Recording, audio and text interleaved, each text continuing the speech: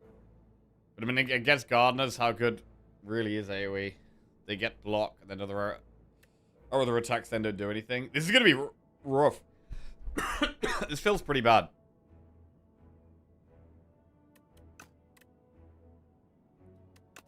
But I think we skip and upgrade neutralize.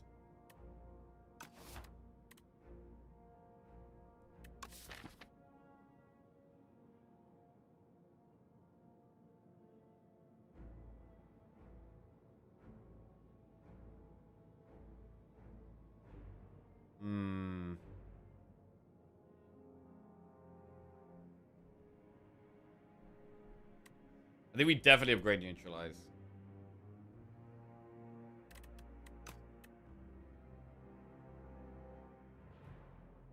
Skewer.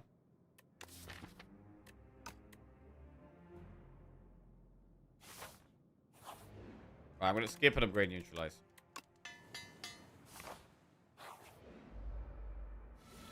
Okay, neutralize is good for this fight. Fridge's poison pot good too.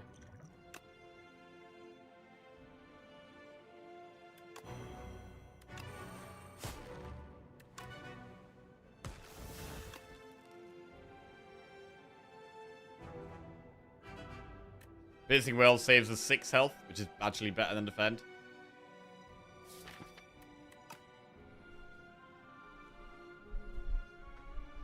What about the multi-attack turn there?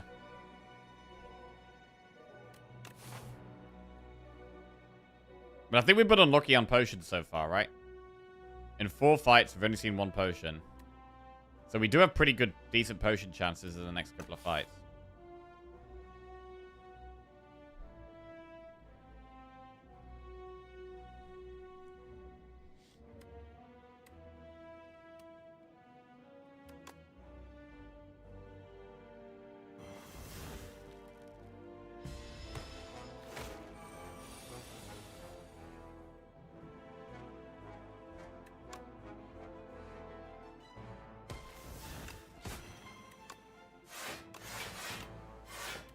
Okay, block all of that.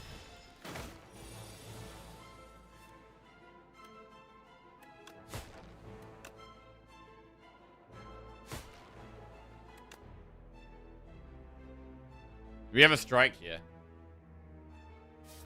I don't think so. We're only going to kill it next turn if we draw leading strike anyway, and that will do the job if we get it. Come on, leading strike.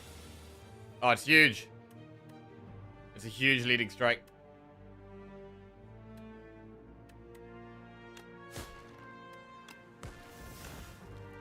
Alright, pretty good fight, actually. Did quite well there.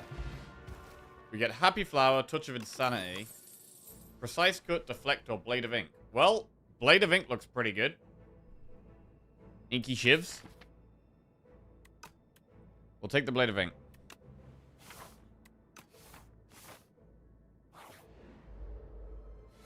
Right. We want to kill the one on the left first here.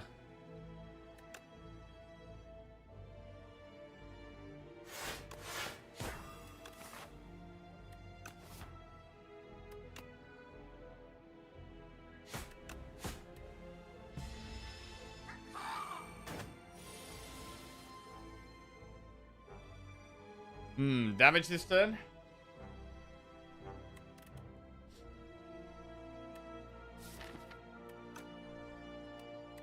We don't have to leading strike because we do have Blade of Ink in our that we draw next turn.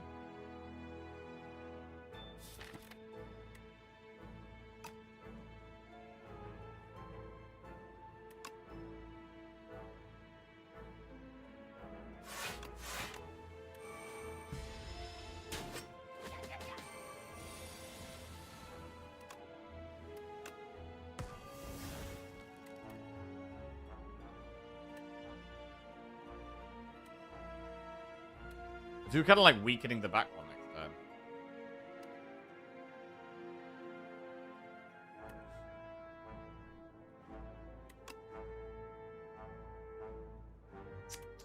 We're going to be able to do that, though. We don't really know. We don't really know. I will go like this, though.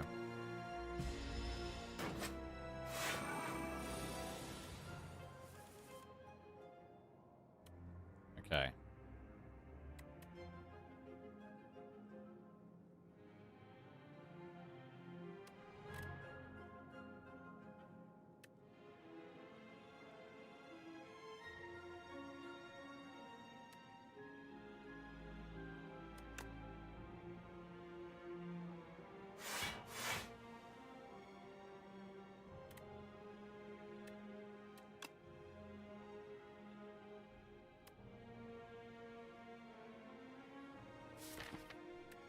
Kinda needed to be weakened next turn.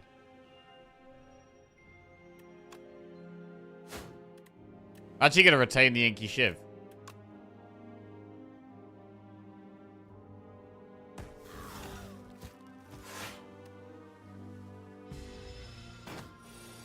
Alright, 4 times 4. Okay, we get the weak anyway.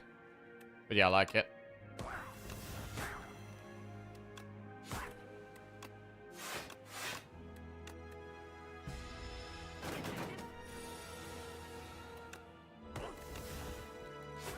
Okay, skill pot, 13 gold. We've acquired some potions. Well-laid plans looks quite good.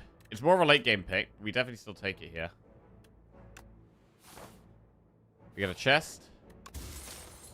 5 potion slots. Loads of potion slots. This could be one where, like, if we get frond, we're probably going to take it. Like, 5 potions every fight. Kind of nuts. Bro, we need white beast statue. We get a shop. I mean, belt buckle is really hard to take. While you have no potions, get two decks. With all these potion slots, I don't really want that.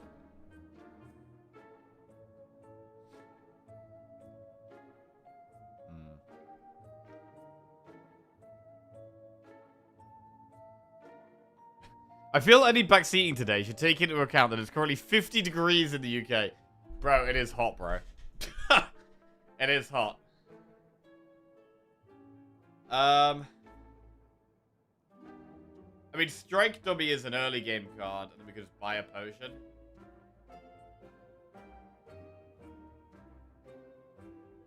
It's not even hot yet. Give it 5 hours. God.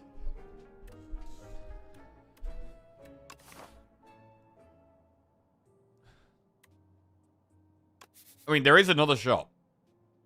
We don't have to buy anything if there's nothing really good. I mean, Leading Strike also says Strike on it.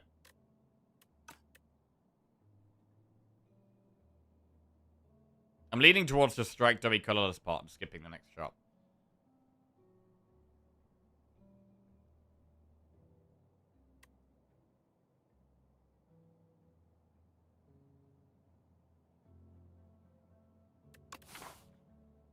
Or go to the next shop. I mean, I do like going in the other shop.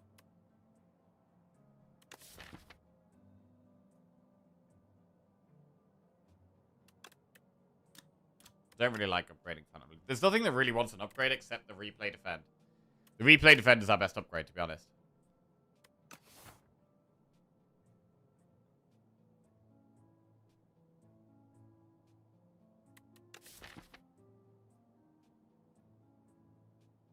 Meanwhile, in Australia, I'm wrapped in a blanket next to the heater. Oh, yeah?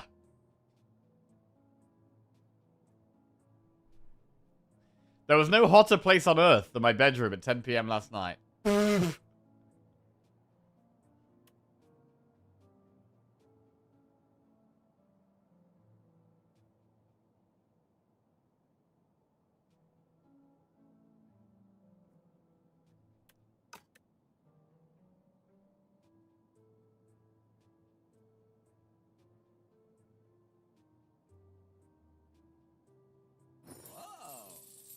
I'm going to buy the Strike Dummy. We have 6 strike cards in our deck, so it undoubtedly just gives us more damage right now.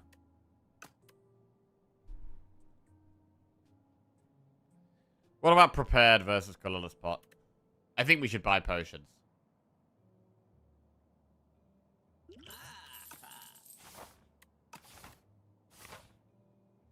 Right, do we have to rest here on 27 health? Or can we upgrade the Replay Defend? The Replay Defend is an incredibly good upgrade. I mean, if we're not going through the shop, we could do enemy, then elite. That makes sense.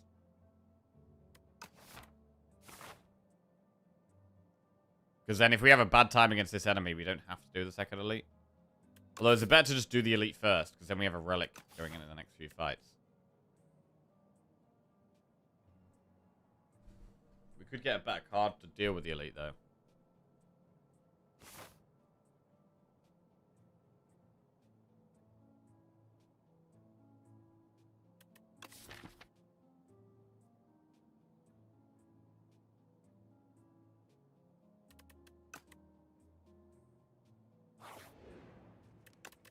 I'm going to upgrade the replay defend.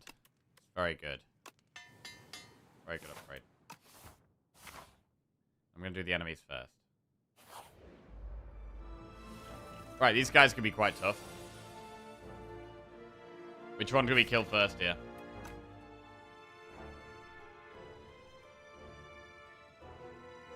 Isn't Wallow Plans better than a defend? Not a replay defend, I think. Wallow Plans is a good later game upgrade, rather than an early game upgrade.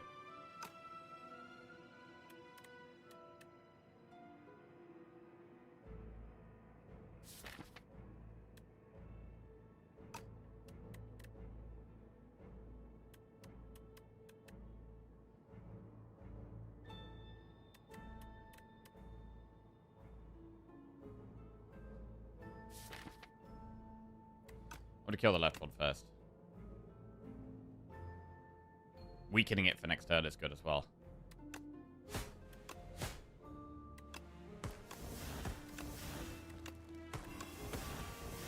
Now it dies to one strike. Which is great.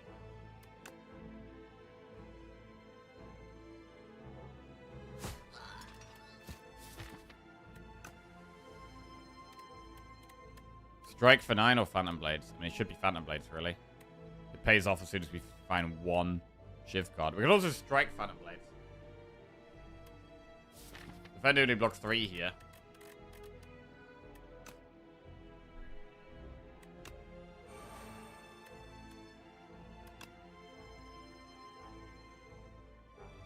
I think we take the 3.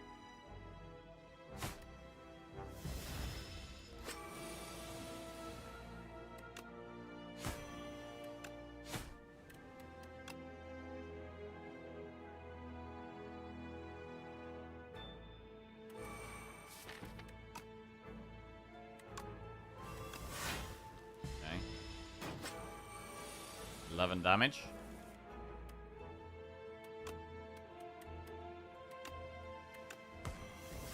We have lethal. Good, very good. Energy potion. Wallow Plans backstab or accuracy? Well, it's got to be accuracy here, right? It massively improves our damage for the boss. Accuracy is great when we've got Shiv deck. And are we definitely going for the elite? We don't have to go towards the elite. But, I mean, with 5 potions, we probably should with 5 potions, really.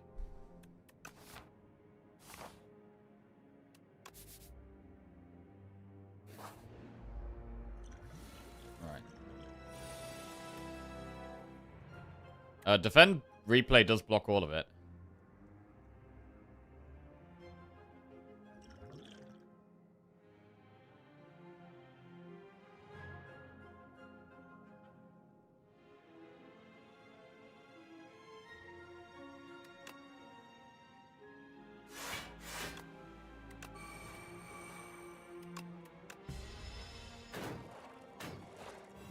Right.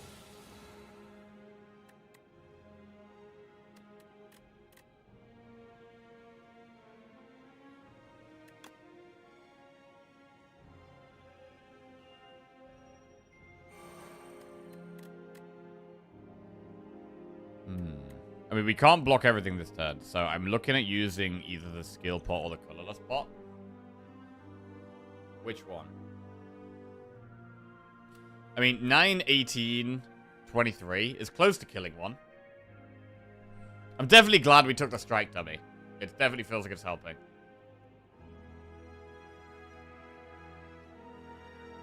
Let's do colorless pot. Shackles, bomb, defend.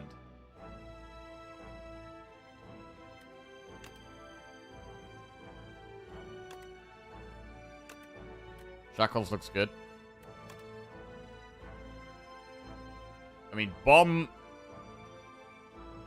Bomb, we're going to take more damage by taking bomb.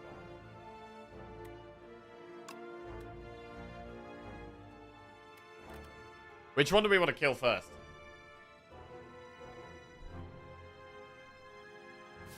Are we killing one next turn? It's likely we kill one next turn. I mean, you could do 2 strikes on the back one, and then 1 more strike will kill it next turn. It's a bit scary, though.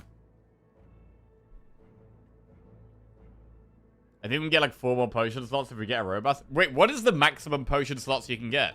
Like, we got file holster and potion belt. That's 5. A robust would be an extra 4, which is 9.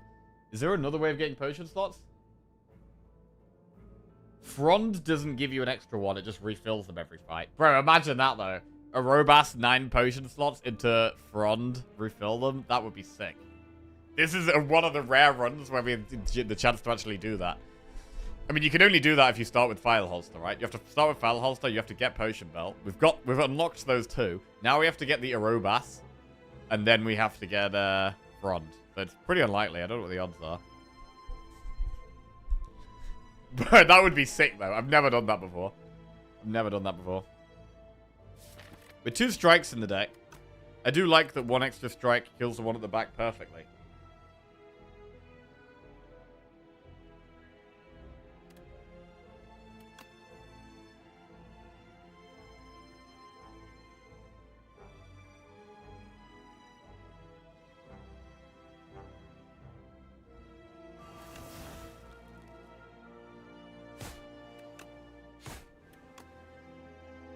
I don't know what I want to neutralize yet, so I'm going to hold it back.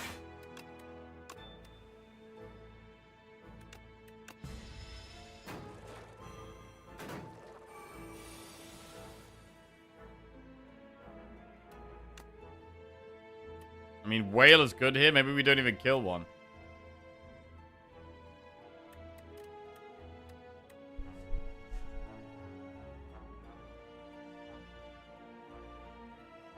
I don't know, we could just kill them, though. We don't need to take our time, really. We could just start killing them.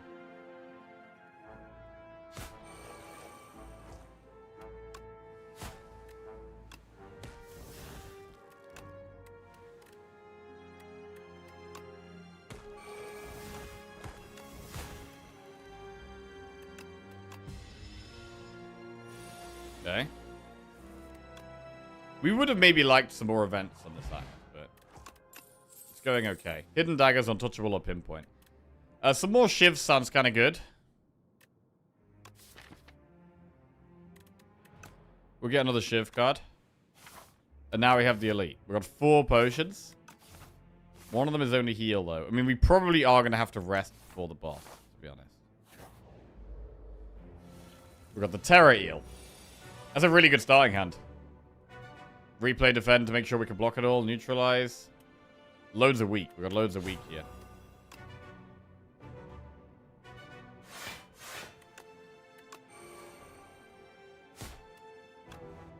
This could be a great run for tracking. With already the some pretty good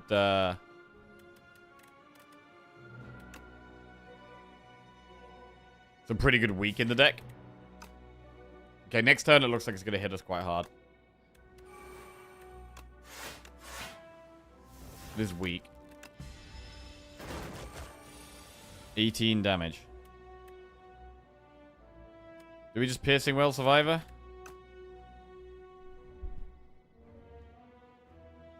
Or do we want a skill pot?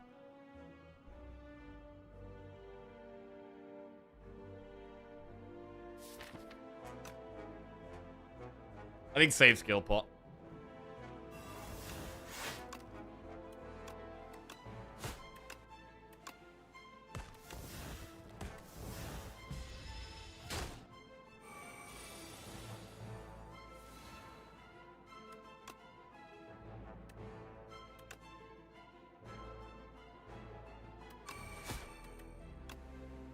$17. That's gonna pop it here, right?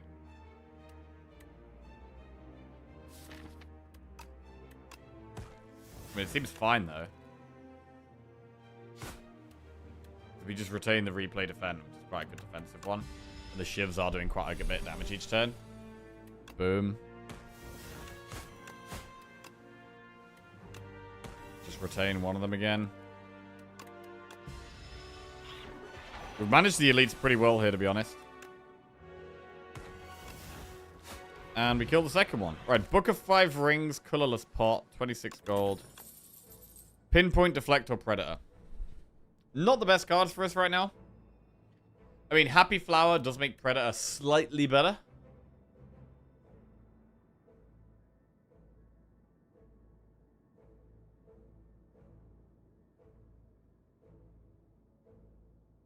Shit, what are we talking about here? Celsius versus Fahrenheit? Oh, Lord.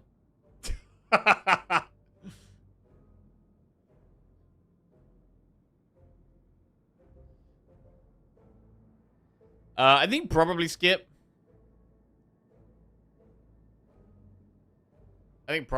Although... Yeah.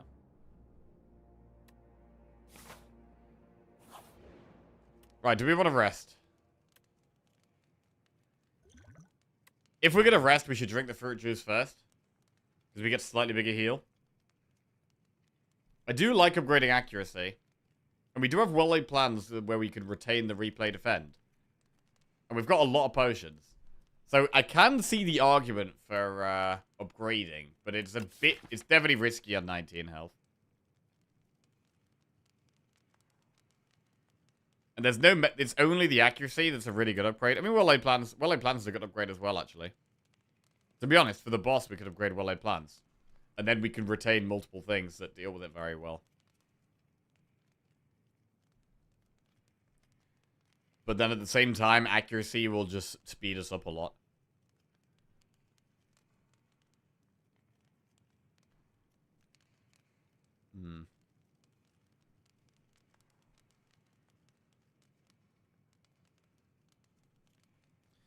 It's not really a very good deck for Touch of Insanity.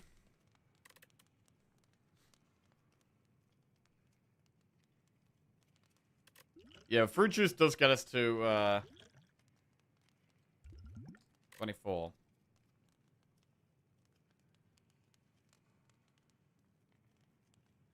We should be able to keep it weak. And we've got double potion. I think we can go with the upgrade here.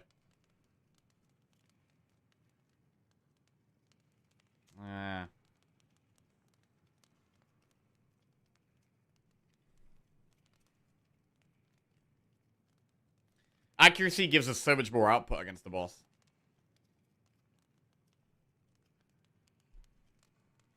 So much more output. Potions don't seem that good. Yeah, the energy ones aren't great for this deck. Like, the Touch of Insanity and the Energy Pot aren't that good. And the Fruit Juice is just 5 healing. So it's only really the Colorless and the Skill that are good in the boss.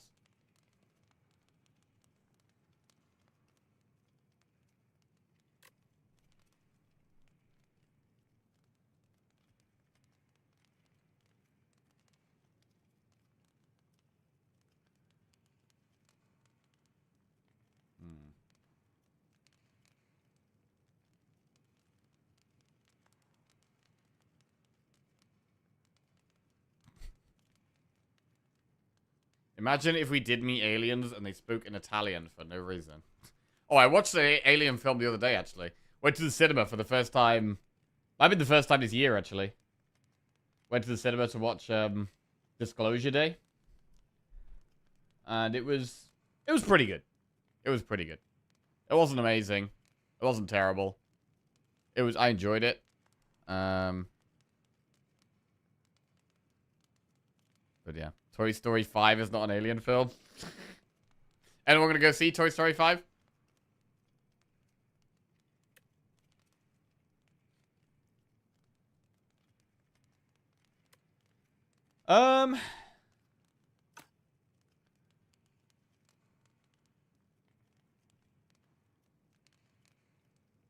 Maybe we rest, bro. I mean, if we rest, we know we're killing the boss, right?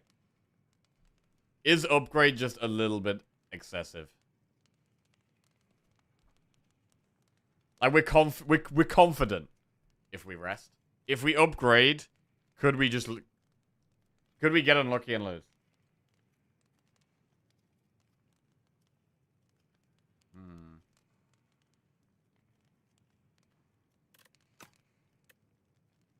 21 healing.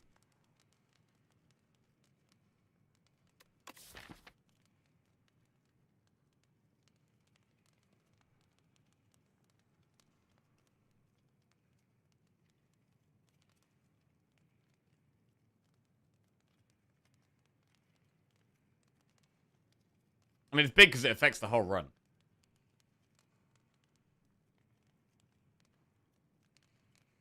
And well-laid plans probably would be the upgrade going into the boss.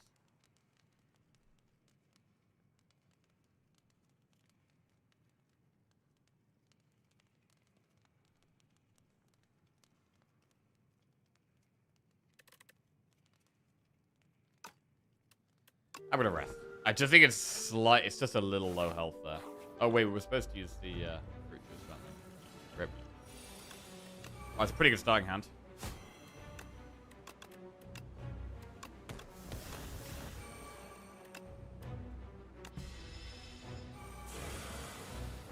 So we should be okay now, relatively comfortable.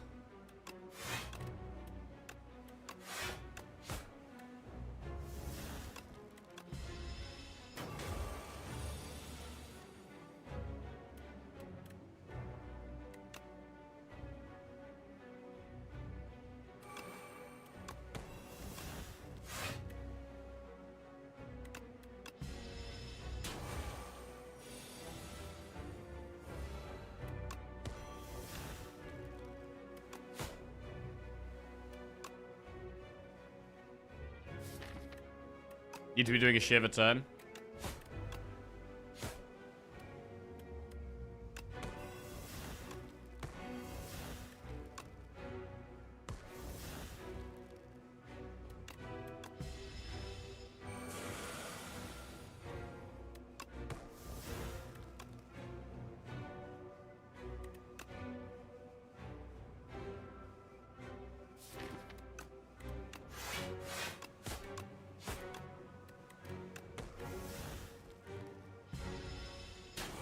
Okay.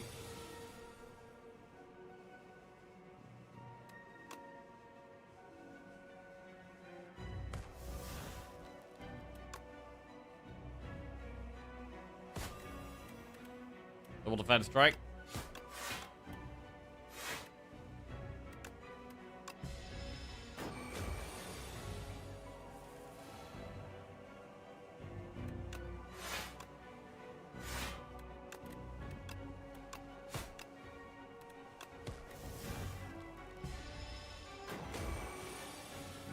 Weakened this turn.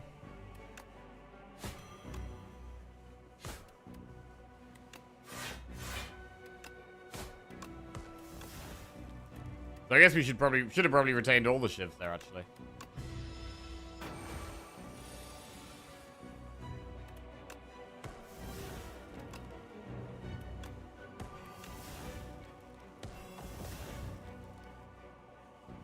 Right, it's exploding for 41.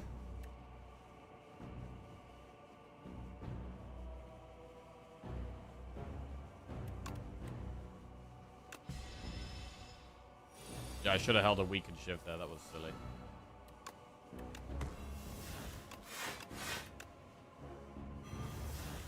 Alright.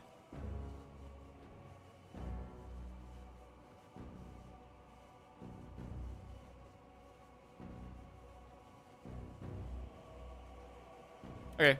Well, we didn't use any potions.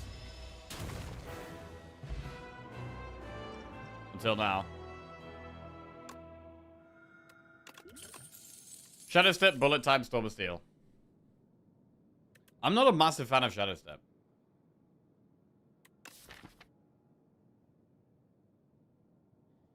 Your great decision, we'd be dead without. Well, we would have been able to use these potions, right?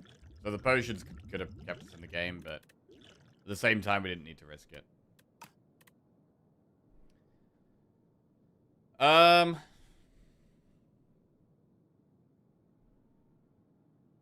I really don't like these. I think it's a full skip. Storm kind of good. I mean, we've got enough shivs. We don't really have enough card draw for Storm to be that great. I don't want more card draw with that. I'm gonna skip. Oh, bro, we didn't get a Robas for the potion slots. Upgrade 4 cards. Remove 4 cards from your deck whenever you shuffle your draw pile. Add a soot or toy box. So the upgrades would be what? The upgrades would be like Wallet Plans and Accuracy. And Blade of Ink.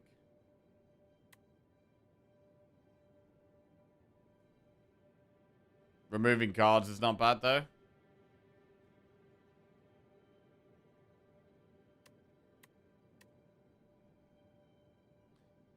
I mean, it would probably be Accuracy, Rolling Plans, Blade of Ink, Survivor.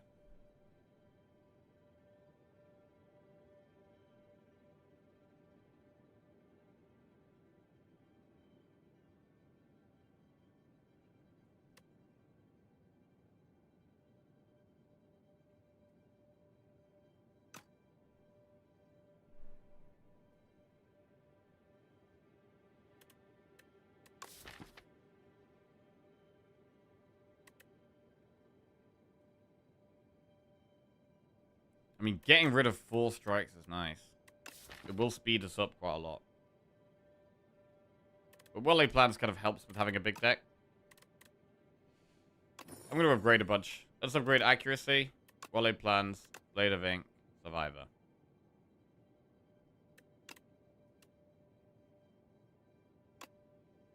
Cool.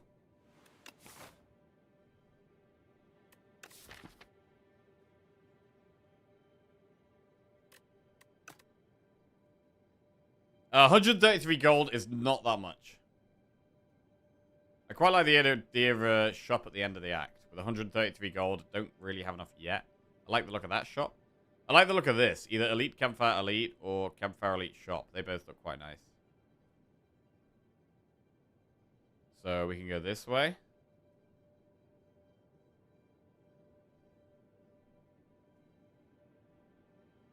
Looks good. Has Jackie ever taken Wax Wellix? I have taken Wax Wellix, yes.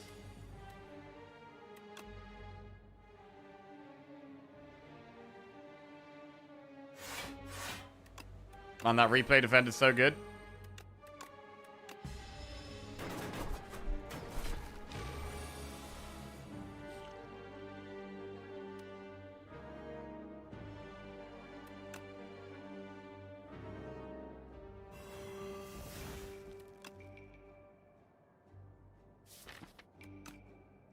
With accuracy, Phantom Blades doesn't really help in this fight.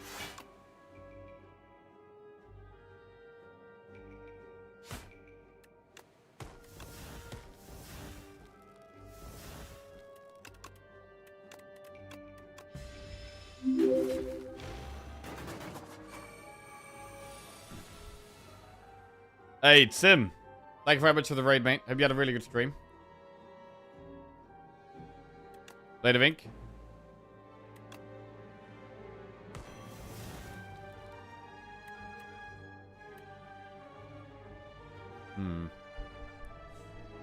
Here for the big 15.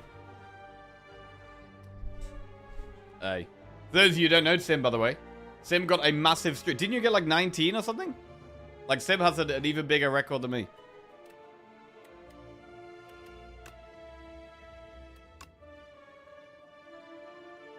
Right. Strike. Got 19, but it was a while ago. That's crazy big, bro. Crazy big. Right, Hidden Daggers. Get rid of these. Alright, we're chilling, we're chilling. I mean, Frond would still be good. Like, even with 5 potion slots, Frond is still going to be amazing, right? So we still have the chance to get a decent Frond in Act 3 if we make it there. I mean, at the moment, we're not even using our potions. We've got 5 potions. They're not getting used. Cure All's a good one, but I've now got to discard a potion. So we should be looking to get to an elite. Maybe we even do one of these over doing the campfire. Deflect Plus, Flechette's Hand Trick. I mean, Deflect Plus is a solid block card.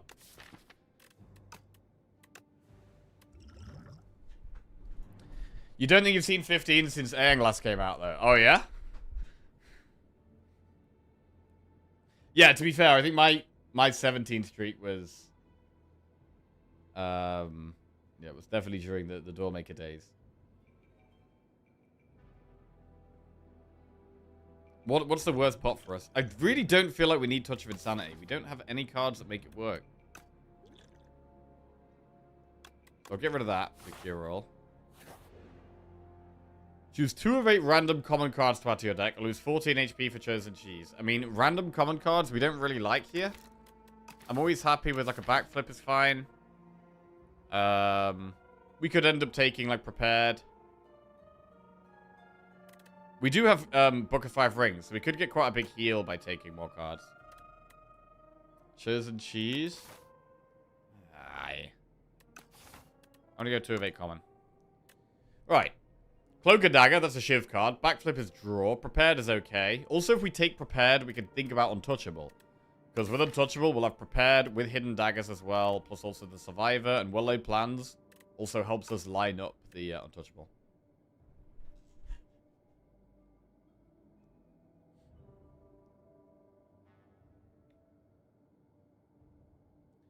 Backflip and Prepared? Could do Backflip and Prepared. Prepared becomes a pretty good upgrade.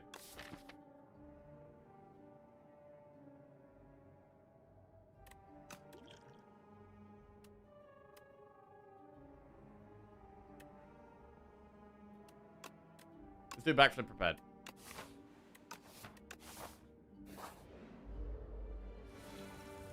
Right, what's this guy gonna steal?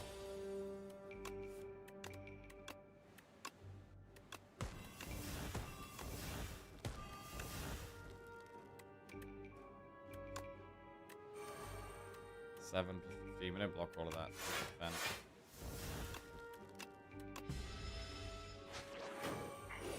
Phantom Blades. I mean, there's an argument for not wanting that back. I don't know. I don't think we have to take that back.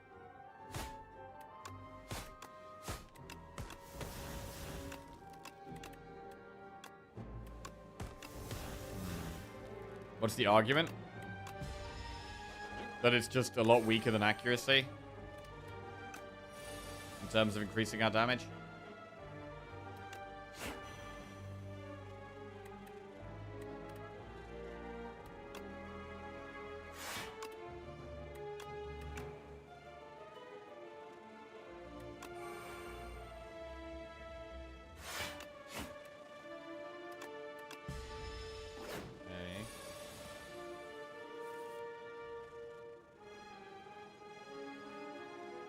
Important with the weak Shiv retains? Not really. We could just play the weak Shivs immediately and get all the weak down.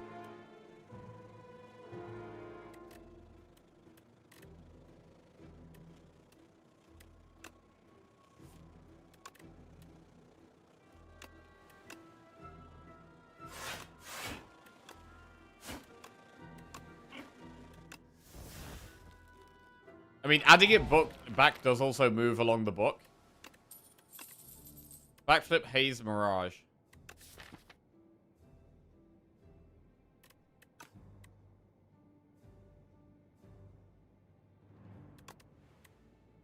That's the important part. Those retains a crazy keyword.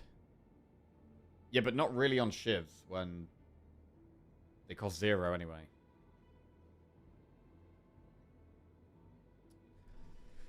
We could take it back now and get 10 healing. Or we could take it later and get...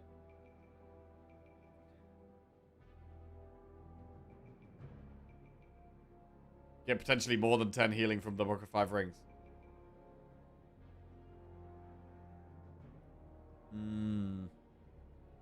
I mean, right now, I don't hate going towards an elite and just doing maybe this path. And then doing double upgrade into another elite in a shop. Or we could do that way if we're feeling really aggressive. Phantom Blades. Phantom Blades. It's okay. It's alright. It's alright as a one-off. You know what? Let's just get it. Let's just get it. It is good in the longer fights. And it can definitely help against elites, I think. Right, give energy pot for a random relic. Give book of 5 rings for a random relic or 100 gold. Well, I'm not going to give the gold. Book of 5 rings is on 0, but it's definitely just energy pot. We don't really need energy pot much. We'll give that. And we get anchor. Turn 1 block. Right, how do I feel about going for elites here? There's no mega important upgrade. I mean, I do quite like upgrading the prepared.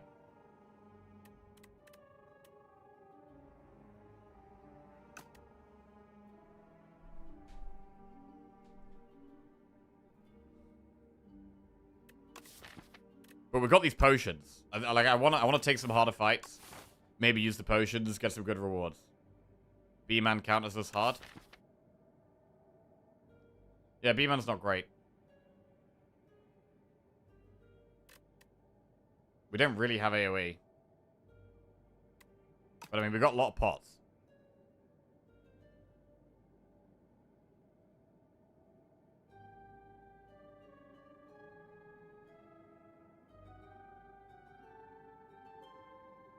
Right.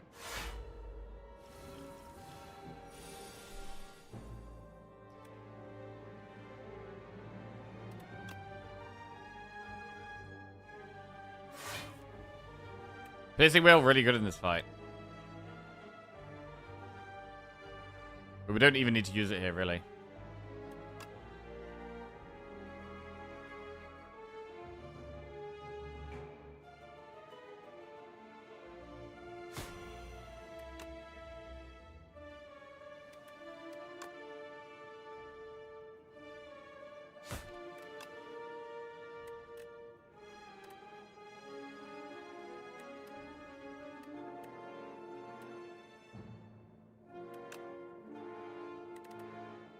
I want to apply at least 2 weeks of the same thing. There's not really much point in playing weak on the middle one, though.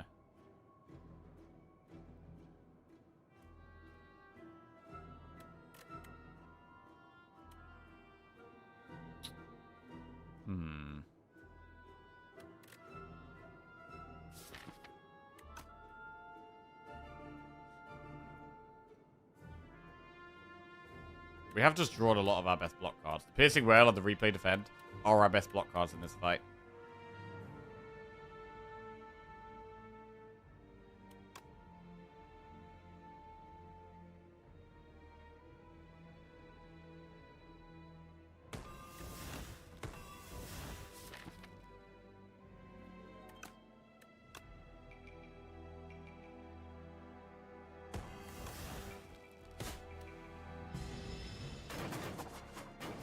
Okay.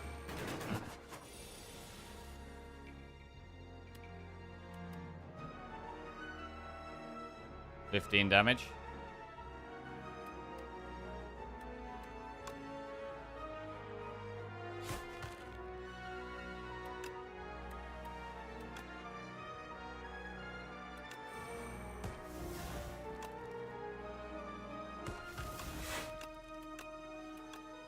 Alright, do we retain these? Yeah, we might draw accuracy next turn, so we should retain both, really. No accuracy. We should play one Shiv. Can we even block this? Hang on. We can't block this. We can block most of it, but... 9, 18... Yeah, I think we just kill it.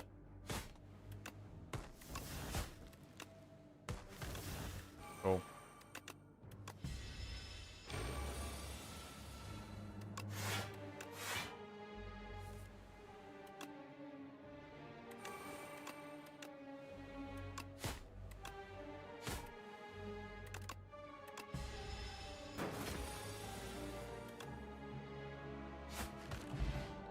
Right, Powdered Demise.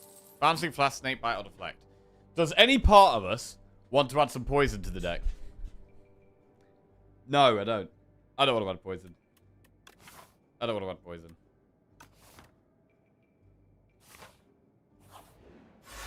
Right, B-Man. So if B-Man is quite tough for us, we should maybe use Powdered Demise.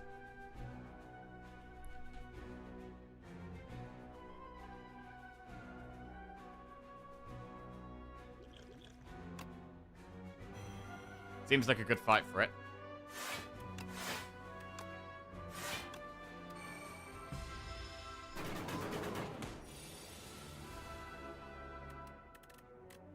Right, we're taking 15 here unless we use a pot. Cure roll, skill, or colorless?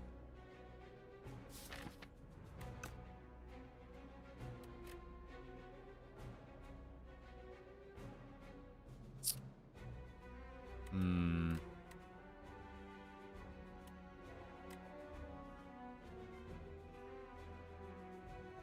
We might end up using 2 pots here.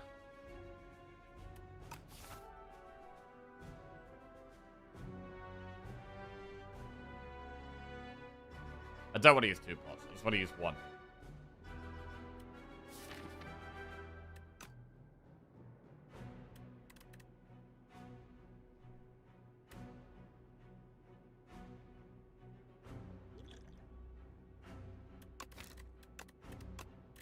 I mean, skill pot, what a skill pot likely to get us? It's likely to get us most likely block, but there's also a lot of trash. It's not likely to get us draw. There's a couple of things. There's quite a few block things. There's also a lot of garbage. It'll also get us poison, though, which is good in this fight. But then if we get poison, we're going to end up using another pot anyway.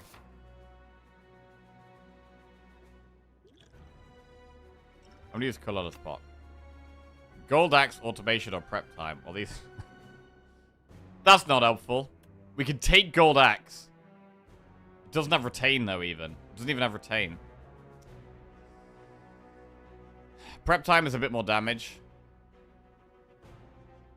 Okay. Very underwhelming. Very underwhelming. I'm going to draw now. Okay.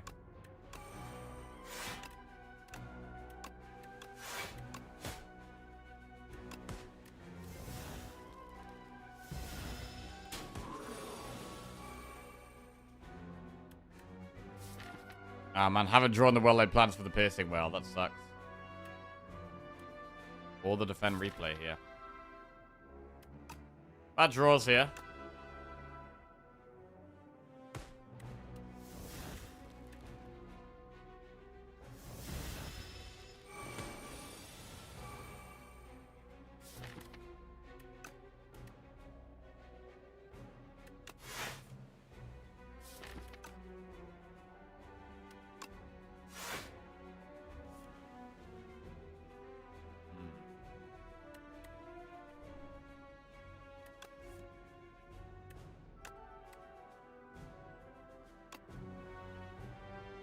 Do we skip well-laid plans? To get the backflip down. I mean, we're going to neutralize for sure.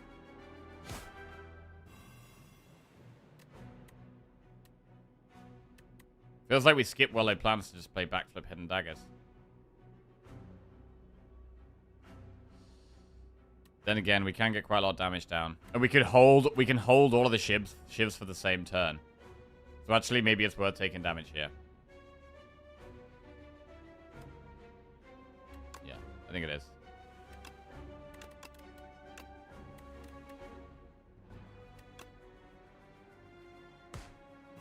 Although, how much damage do we have? 11? 22? 32, 42? I mean, fire pot's lethal.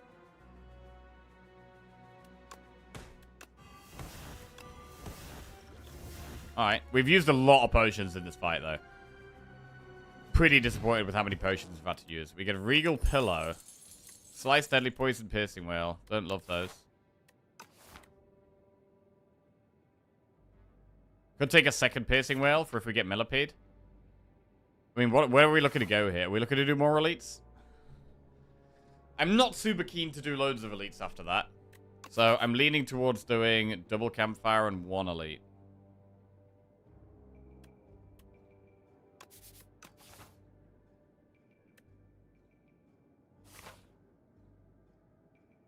Piercing Whale is a good card.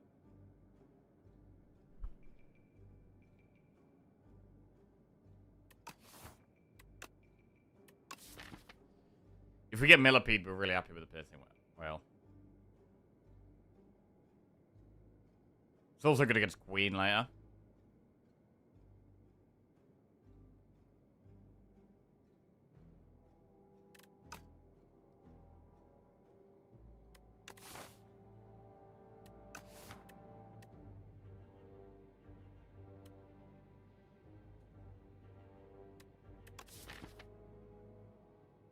Hmm.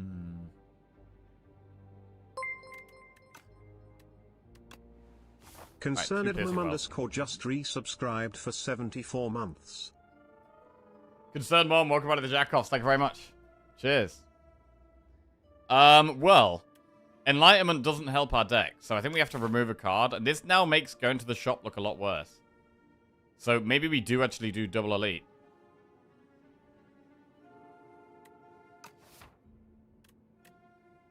Where can I see if my map's Underdogs? The Underdogs map is a grey colour, and the Overgrowth is more of a browny colour. Also, you can see what boss you've got. There's three Overgrowth bosses, and there's 3 Underdogs bosses.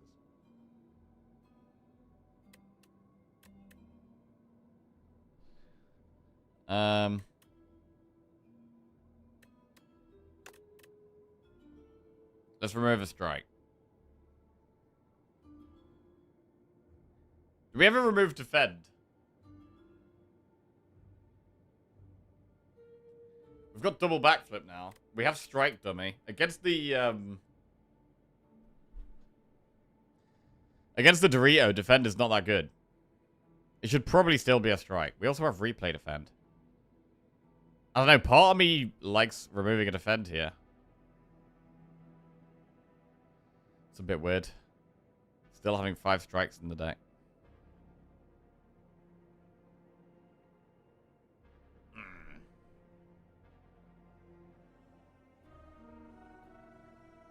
Sounds bad. We'll remove a strike. I mean, we've still got a bunch of strikes. Just one less. Sturdy Clamp. Up to 10 block persists across turns. That can be really good. Right, I'm really not that keen on that shop anymore, so... Can we deal with elites without losing too much health? We did play quite a lot of pots to beat that first one. We did play quite a lot of pots. We have skill pot, though, which we would use against Millipede, not Dorito.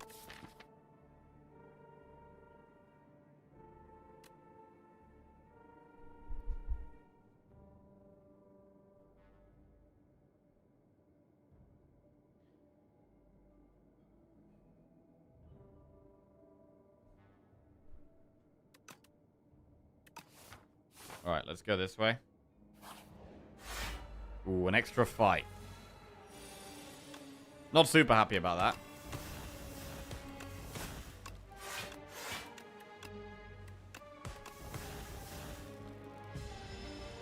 There's a lot of blocks turn 1.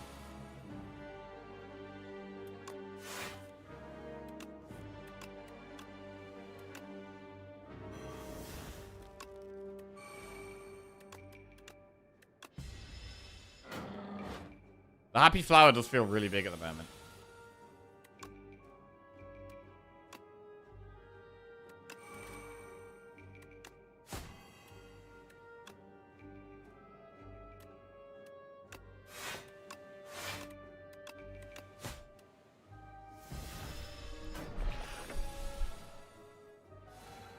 Okay, backflip. Phantom Blades, leading strike. Right, play or retain Shiv. I mean, it's got Thorns next turn, so we might not even be attacking, so I'm going to play it. It is weak next turn.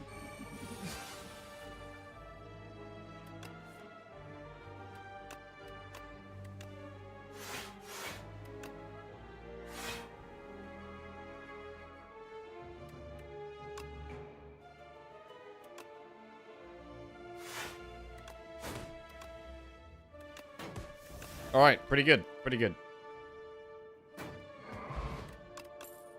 Accuracy plus Blade Dancer Anticipate. Right, a second accuracy. That is more scaling damage.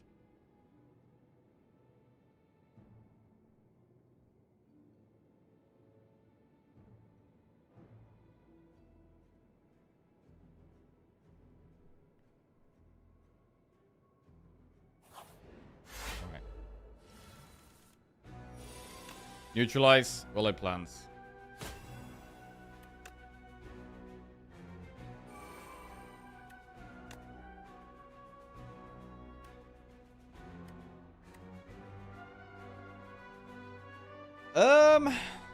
How's the run going? It's going okay.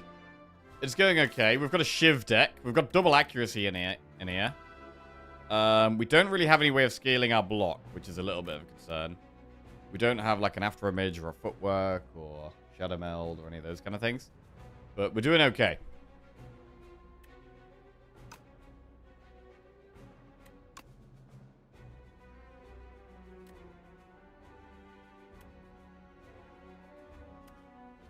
We even play hidden daggers here. No, we don't.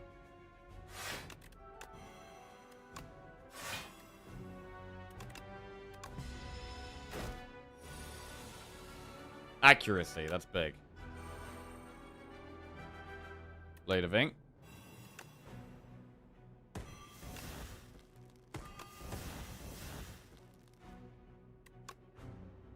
think we just take the 3 damage here. Retain these.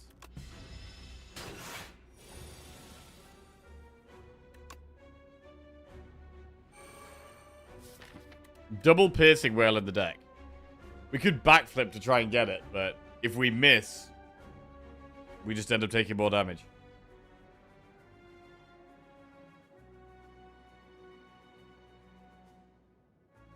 I mean, it goes to what, 18? It goes from 12 to 18, I think, right? So actually, it's probably fine. Like, we get 5 extra block, and it goes from 6 times 3 to 9 times 3. Which is from 12 to 18. Wait, is it 18? No, it's not 18, is it? Hang on.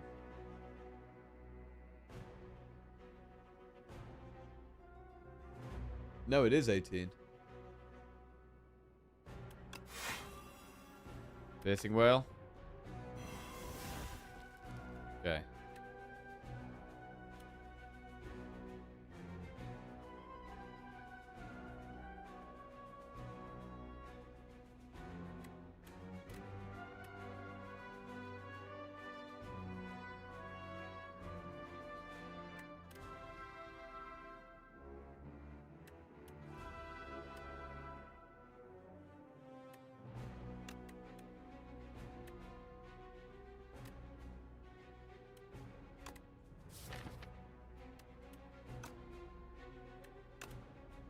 I'm gonna keep the 0 cost block here.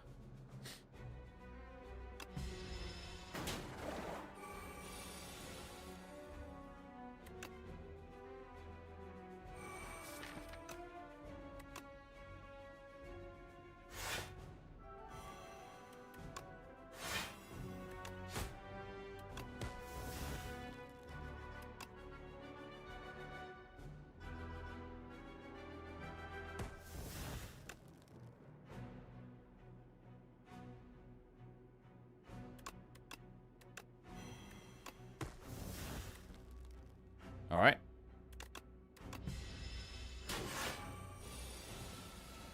Any more damage? You get 6 block per skill we play now. So if we backflip, we do actually take slightly more damage. But we do kind of want to draw in our damage here.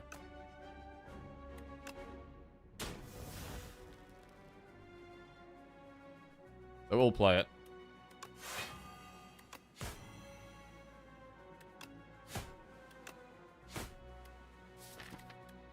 Blade of ink next turn.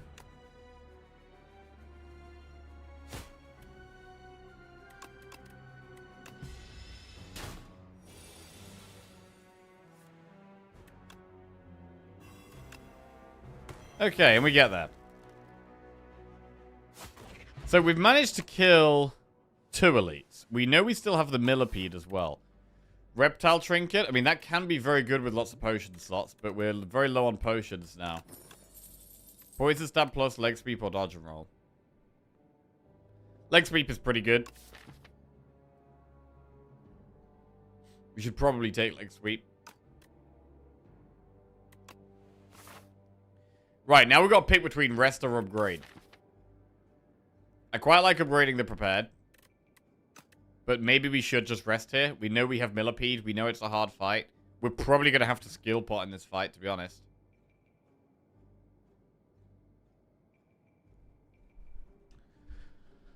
Dodge and roll, Loki, amazing. Dodge and roll can be really good. It's much better when you've got dexterity, which we don't have.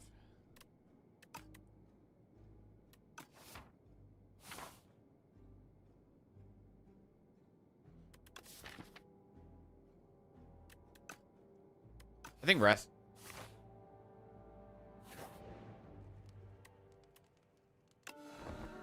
Okay. We don't have AoE. I think we could take a lot of damage in this fight. Piercing Well's great.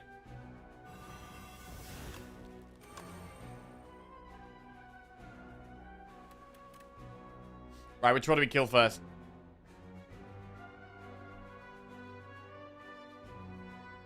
Being weakened is really bad, but I mean, we're not killing that one this turn. It should probably be the middle one, with it being the first to upgrade itself.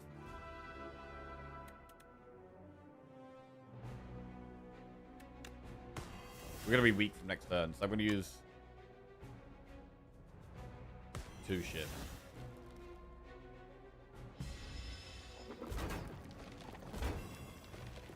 This one's being weak because it's multi-attacking. So quite good. Accuracy. Start with backflip.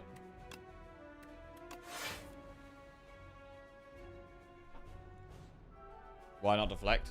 Oh, crap. Oh, I forgot about the clamp, didn't I? Yeah, I think we forgot about the clamp there. Alright.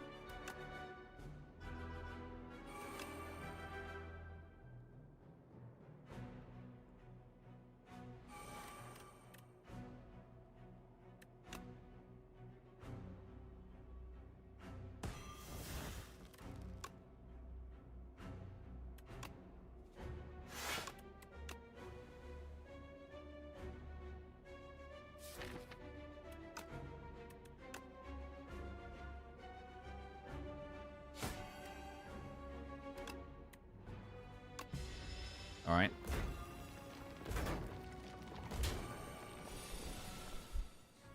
Piercing Will, pretty good again.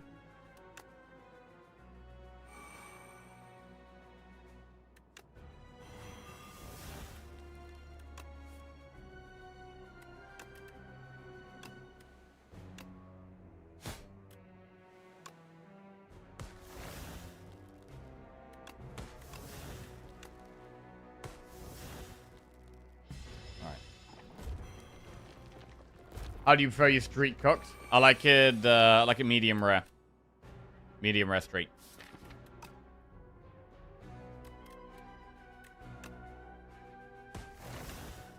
How about you?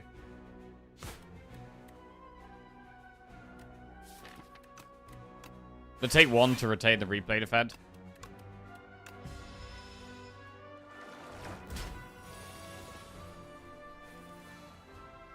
Right, damage turn.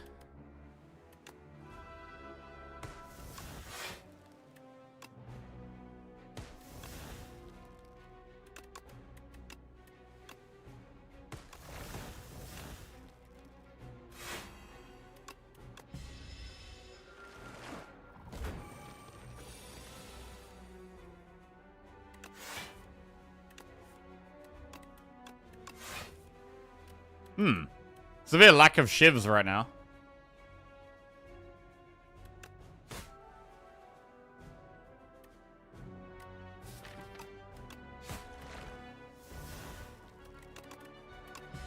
But we're dealing with this fight quite well. We should be able to get an upgrade before the boss.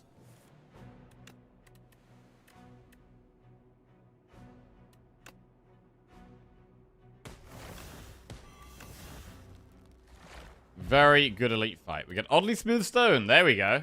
That scales our block up a little bit. Expertise, Master Planner, Dagger Throw. Master Planner. I mean, we have prepared. It does cost 2, which is very expensive.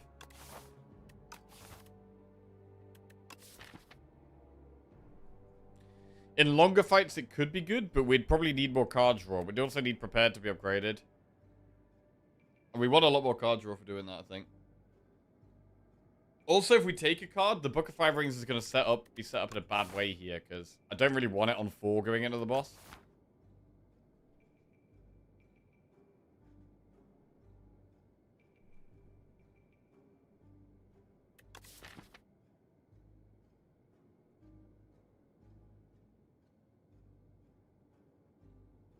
And I mean, if we take Master Planner, we also kind of need to upgrade it, I think. I don't think it's that good. I'm not going to take it.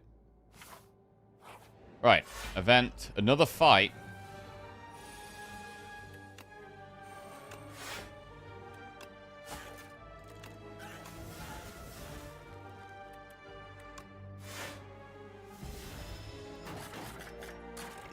Man, clamp is super nice.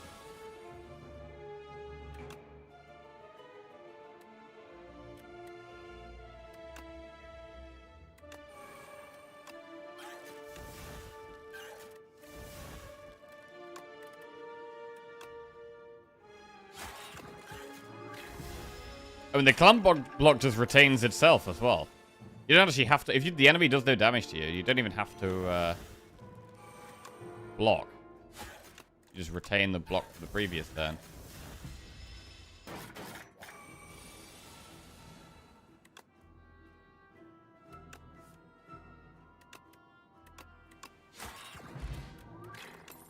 Tactician, backflip, blade dance. Again, we need Tactician, we need more draw for it. It's like, it doesn't quite feel like we have enough draw. With 4 strikes, 5 defends.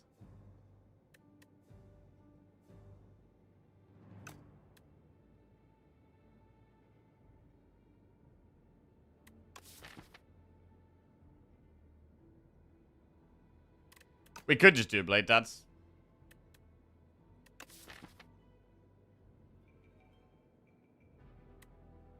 Tactician has potential, but it's like, we don't reach the potential yet. I mean, we can upgrade Prepared here. So with the upgraded Prepared, Tactician becomes a little bit better.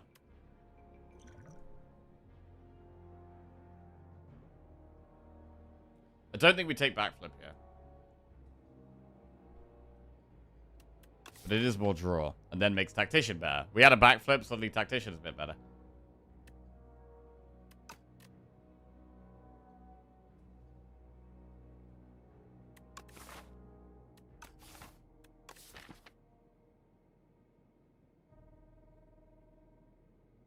Blade dance, 2 accuracies. Tactician. Tactician's much rarer than just getting some more shivs.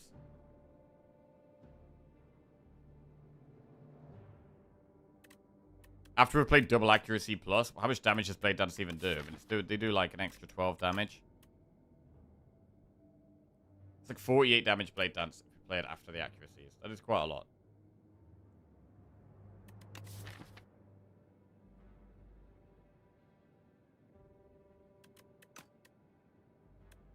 Let's take a blade dance. I think we're going to upgrade Prepared. Right. We might not need to use any potions against the boss. Blade dance now or wait until we've got the other accuracy in play? I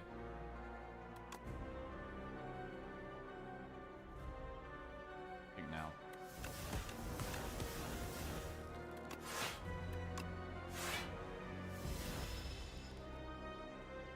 Right, draw 1 less card each turn, or at the end of your turn take 6 damage.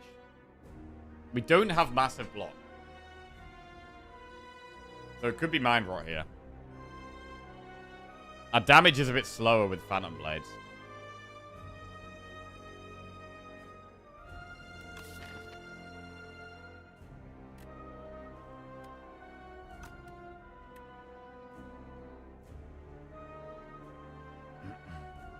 How is this a thing to think about? You see, Jacko first needs to communicate with the actual player underneath the table. 6 damage always? It's definitely not 6 damage always. We don't have that much block. I want to draw 1 less each turn.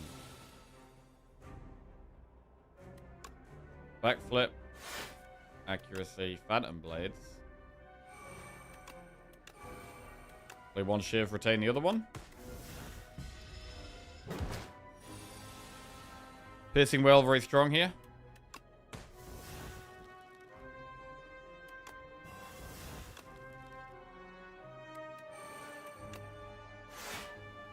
Go. Taking it nice and easy here.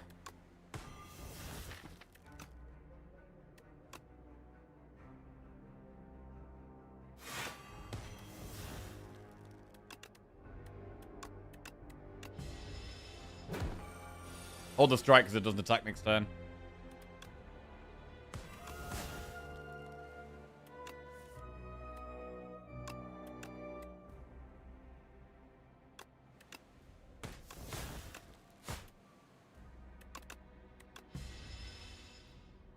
We do have to do disintegration here and start taking 7 damage a turn. I forget about clamp again. I think we forgot about clamp again. Flip.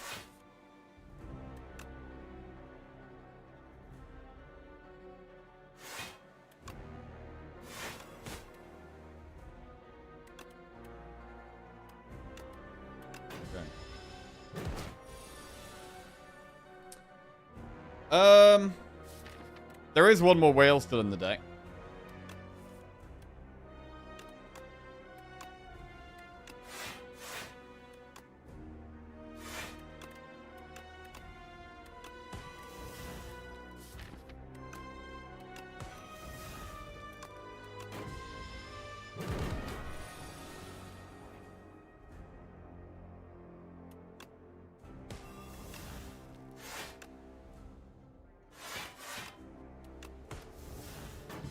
Slowly but surely. It always feels like a poison deck with the Phantom Blades.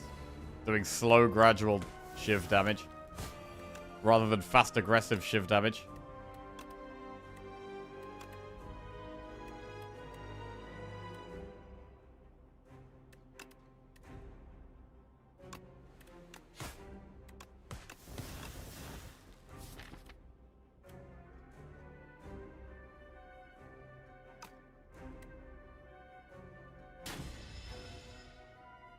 Right, the end of your turn take 8 or gain 1 less energy per turn. Can we do this on 2 energy?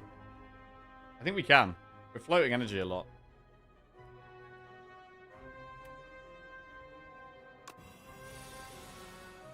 We also have Happy Flower.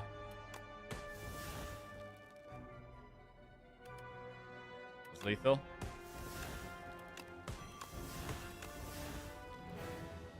Right, we can maybe do with like a knife trap or something. We need some kind of extra finisher. Envenom, Fan of Knives, or Echoing Slash? Ooh, Fan of Knives or Envenom? Envenom is a bit of extra scaling, but it is expensive. Fan of Knives is obviously AoE. Into the Act 3 bosses, I think Envenom is probably better, but can we get it into play easily?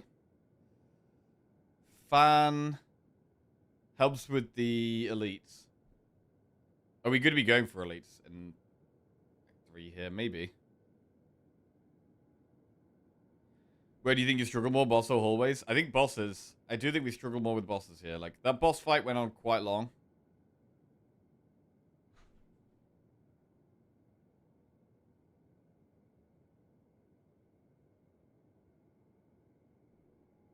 It's really weird to not take Fan of Knives in a shift deck, though.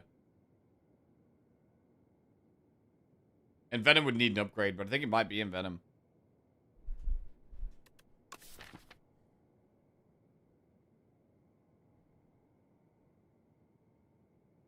Is it just going to get in the way, though? Do we really need it? Maybe it just gets in the way.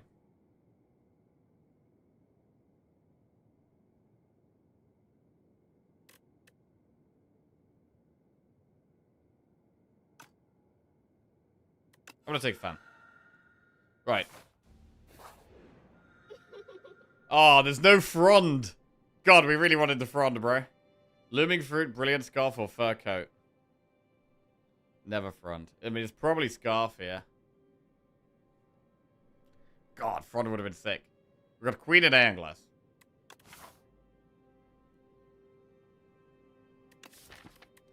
So Fan of Knives helps against the Queen a bit.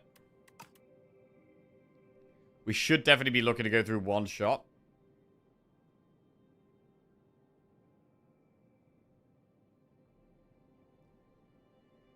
The path up the right is mega aggressive. Triple elite, ending in a shop. It's very aggressive. I don't hate it.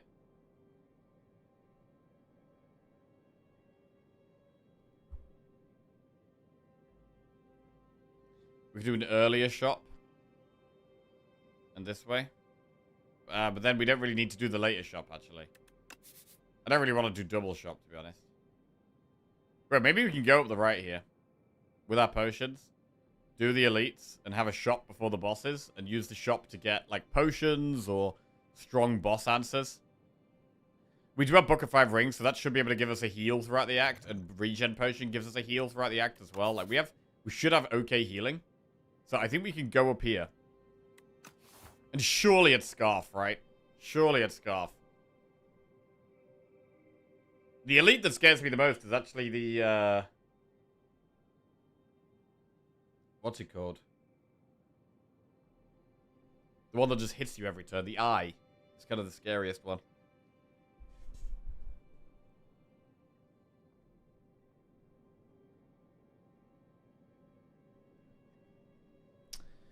Fifth card you play each turn is free.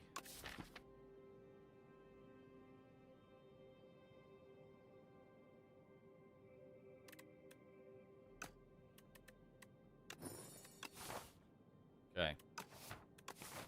Let's roll.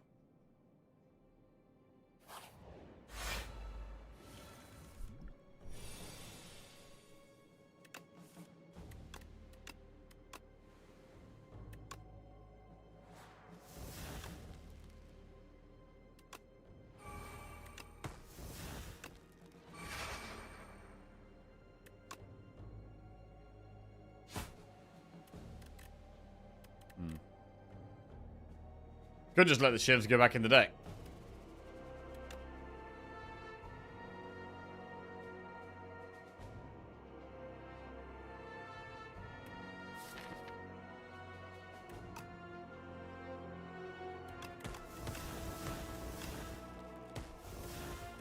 Shuffle 2 shivs back in? Nah, just do damage.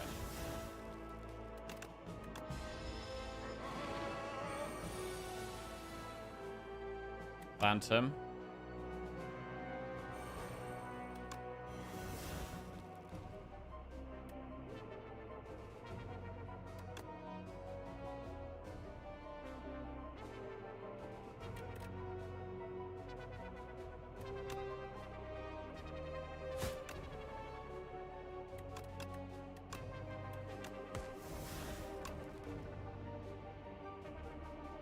I mean, we retain this anyway.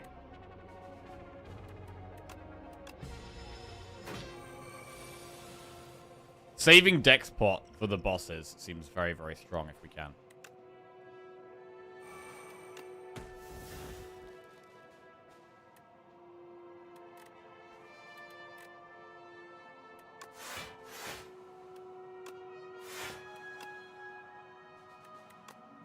All right.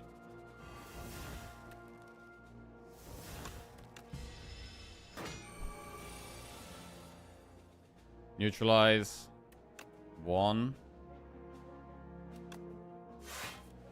2, 3, 4, 5.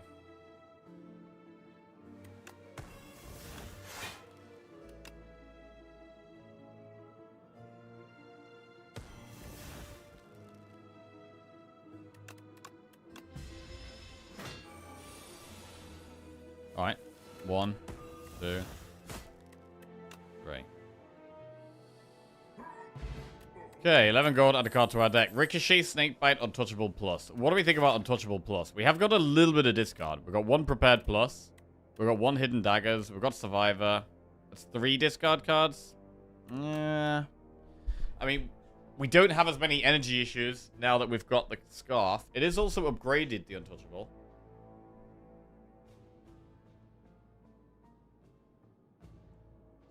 We could hold it with well-laid plans as well. So I think it makes sense. And we have Oddly Smooth Stone.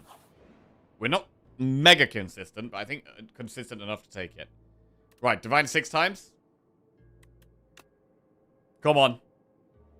I want the rare card, bro. I really want the rare card. Fuck! God damn it. That sucks. God, that sucks. Okay. Oh, there's the rare card. Oh, we do actually get the rare card. And the relic. Okay, it's not the end of the world. Get the rare card. And whatever that is. Okay, we got the rare and the uncommon. We got White Star. Elites drop an additional rare card reward.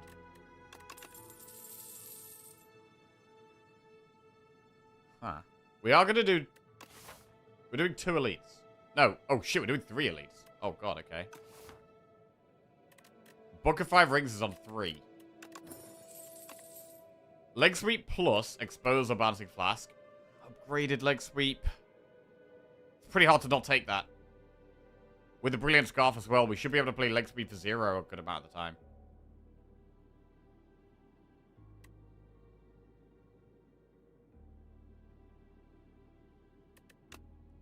Phantom Knives, Shadow Step, Malaise.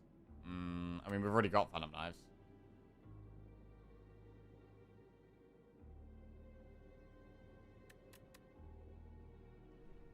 Malaise is okay. But it's not upgraded. We might not be able to upgrade it. It's not that good against the elites.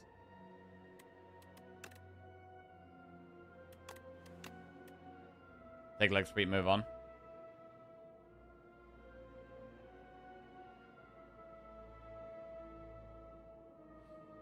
Okay.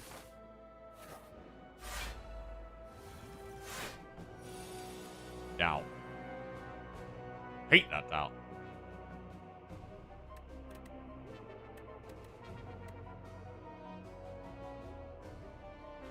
We could use a potion here. What's the issue with Shadow Step? It goes very badly with well-laid plans, and also you don't know what you're drawing next turn. So I find it to be quite inconsistent.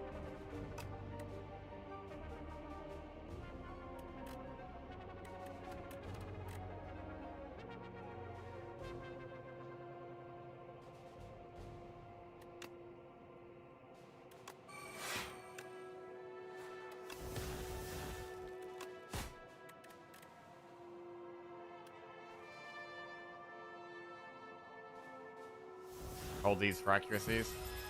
Even though we are going to be weak. Probably worse for accuracy, I think. Whale is good.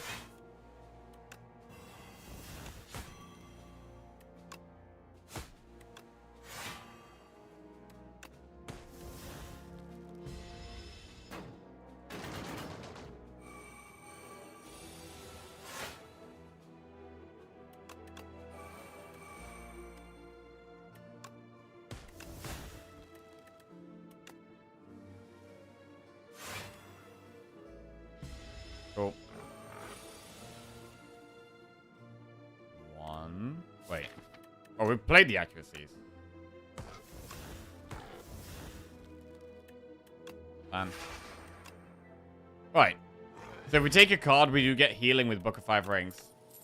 Phantom Blades plus Slice or Backflip. So we've already got 1 Phantom Blades.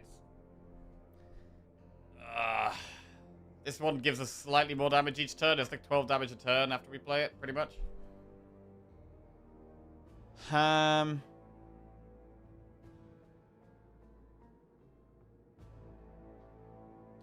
is also fine. We have Oddly Smooth Stone to buff it. We're also going to have Dex Pot.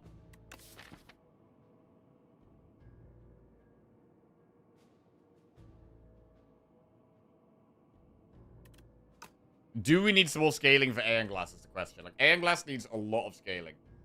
And Phantom Blades is definitely the better pick against Aeon Glass than Backflip.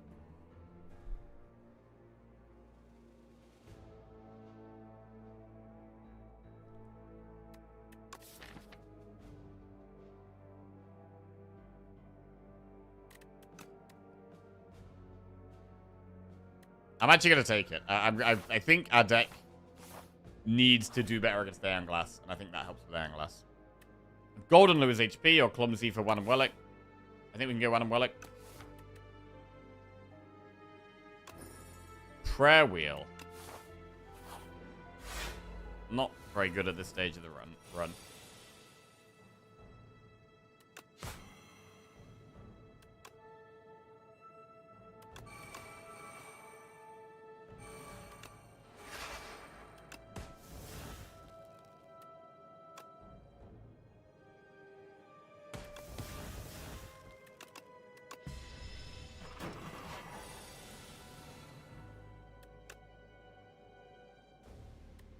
One, 2, 3, 4.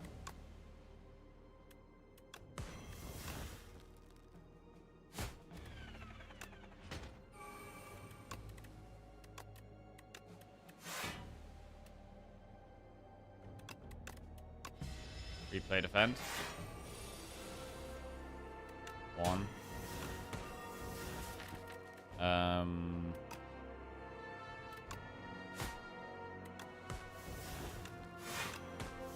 Big damage.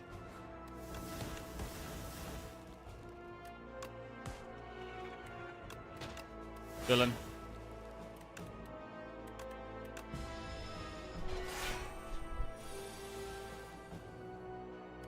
One, 2, 3, 4, 5. Wait, you have to count when you have Scarf, right? You have to just count out loud. Everyone else does that, right? It's not just me. Right?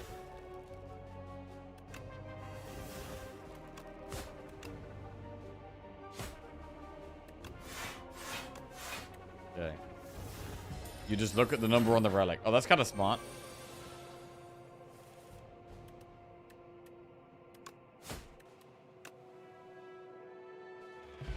Right. 12 gold, exclusive Ampule, add a card to our deck. Piercing Will, Predator, Ricochet. Sucker Punch, Predator, Backflip. Backflip's fine. I'd prefer it to be upgraded, though, at this point. Would prefer it to be upgraded at this point.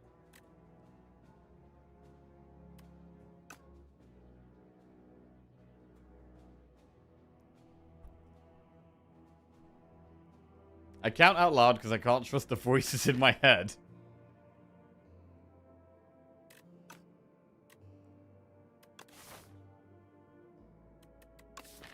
How many backflips do we have? 2? We can have 3. Also moves Book of 5 rings along. Right, elite.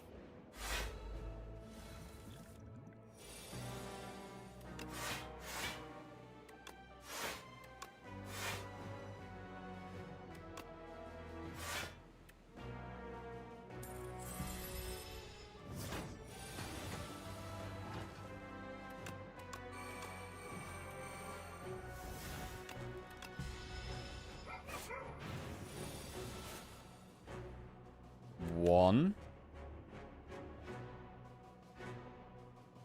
2, 3, 4, 5.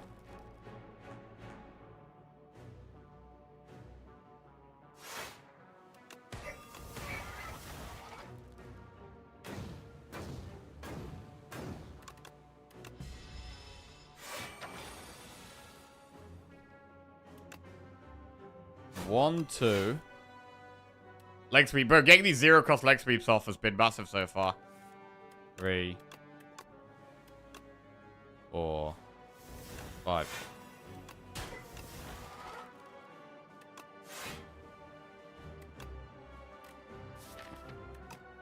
Still got an accuracy to draw.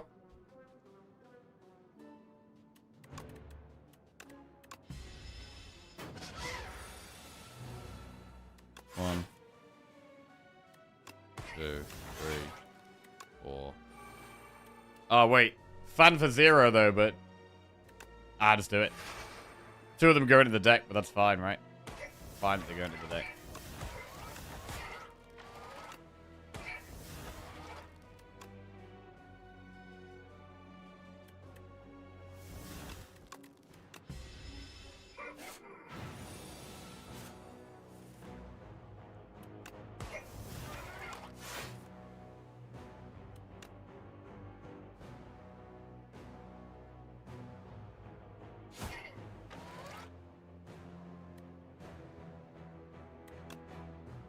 Deflect and replay defend.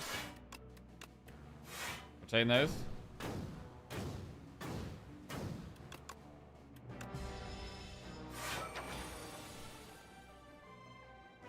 One,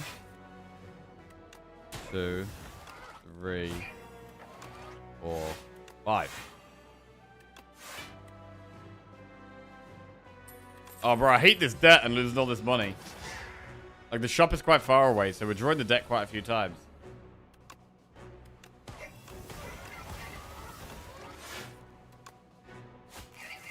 Alright, 33 gold on bronze scales. Bronze scales is a bit of free damage. Snake bite, dagger throw, deadly poison. And then, because of the white star, we have Blade of Ink, After Image, or Adrenaline. Well, After Image really helps with our block. Adrenaline is amazing as well, though. But it's probably After Image. In terms of just output, After Image is probably the best. So we'll add that. Red Mask helps with stripping Aeon artifact.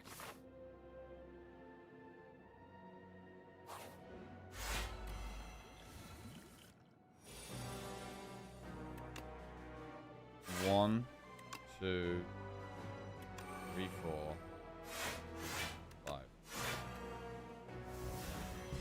So I'm a bit scared of this fight. This thing does a lot of damage.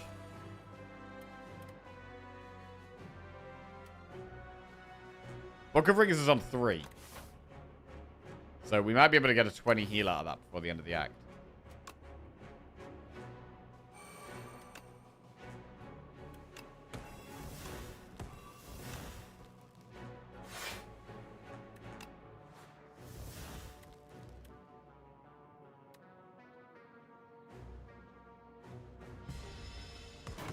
Explosive Ampoule isn't that great of a potion either. Gotta remember we have Reptile Trinkets, so against the bosses, we could use the potion with lots of damage at the same time.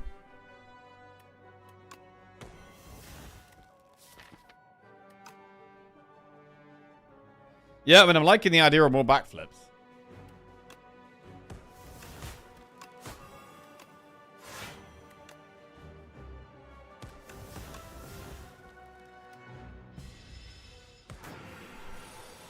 $34 damage. A huge damage turn.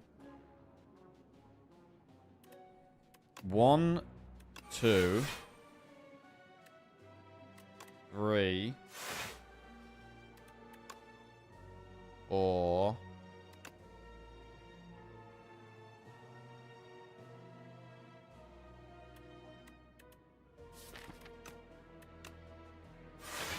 5.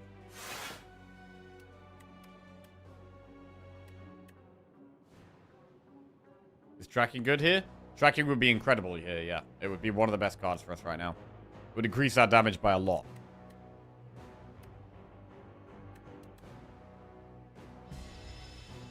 Oh, shit. Wait, I don't have well-laid plans.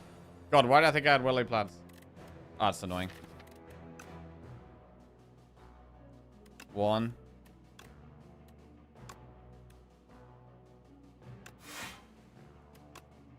2. 3. 4, 5. I mean, already the after image gives us loads and loads of block here. But it is making us a little slow. We're a little slow here.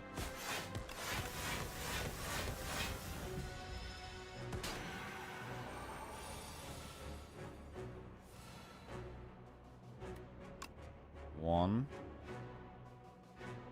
I'm trying to save the potions if we can as well. I really don't want to be using the potions if we can avoid it.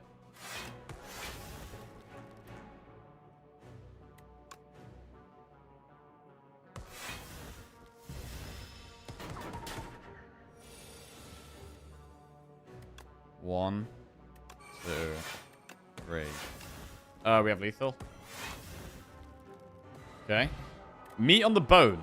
That's only going to be helpful if we take loads of damage against Queen, really. And then can heal back up. Calculated gamble plus, dodge or roll plus. Dodge or roll is slightly better with the oddly smooth stone. So it's like gain 7 block now and gain 7 block next turn. But gamble is also pretty good. We do get a big heal if we take 2 cards here. Knife Trap, Fan of Knives, Burst. Well, I think we take Knife Trap, definitely. Knife Trap is like a finisher card for us. Knife Trap goes in. And then we got to pick between Dodge or Roll or Gamble. Gamble gets us through our deck faster. We're getting a 20 heal here if we take a card, which is pretty nice. I mean, we get, what, 17 of that, which is solid.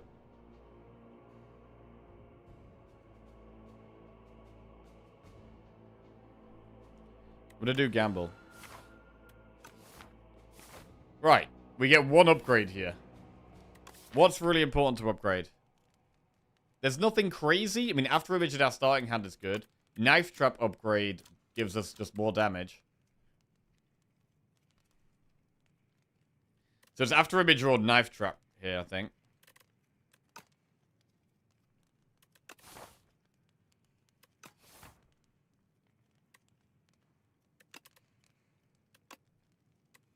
I'm going to upgrade after image.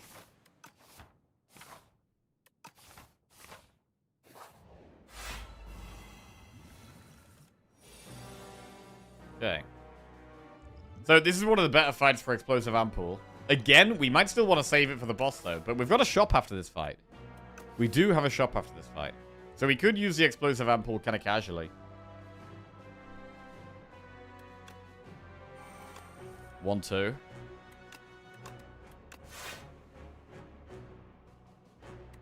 3. 4.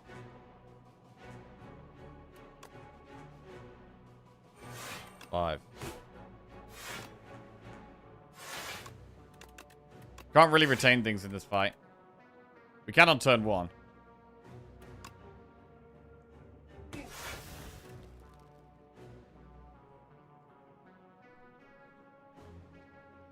We could Explosive Ampoule and just do loads of stuff next turn.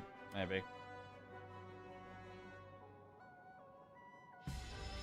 But it's gonna be worth if it saves us health. I want to be able to get one more upgrade. 1. This isn't great.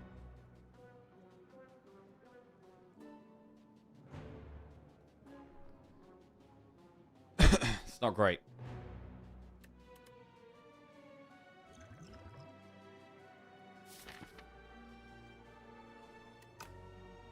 I mean, I don't think playing a pot here makes that much sense.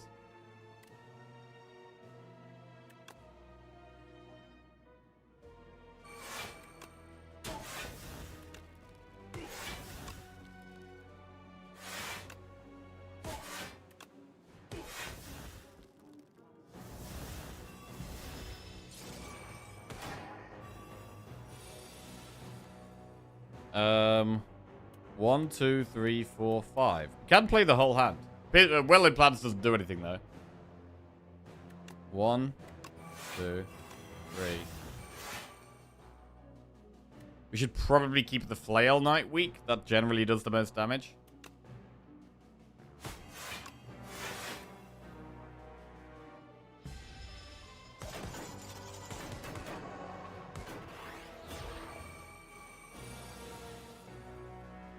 Knife trap. We played 4 shivs. There's not that many. We're getting to a point now where it's getting a little sketchy. And I'm very much thinking about using a pot. The Magi Knight does a big attack next turn, which I don't like. 1.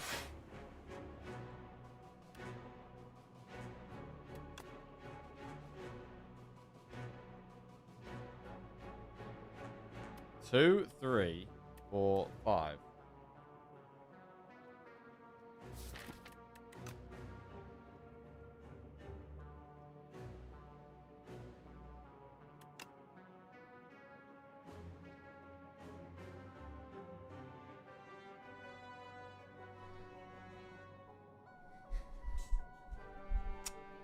Man.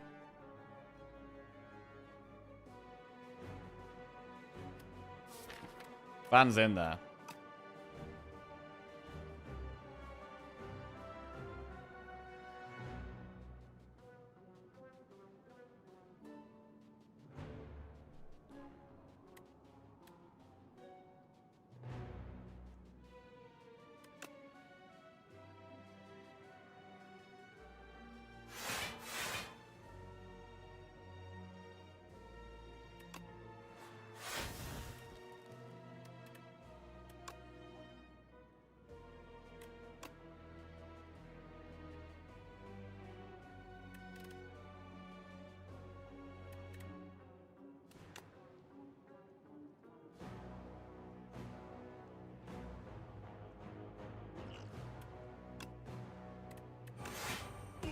Alright, we finally get rid of that piece of crap.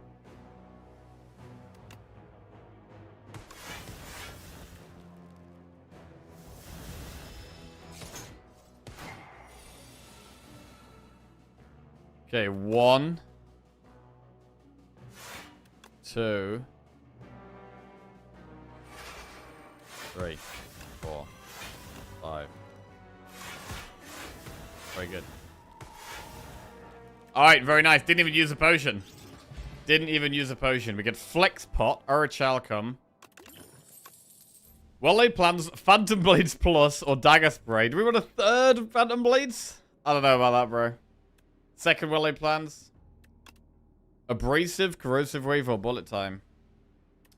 Abrasive is maybe pickable.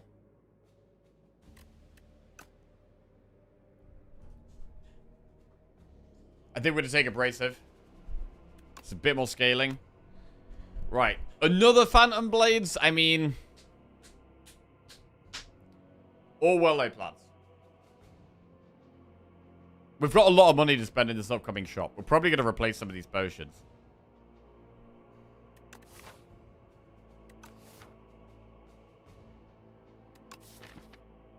I think now we're more about destroying a knife trap again.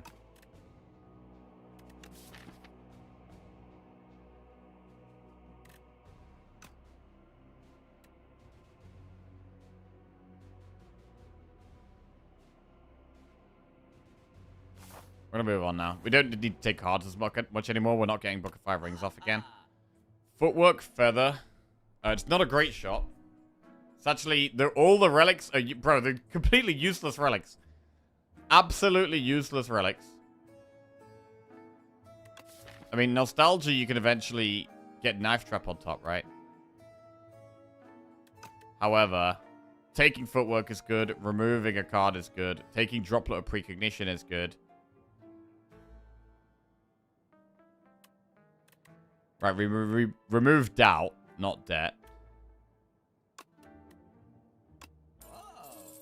We should take Footwork.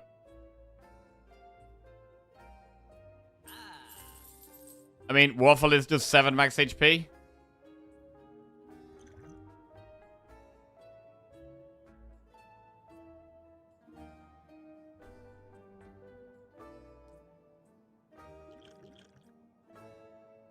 I'm gonna just swap the potions. Oh, what about Stable Serum against Queen? Backflip is fine against Queen.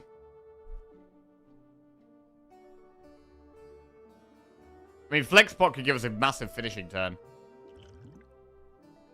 Maybe we keep Flexpot.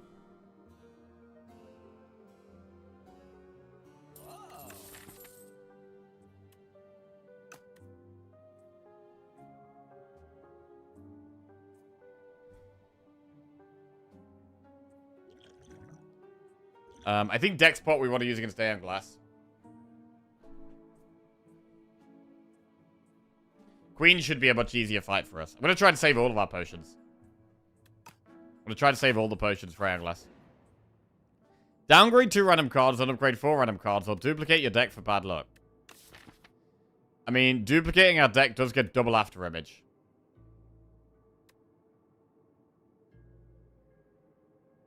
And we'll have 4 accuracies. We'll have 2 Fan Knives. Don't need Fan Knives. Double Knife Trap. I think it's duplicate.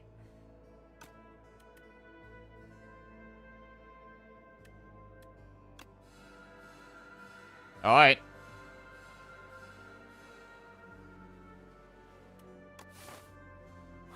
And what's the upgrade?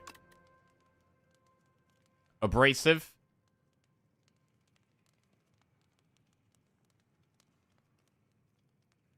Footwork. Knife Trap.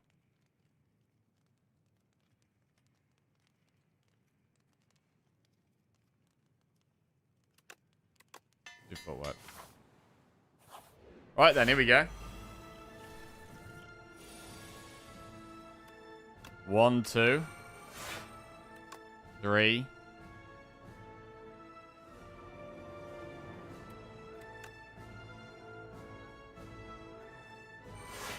4, 5.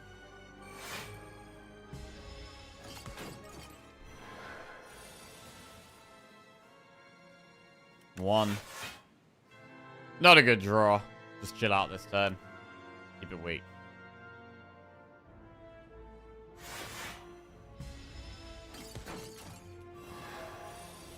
It is much harder to proc the Scarf when a lot of our cards are locked up.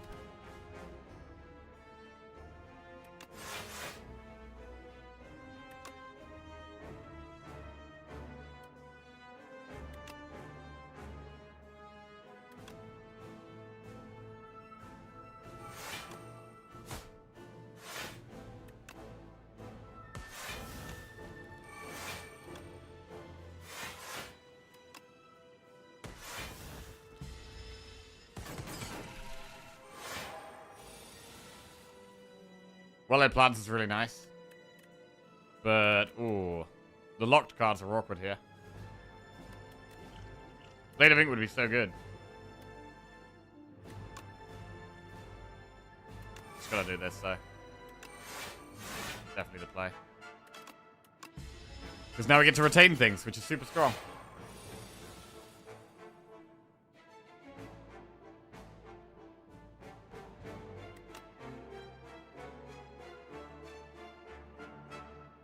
One, two, three, four, five.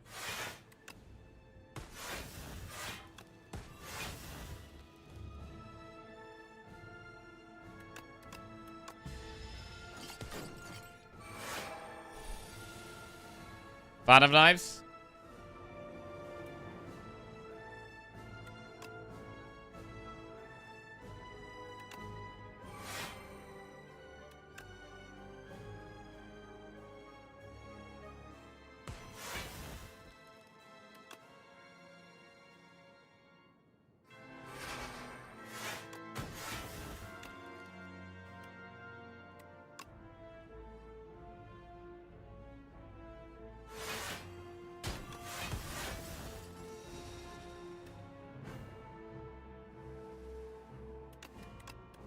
That's going pretty well.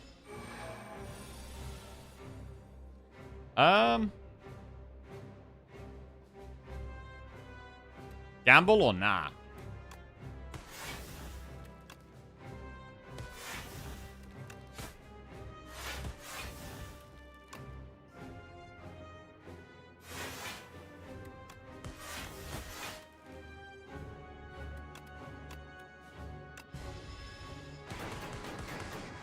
We've got 2 accuracies in play.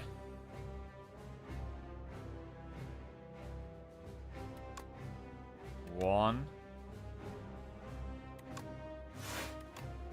2, 3, 4, 5.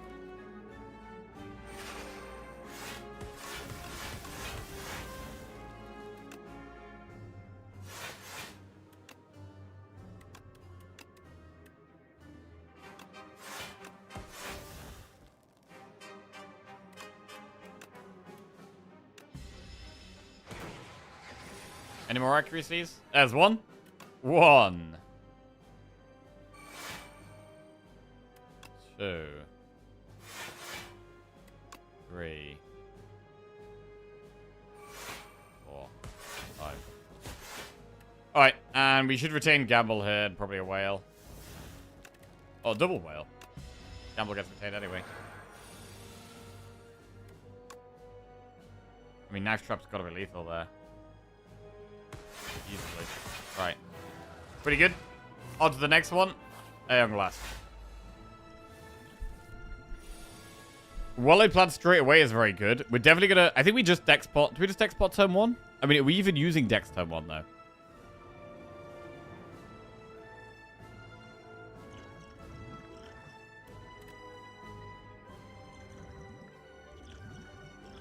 We don't even hate taking a bit of damage so we get regen pot value.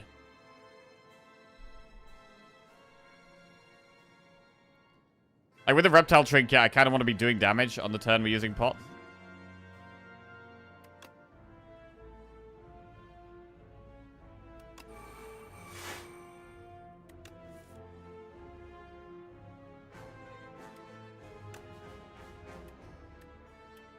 Do we ever retain Knife Trap? Yeah. We can just retain it for the whole fight until it's lethal. Maybe.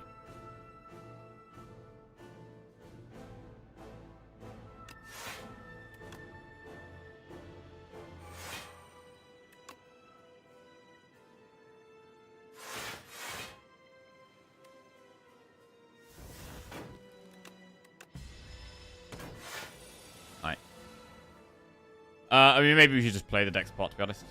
Play it.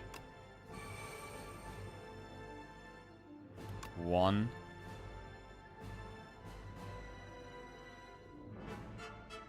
Although playing Shivs here doesn't even look very good, actually. Maybe we just discard the other hidden daggers. Although playing Shivs is good for the knife trap, though. Why would we not?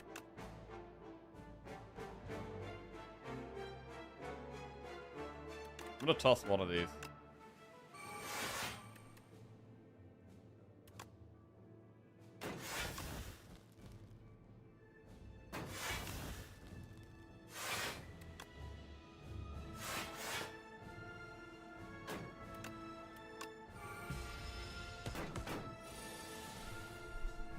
Right, loads of shivs.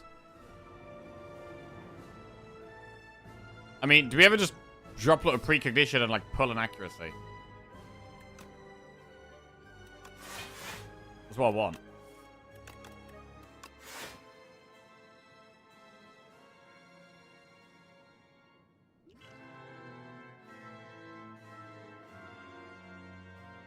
Let's get the ball rolling. Speed the fight up.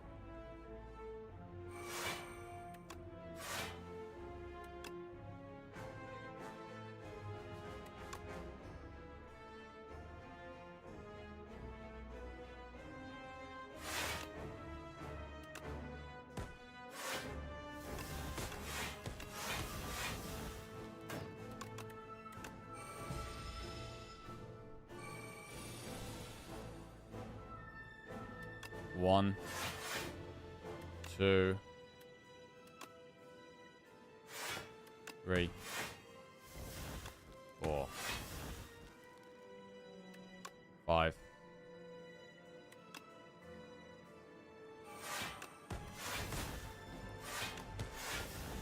Retain a shiv, I guess.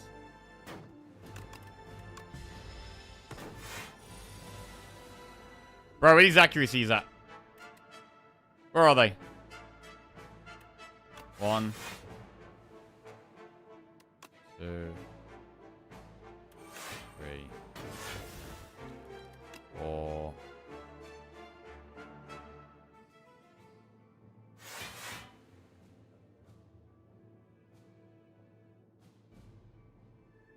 Abrasive?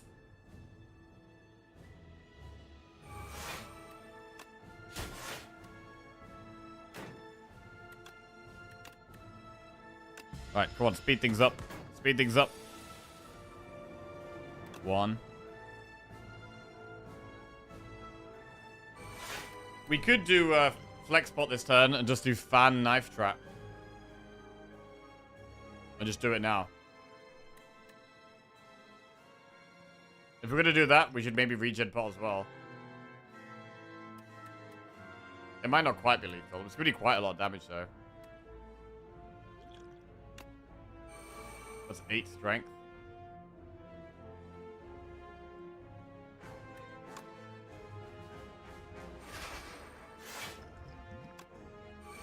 $11 strength. Skill pot as well, because why not?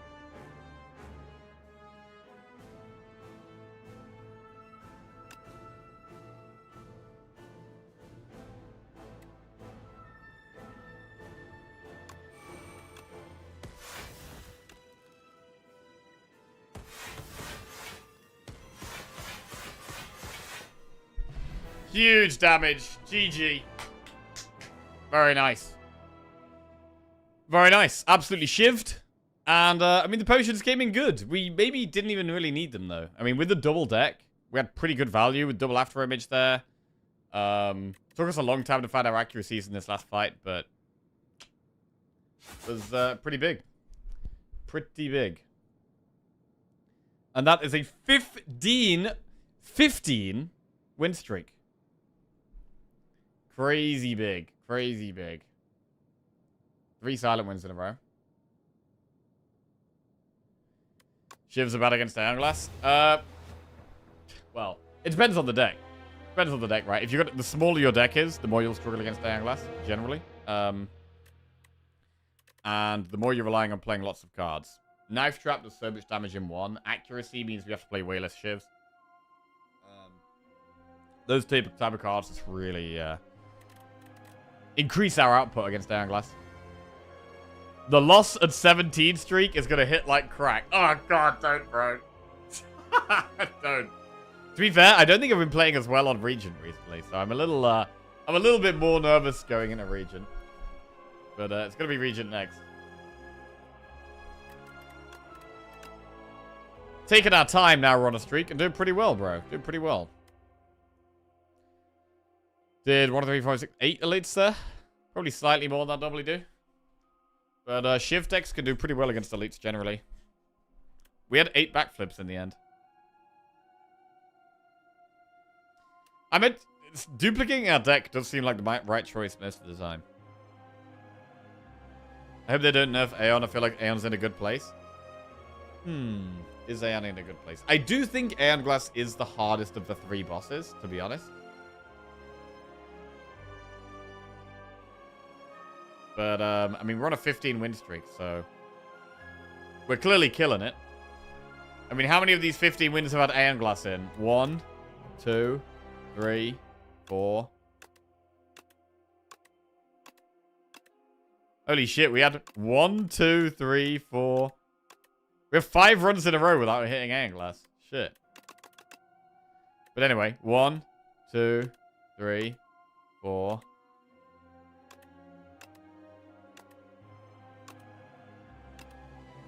5, 6, 7, 8, 9, 10. 10 out of 15 have had Aeon Glass. Bro, I guess that's actually, that maths perfectly, right? That would be the expected outcome. Yeah, exactly 2/3 of the time. So the exact expected outcome, we've killed Aeon Glass 10 times in our last 15 runs. I mean, it can't be too overpowered, right? If we're killing it 10 times in a row.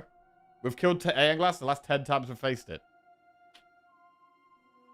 I mean, I do build slightly differently for Aeon Glass. Like, Aeon Glass does make me play a bit different. I will put more value in the deck. I will be happy having a bigger deck. I will value things like exhaust and discard a bit higher. And I value fast block a bit higher as well. So I do build slightly differently when we see we've got Aeon Glass.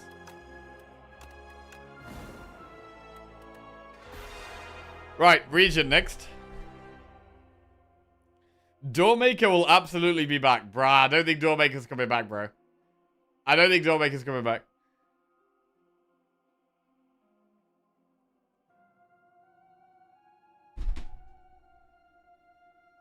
Why did they actually remove Door completely? I mean, I don't know why they changed the design of Door. That was the questionable thing, right? Because they reworked Doormaker like 3 times. Like, I had there was 3 different Doormakers pretty much. And then instead of just changing it again, they just did a complete different design. Which I mean is fine, but they thought the Doormaker was a bit too complicated. The having to do a different thing on each turn. I kind of agree. I do kind of agree with that. It did feel like by far the most complicated fight of the whole game. And maybe we would be more suited to like an Act 4. So who knows? Maybe Doormaker does come back in Act 4, bro. Before Architect? Yeah. If we were going to see Doormaker again, I think it would be in Act 4 as the fight before the Architect. That's probably where you'd see it, right?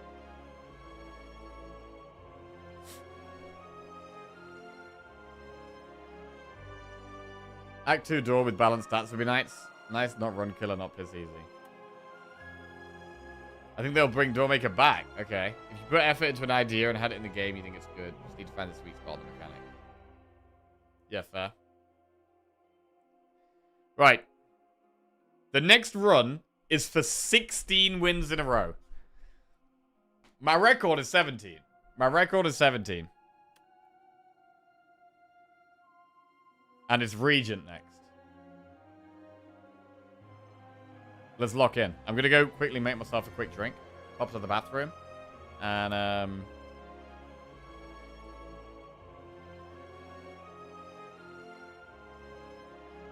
then we're going to smash it. Or try to, at least. Niel's Torment, Lead Paperweight, or Cursed Pearl. Right, let's do a prediction for this one. And I'm going to pop to the bathroom, grab a drink, and then we're going to get into it.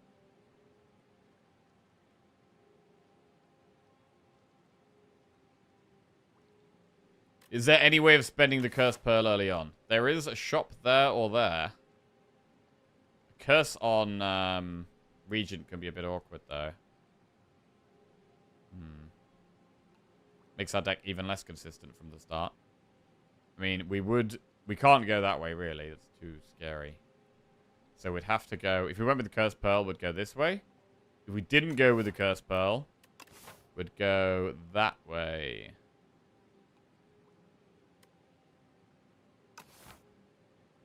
I mean, Lead Paperweight's okay. Right, we're back.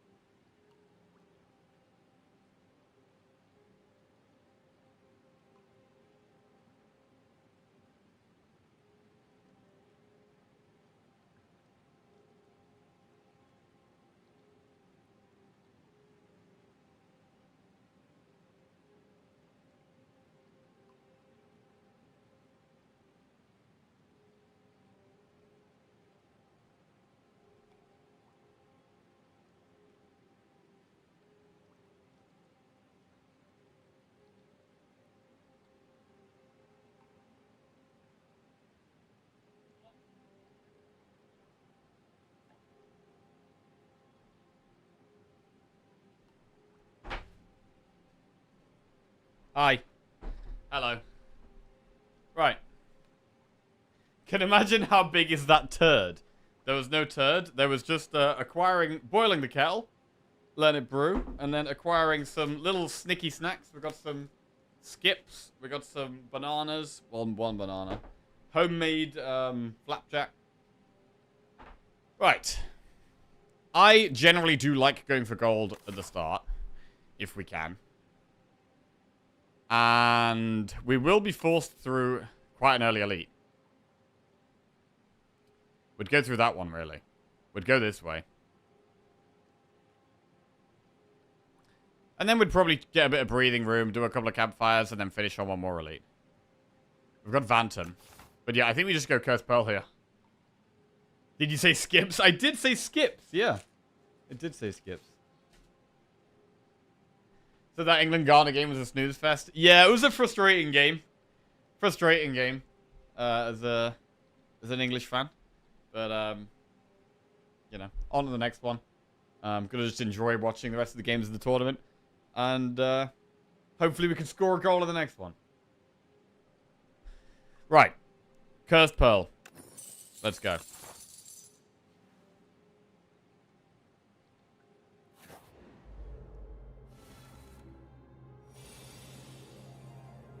Kill back.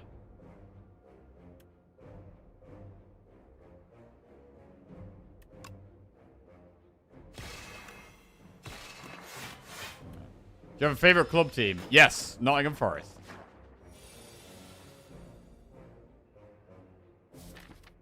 We have strike next turn. We can definitely strike that one.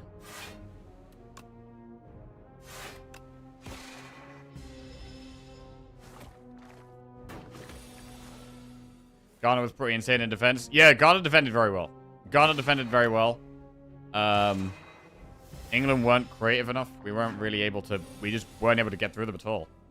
And to be honest, I think Ghana actually should have had a penalty. I think our player fouled their guy towards the end of the game.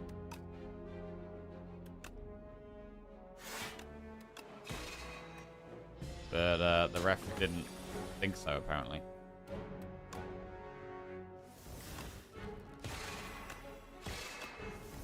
All right.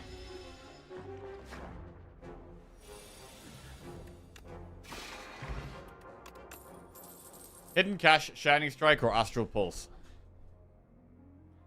Astral Pulse is okay in the early game.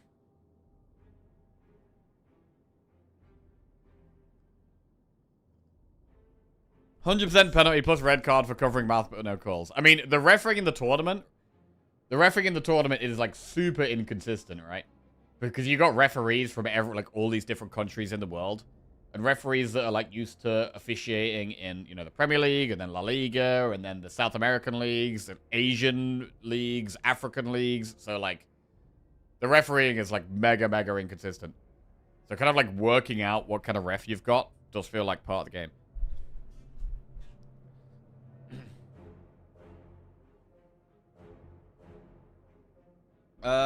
I think we probably go with an Astral Pulse here.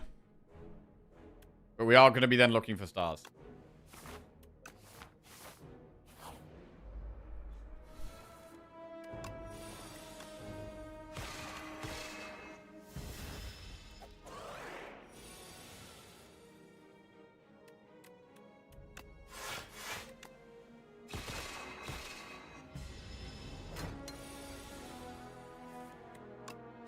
Lethal.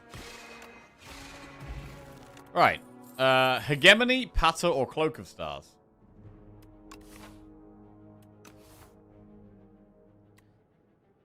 I mean, Patter would become our best block card, so we probably take Patter.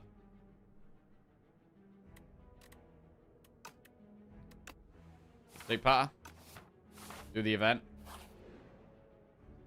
Gain 90 gold and lose 8 HP, or heal 22 HP but fight some enemies. I mean, in terms of fighting the enemies, we do have an AoE card. We have an AoE card, but we don't have any potions. These guys can do a lot of damage. Also, if we draw Falling Star, we probably can't play it because it's going to be so important that we play Astral Pulse. We do have a shop on the very next floor, so gold is okay. But I mean, we've already got a lot of gold, is the thing.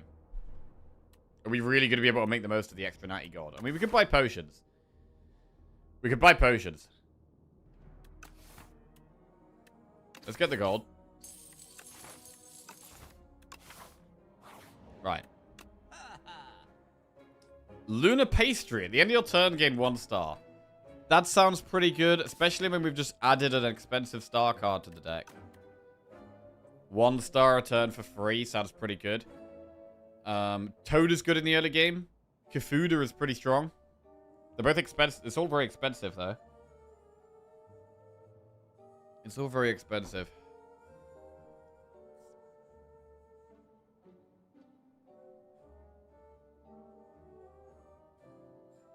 Hidden Cash is even more stars. Although, when we've added the Lunar Pastry, maybe we don't need the Hidden Cash. Toad is some free damage. Kafuda. I mean, Kafuda is great, right? Kafuda does just block cards. We can even use it on block cards. Like, we could Kafuda on just, like, Patter and a couple of defends. And it's like, it's basically like upgrading 3 cards. It's pretty much upgrading 3 cards.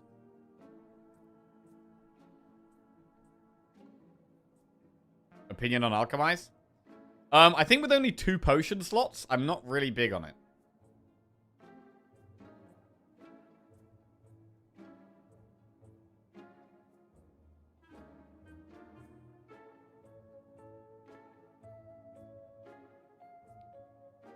I mean, it's a lot of gold. Like, for 166 gold, I think I would rather have, like, a passive effect. Like, I'd rather buy a relic than buy Alchemize, usually.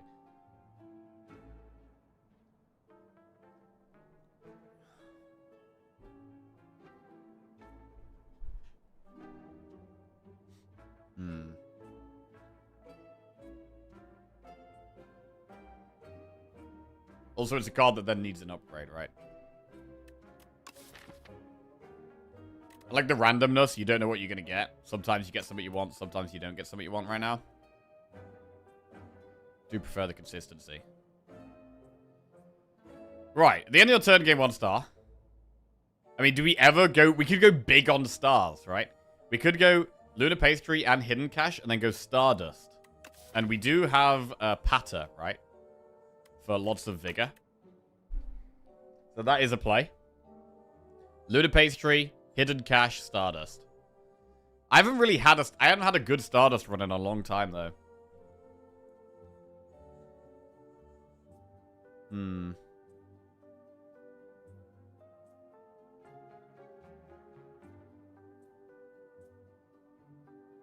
How good is Stardust?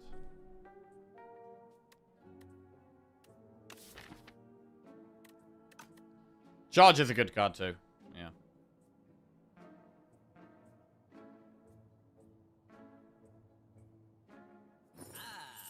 We're gonna take Pastry. Now what? Definitely Toad. Toad is really good in the early game. It is undeniably good in the early game.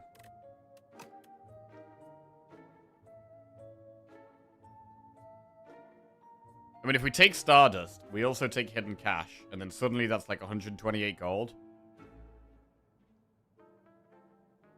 We've got like 145 left. We can't afford Charge and Remove, but we could afford a Remove. We could afford Charge and a Potion.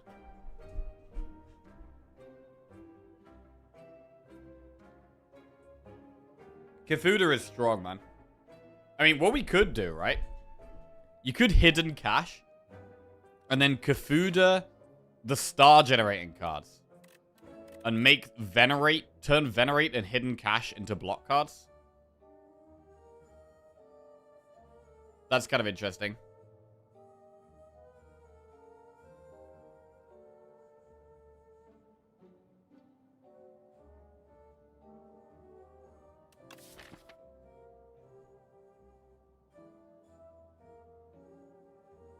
I mean, what would we actually put Kafuda on? I think we would put it on Patter. Because Patter is a card we're going to be playing quite a lot. And I do kind of like putting on the star cards. It could be bad if you get the Van Brace thing. Where you double the first block. Right, what do we have coming up anyway? We've got a normal fight on the next floor. And then we have Campfire, Elite. Patter's good with Stardust. It is. I mean, the Stardust is quite interesting. With us getting a star after the end of every turn as well. It would be pretty cool to build around Stardust. But doing a full Vigor build is generally just pretty bad, right? Also, the problem with Stardust is that you've then spent all your stars, and then any other star cost cards you have are unplayable next turn.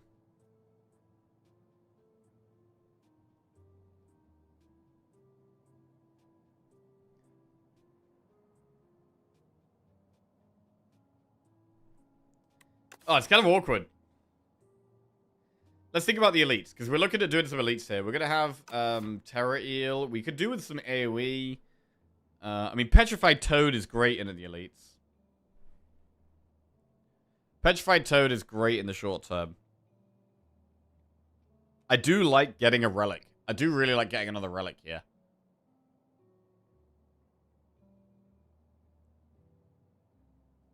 And if we get another relic, we can't do Stardust. We have one AoE card. Oh, Overgrowth. Oh, crap. Yeah, we are in Overgrowth.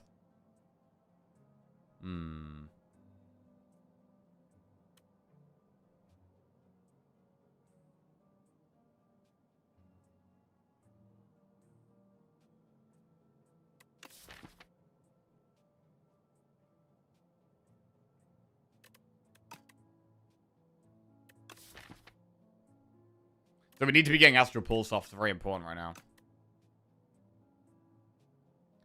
We could buy an aggressive potion.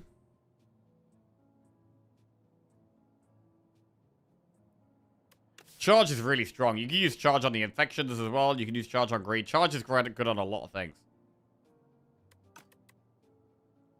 But if we take charge, we can't afford a relic. And it's like, if we're taking charge, should we just buy a relic instead?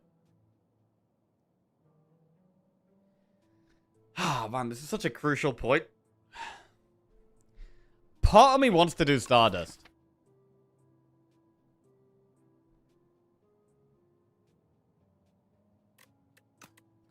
Part of me wants to do Stardust.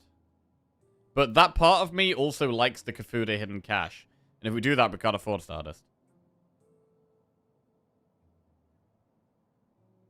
I really do like Kafuda. It is like getting 3 upgrades. Which is so strong in the early game.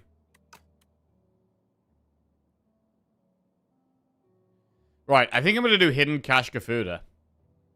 And I'm going to use the Kafuda on the Patter, the Venerate, and the Hidden Cache.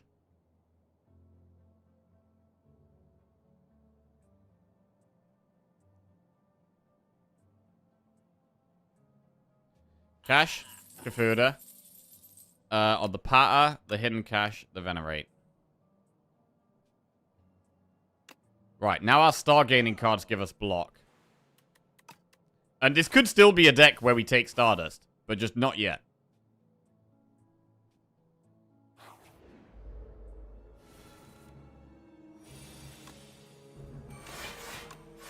Alright, loads of stars.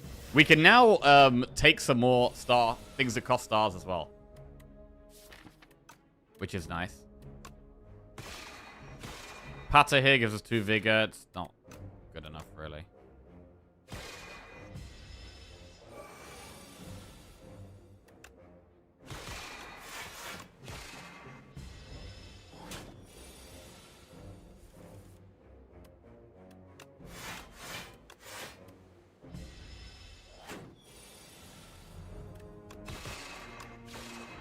Right, 7 gold, strength pot, add a card. Shout of the Stars, Pillar of Creation, Monologue. Well, with us getting loads of stars, Shout of the Stars definitely makes sense. It's a late game pickup, but we should really take it. We take Shout of the Stars. Right, what's the best upgrade right now? Just Astral Pulse for more damage? Or Shout of the Stars for more block?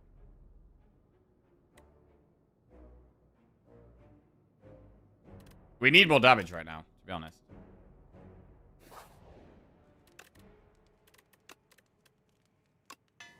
Let's upgrade Astral Pulse.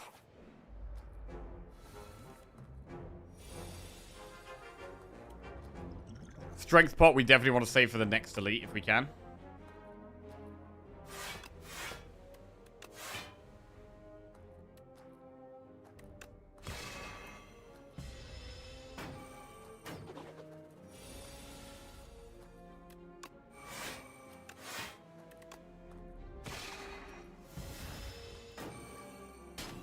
Ow. Shard of the Stars, Astral Pulse is very good. We do Shard of the Stars, Pata, Astral Pulse. That works really well. We have 4 stars, so we just finish off the one at the front. Yo, One Pun Man. Thank you very much for the raid, mate. Hope you had a good stream. Lock in. I'm trying my best. How did your runs go today? Lock in. Okay. Okay. Locking in.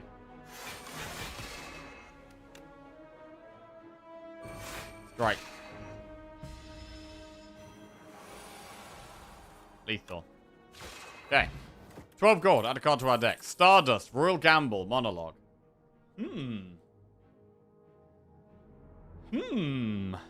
Stardust and Royal Gamble, both really interesting. Maybe we just take the Stardust now. I mean, we turned down the Stardust in the shop, but we got more stars. We have Shower of the Stars. We have Strength Pot. Stardust or Royal Gamble? I feel like we go Stardust, bro. We don't have any damage other than Astral Pulse. And we're probably going to Strength Pot in this next fight as well. I think we do just Stardust.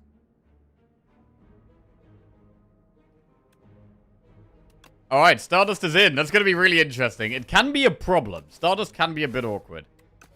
Like, the problem with Stardust is that we spend all our stars, and then the following turn we can't spend our... We don't have any stars left. So that can be a problem. Although we will have 1 star on the following turn because of Lunar Pastry. Right, Elite, who we got? Statue. Okay, we've almost definitely got a Strength Pot this fight. This should be a really tough fight, to be honest. This should be really tough. Drawing Astral Pulse in our starting hand isn't great for us either.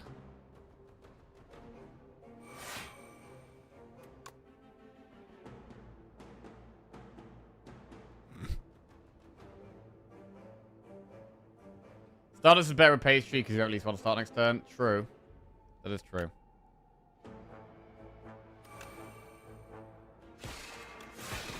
Alright. A long way to go. Pata.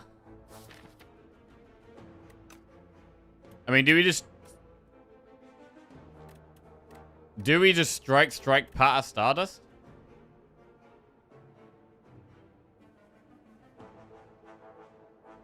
I guess we do.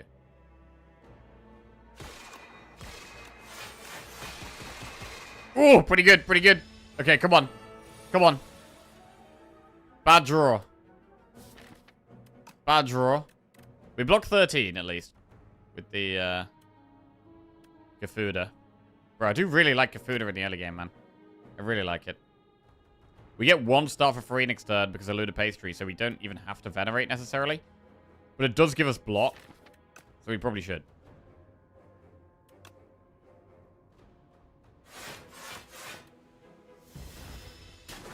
Right, what we got? What we got?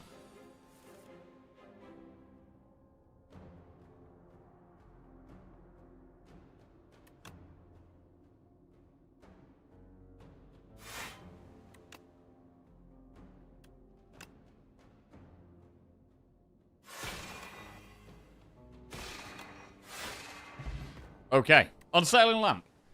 Each combat, the first time you play a card that debuffs the enemy, double its effect. So at the moment, that only works on, what, Falling Star? Seeking Edge, Hidden Cache, Particle Wall.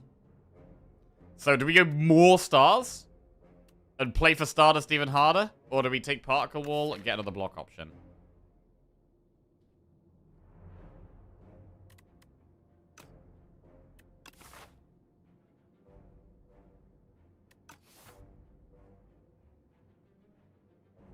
particle wall. Bro.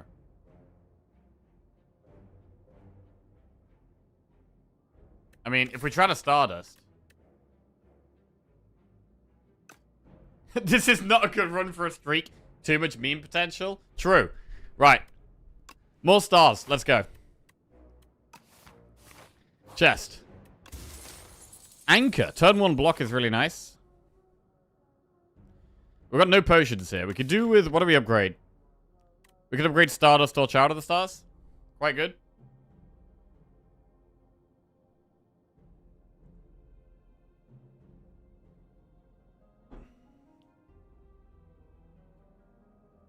But I do like upgrading Stardust here. But Chowder the Stars feels like a big upgrade as well.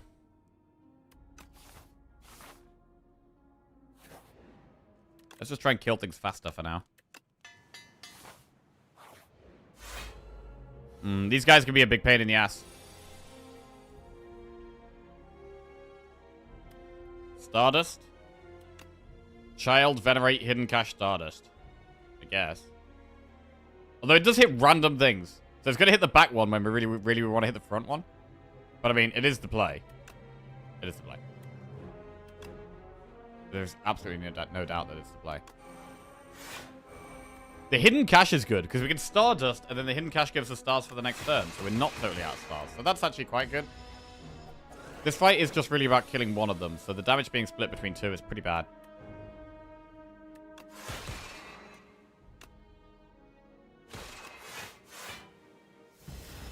Stardust is a block card too. It sure is.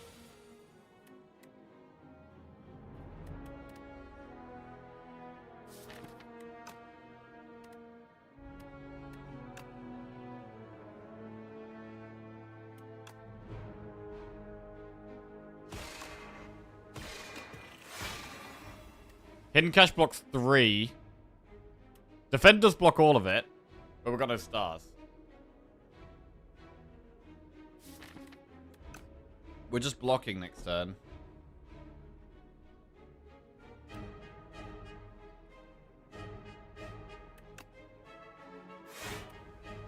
Defend.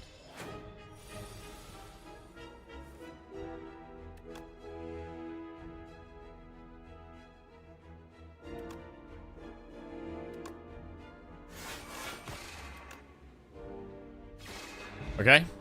50 gold, speed pot, add a card to our deck. Collision course, guiding star, hidden cache. Bro, how many hidden caches? There's too many hidden caches.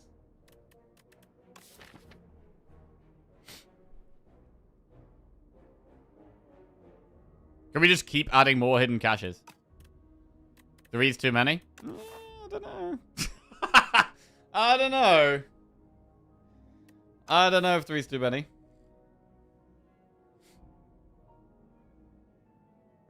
Guiding star's okay, but it does spend stars. Is that fine? Can we one-shot Vanta? Maybe. I mean, the next upgrade is Chowder the Stars. Definitely. Definitely the next upgrade.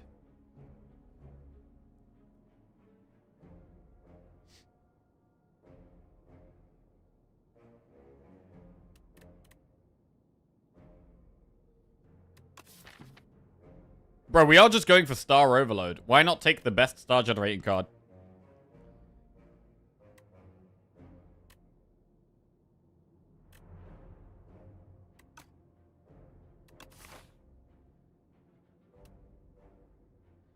Do we need to rest before this elite, though?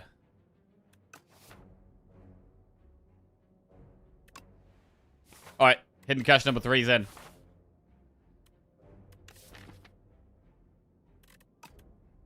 Rest or upgrade? The upgrade would be Chowder the Stars.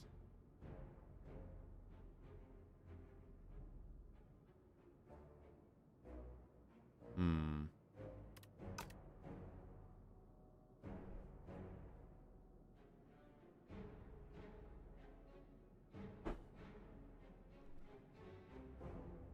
$26 damage.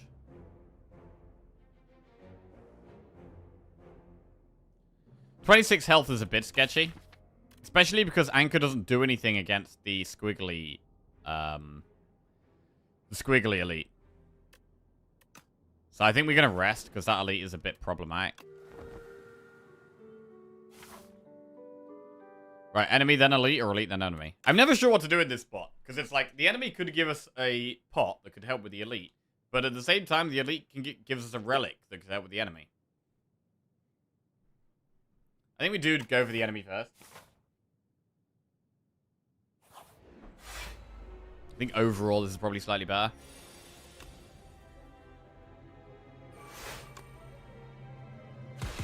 Smoked.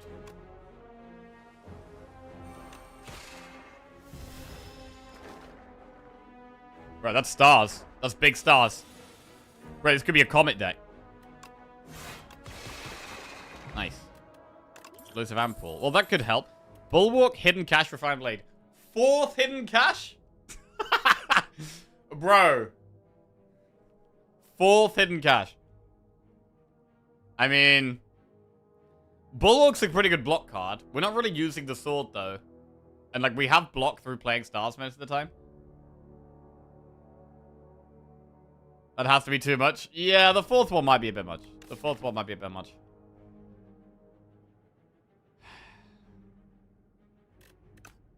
It is nice to just have a big block card. But we are generally planning on mostly blocking with stars. Bulwark's one of those cards, but it's just really hard to say no to. It's really hard to say no to Bulwark. But we should be able to block with stars by spending stars eventually.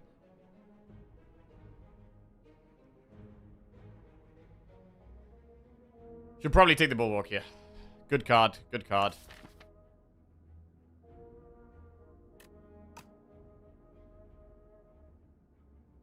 However...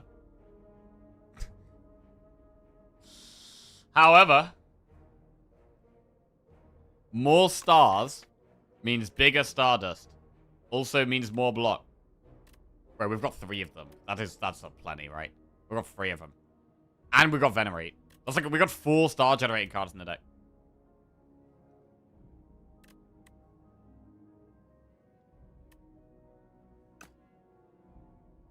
I'm gonna take the big block card. I think it's good. I think it's important. Important to get some more block here. Right. Shell double defend.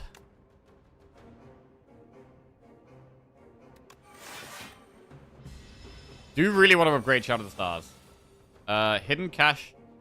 Hidden Cache, Stardust.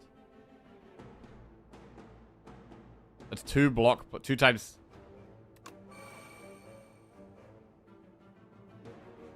I mean, yeah.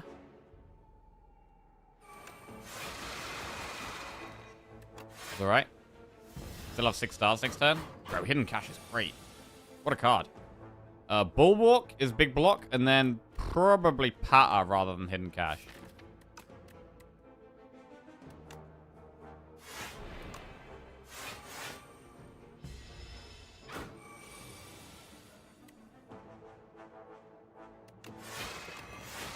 Bro, our damage is... we're doing pretty good. I'm kind of liking this deck. I mean, what we're going to need is consistency, right? We do not have any consistency at the moment. But I kind of like the stuff we're doing. Right. Whetstone, Liquid Bronze. Whetstone... ah, we've upgraded Astral Pulse and Stardust already. That sucks. That means it can only hit Strike or Falling Star right now. Liquid Bronze is actually really good against Phantom. Supermassive Royalties or Crescent Spear, bro.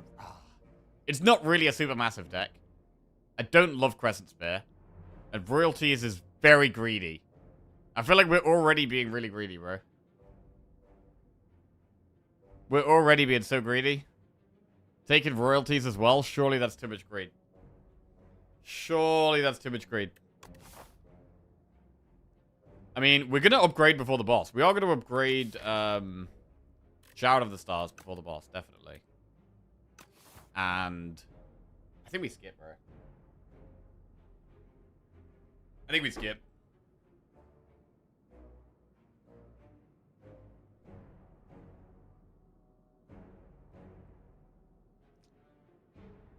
I'm gonna skip. Whetstone. Crescent Spear. How many star cards do we have for Crescent Spear? We have 1, 2, 3. Plus itself is 4. Does like 16 damage.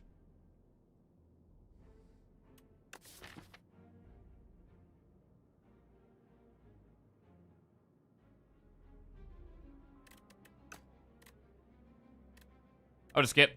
Take redstone. Get rid of explosive amp pool for liquid bronze. And upgrade Shout of the Stars. Alright. Liquid bronze against the boss. Falling Star not that good here. Oh wait, bro, Stardust shreds this guy. Wait, do we even play Falling Star? It costs 2 stars to only hit it once. It's better to just Stardust.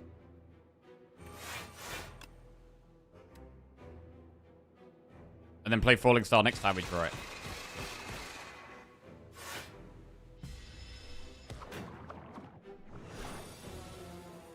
Oh, that's a bad draw. Yeah, I mean, these are the kind of hands that are scary with this deck. Alright. Ow. Bulwark. Defend.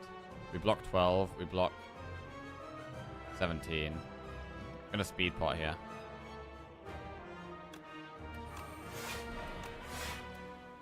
Okay.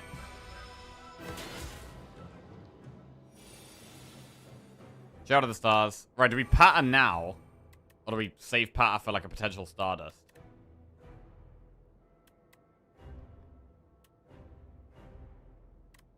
I mean, we could also play the sword.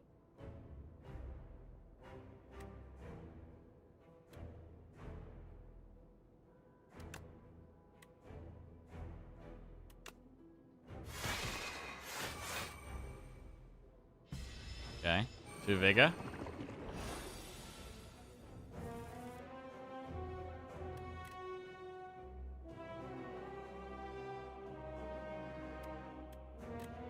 Bulwark. I guess we strike. Or do we wait with the Vigor? I mean, if we're waiting with the Vigor, we're literally only going to be playing Stardust. But we're also going to want to play Falling Star. So waiting for the Vigor sounds kind of bad. Because we're going to want to play Falling Star if we draw it.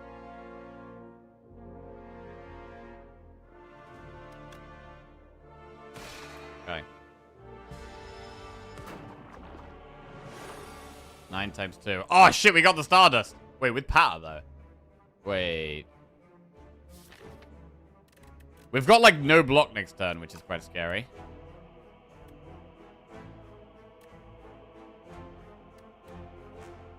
Oh, we might not have enough stars. Spending all our stars here is actually quite scary. Because if we spend all of our stars...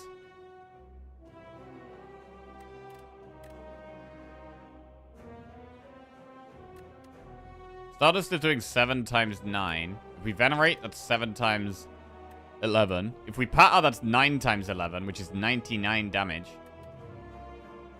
And then Sovereign Blade is like 129. Wait, that is a lot of lethal. But then we can't... That's a lot of damage, but we can't Patter Venerate.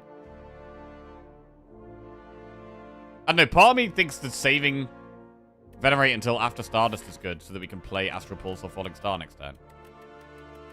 That sounds kind of... That kind of makes sense.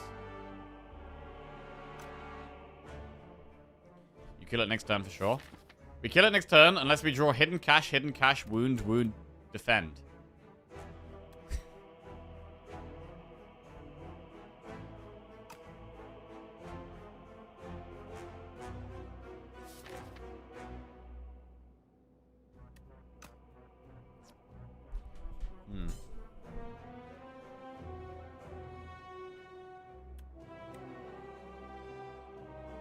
Patter Stardust. We'll do 9 times.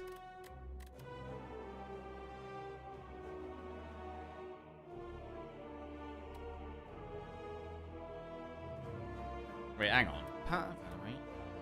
9 times 11 is 99.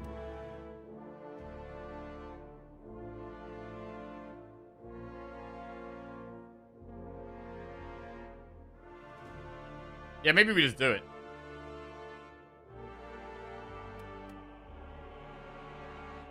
Is there like some really bad draw we could get next turn though with like Falling Star or Astral Pulse? Like Falling Star, Astral Pulse, Wound, Hidden Cash or something? Or I guess if we draw Hidden Cash we can play Falling Star. But not Astral Pulse. If we just God,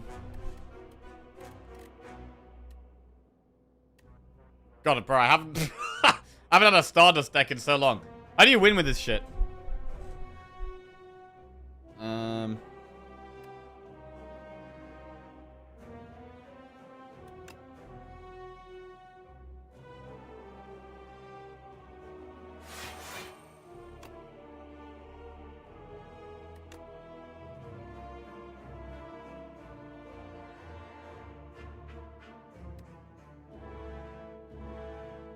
9 times 9 or 9 times 11? 9 times 9 is 81.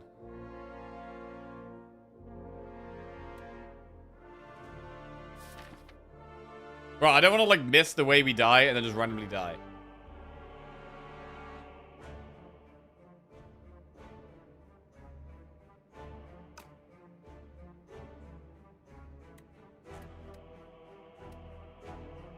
$99, $129.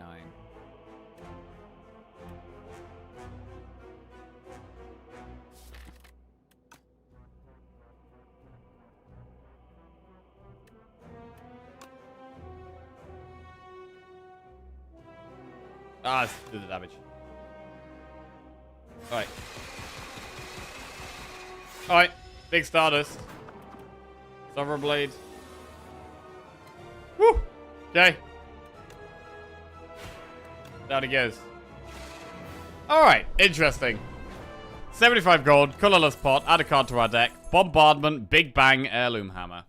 Big Bang is a star. Heirloom Hammer could copy the sword. Bombardment, we don't really have a way of exhausting it. I think Big Bang is the only choice there. Do you have air conditioning? No. Air conditioning is not common in the UK. Because it's not that hot most of the time.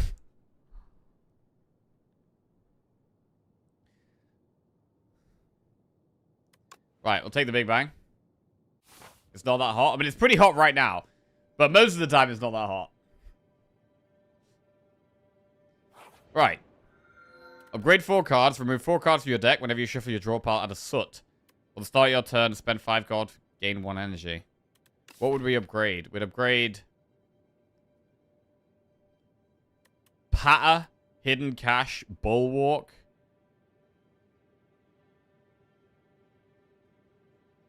Maybe Big Bang?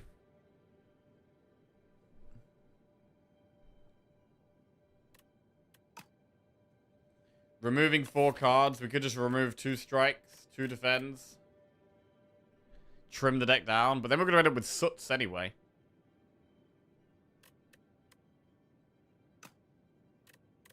I'm just going to upgrade 4 cards.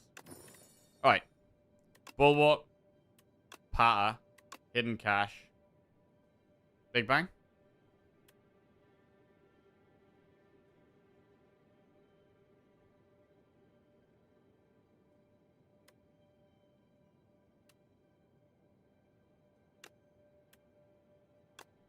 Alright. Right. 220 gold. I was watching Opem's VOD and he said Jackie is always doing something crazy. I click on your deck and it has 3 hidden cash in Act 1. Good card, bro. Hidden cash, good card.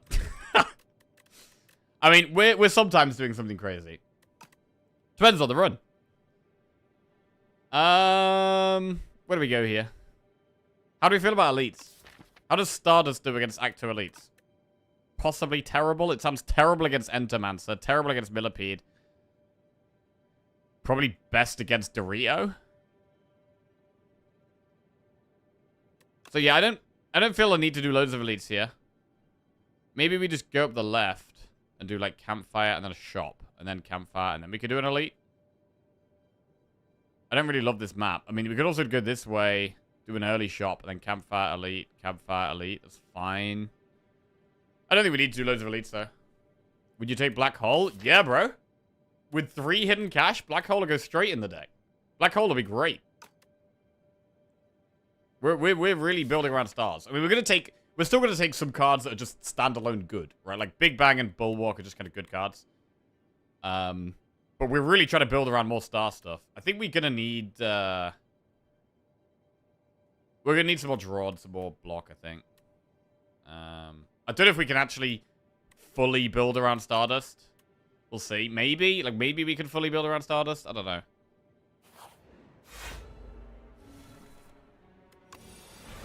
Right. Shadow Stars. Oh, we can't Falling Star and Astral Pulse.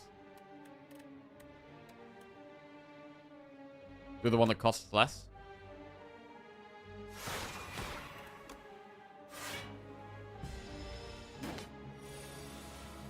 Bro, I'm sad when I don't draw Hidden Cash at the start. I want Hidden Cash. Looks like we're going to take loads of damage next turn.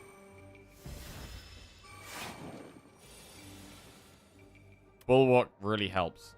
Do we colorless pot? I mean, we also have Venerate. So that is 18 block. Maybe that's not too bad.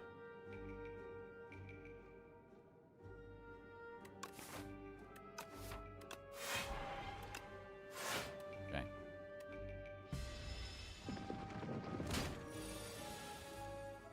Stardust. 10 times however many stars we have. 10 times 10? That's big damage. Energy pot. Presence Spear, charge, collision course. We could take a charge.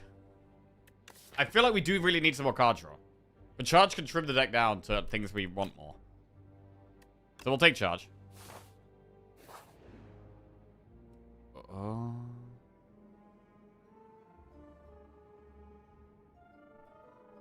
History course, potentially. History course is very strong.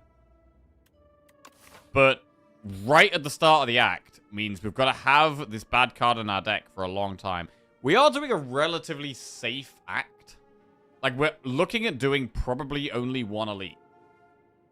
And we can rest in a campfire if we have to. Thing is, this guy can do loads of damage to you as well.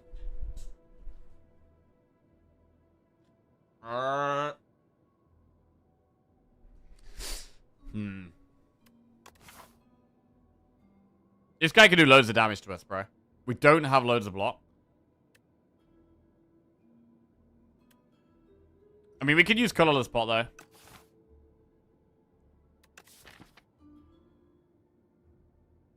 Our turn 1 is so solid. Does he even attack turn 1?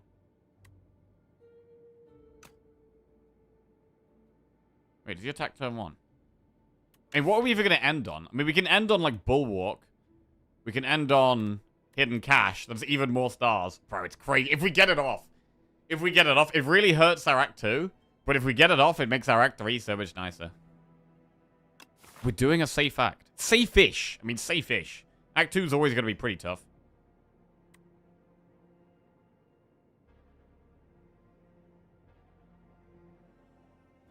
I mean, we do have a shop coming up, so we could just spend a gold. I'm gonna fight. I think the reward is so good, I'm gonna go for it.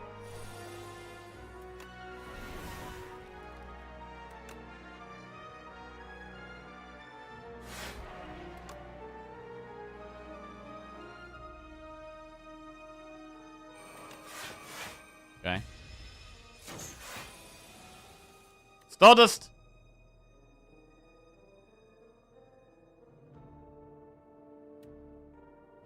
Ten times 9. And the blade is lethal.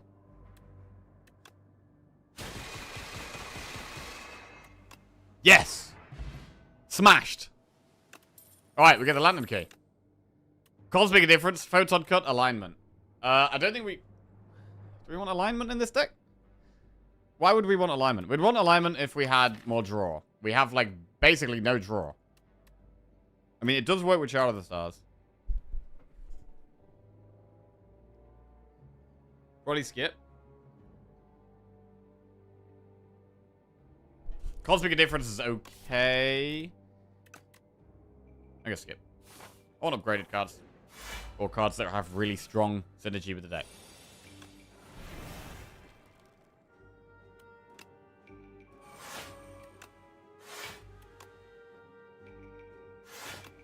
Bro, I love playing Hidden Cash. Bro, playing Hidden Cash feels so good. It actually just feels so good. That's a Stardust right there. Wait.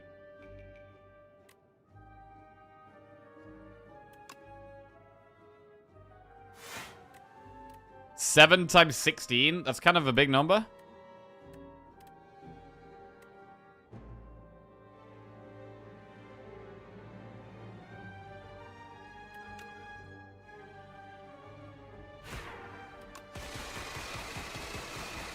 Nice. Fruit juice. Shining Strike, Hidden Cash, Spoils a Battle. Another Hidden Cash or some draw that buffs the sword. I mean, how do we feel about the draw? Yeah. It's kind of okay.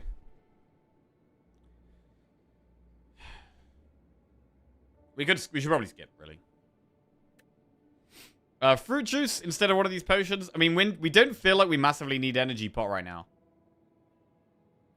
We should probably keep colorless pot, but I don't think energy pot is that great for us, so... Let's do the switcheroo.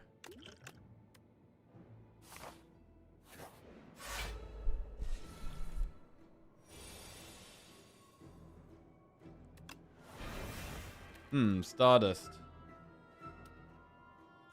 It's not a great Stardust spot.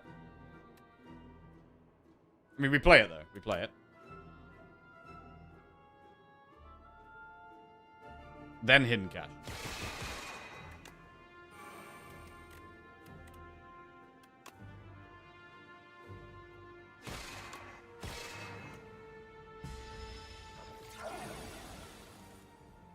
Astral Pulse.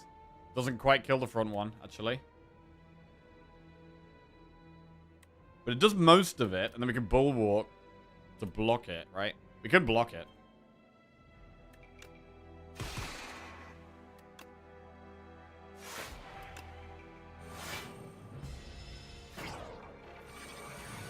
And damage. Pretty bad turn. Take a bit of damage here. Not too much, though. It's kind of fine.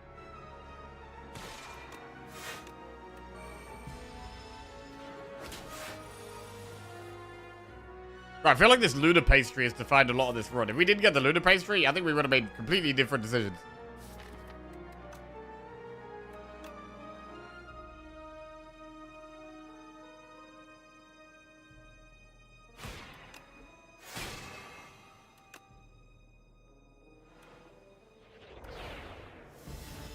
Alright.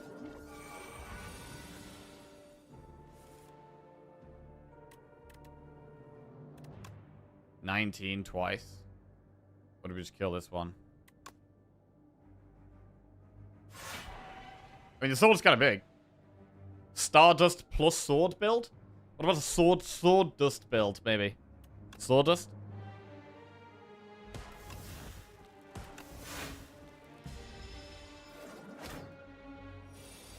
It would be good to get some strength from somewhere. Like, we do really want some strength.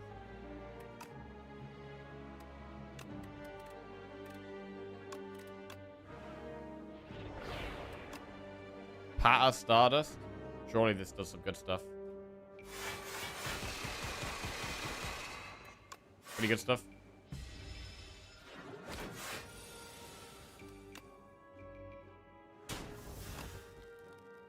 Right. 13 gold, add a card to our deck. Pale Blue Dot, Cloak of Stars, Crushender. 0 cost block card that costs a star. Do we want that? Would you take Terraforming? Now, the answer to that question would almost always be no. But on this run, it's a maybe. It's a maybe. I do quite like Cloak of Stars.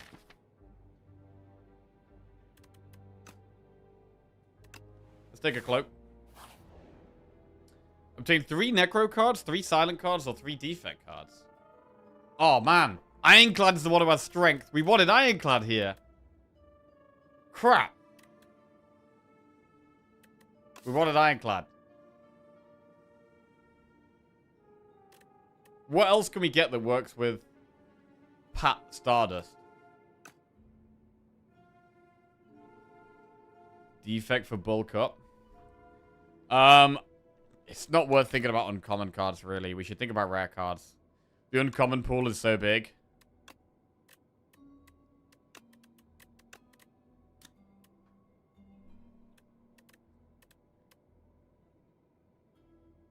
Tracking.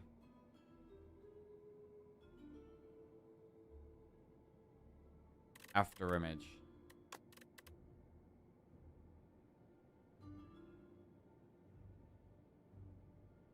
Domain. Bro, I don't like any of these.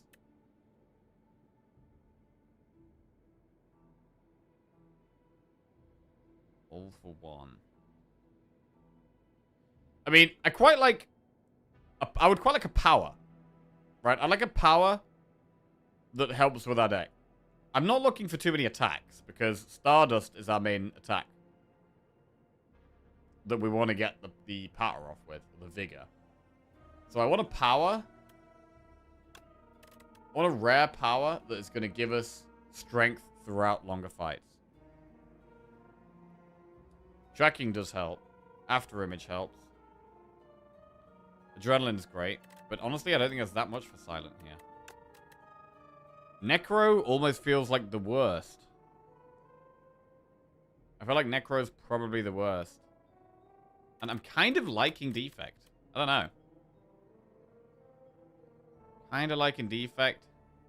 Echo Form. Machine Learning. The energy's good. Reboot is okay. What about Signal Boost? Does Signal Boost do anything in this deck? Signal Boost, Shout of the Stars. There's obviously the orb stuff, which is not very good. I mean, would we take like a flat cannon?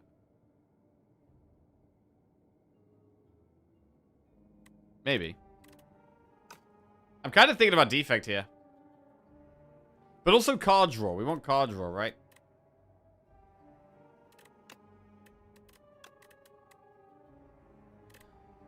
Common cards. Backflip would be really good for us. Backflip's one of the best common cards for us. Just block and draw. Necro common cards aren't that great, except maybe Grave Warden. Defy. Defect common cards.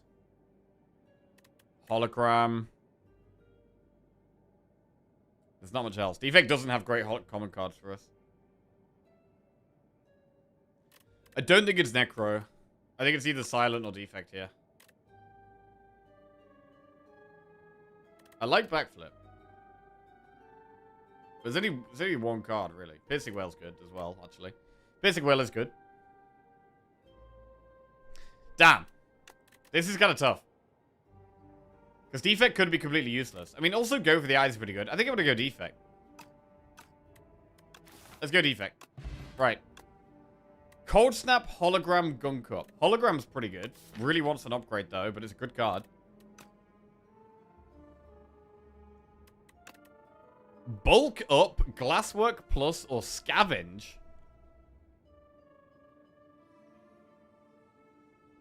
I mean, Bulk Up's pretty good. That's strength.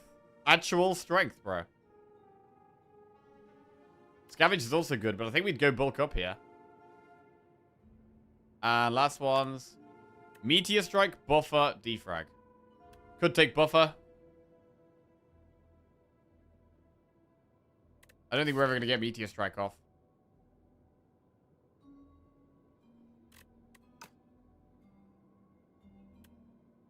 Alright. Bulk Up. Hologram.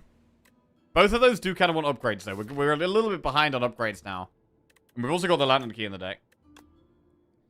Do we take Buffer? Is there any reason to not take Buffer? Why do we not take Buffer? I mean, Buffer's not...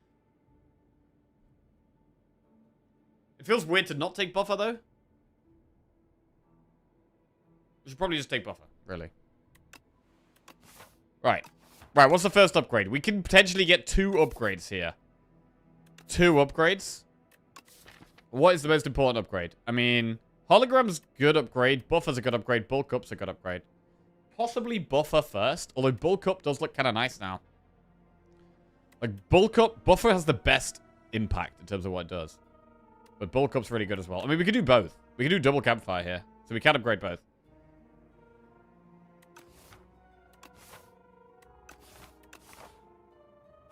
Right. We'll start by upgrading Buffer.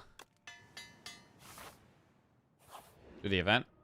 Heal 25 HP at Metamorphosis or lose 10 and upgrade a card. Right, we're going to lose 10 and upgrade a card, and we will upgrade Bulk Up.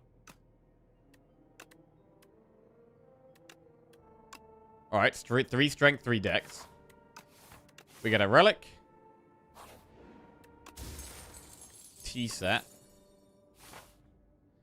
And I think we go through the shop here. 309 gold. I don't think I'm not trying to do loads of elites here, right? We've got the lantern key in our deck. We generally want to play this act quite safe. So we're probably going to shop and then maybe even rest in this next campfire. Orbit, Cloak of Stars, Eternal Armor. It's not a great looking shop. Bro, Pen Nib? Waffle's always fine. We can always do Waffle Remove. Waffle Remove, and then we can upgrade. Waffle Remove, upgrade Hologram. Orbit needs an upgrade. Prep time. Prep! Oh my god, prep time. Oh my god, wait. Prep time? Hang on a second. Bro, we actually have to take prep time, right? We actually have to take prep time. We can't afford Pen Nib, but prep time makes a lot of sense. We can do Waffle prep time. We can do Waffle prep time, and then we can upgrade prep time. Waffle prep time, upgrade prep time.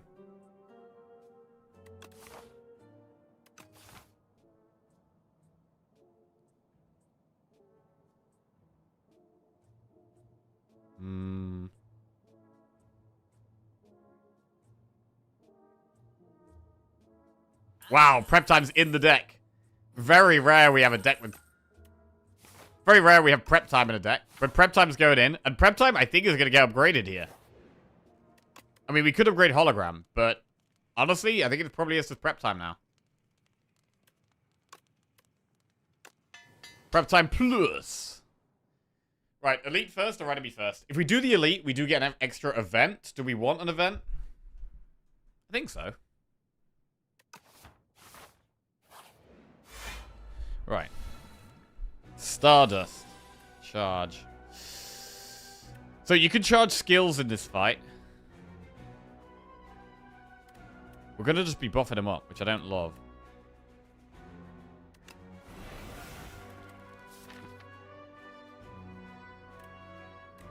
I mean, we could charge Lantern Key and Greed. That sounds kind of good.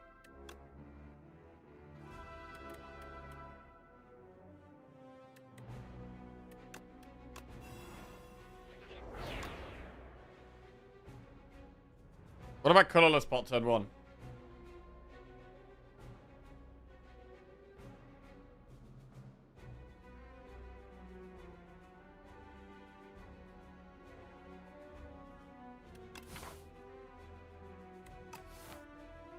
Gonna do it.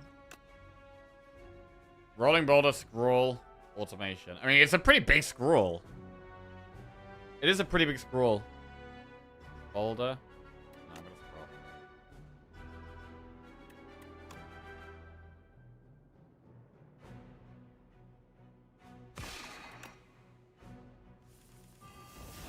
Shout of the Stars means that playing Stardust blocks a lot.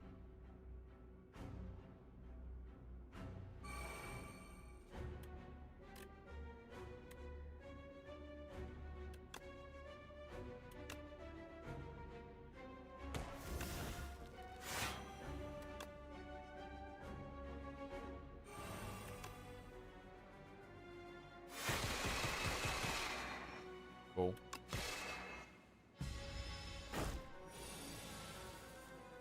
Bulk up.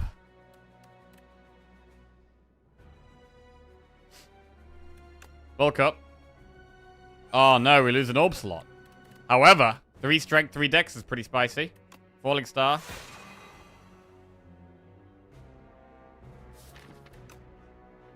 And then we should probably just defend here. Wait, hang on a sec. Dex works with... Oh, bro. Dex works with the Adroit. The Kafuda is getting... They get 6 block here. That's big.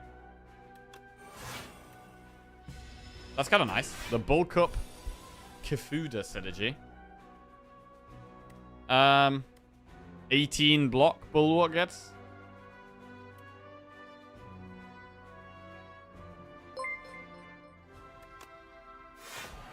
Swingblade7 just subscribed.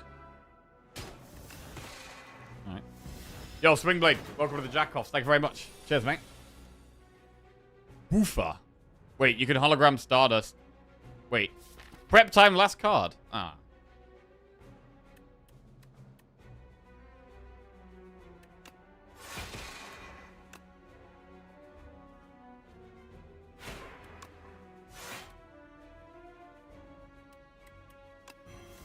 Bro, I love this deck. I really want to win with this deck. Really want to win with this deck. Right, we got Book of 5 Rings, Weak Pot. Hidden Cache, Supermassive, Cloak of Stars. I do think we have to limit ourselves on these hidden caches now. And I'm not going to take a Cloak of Stars unless it's upgraded. With the Lantern Key, we want more cards that are upgraded. Because I want to end my turn on an upgraded card. I want to end my turn on an upgraded attack or an upgraded skill. Not an unupgraded attack or skill. Choose 1 of 5 random cards to add to your deck. Lose 5 HP and gain a colorless card reward. Bro, we can get another prep time. Prep time round 2? Boo. Catastrophe, Panic Button, Swarming Hatchet. I don't really want any of these. Maybe Panic Button? I don't think we want Catastrophe, and I don't think we want Hatchet.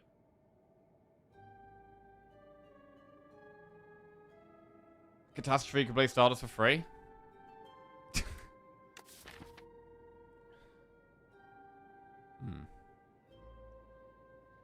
I mean, the thing about Panic Button, right, is that we can block with Shout of the Stars, right? Shout of the Stars can block the turn after Panic Button.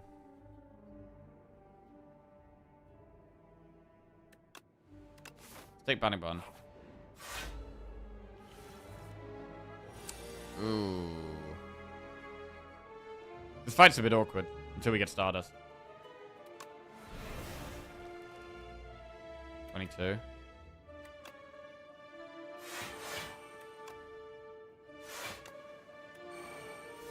Buffer's not great in this fight.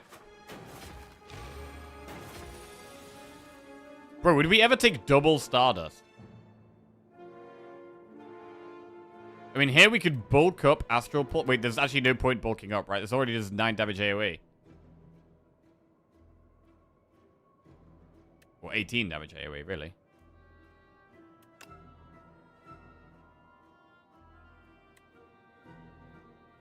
Although we only have Vigor for 1 attack.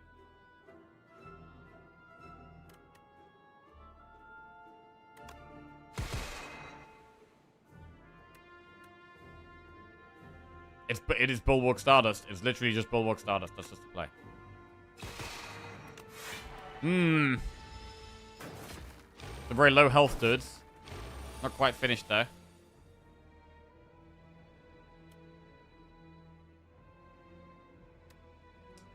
I can't actually kill the one at the back. So we gotta take damage here, I think. We can't block it. Bro, hologram could be really good because we can hologram Stardust with the prep time in play. It's crazy.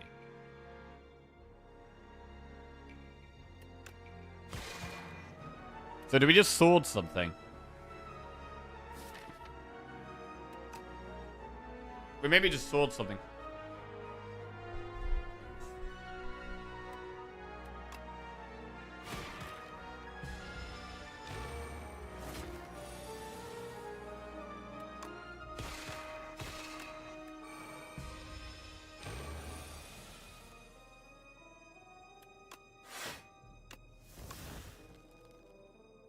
Alright.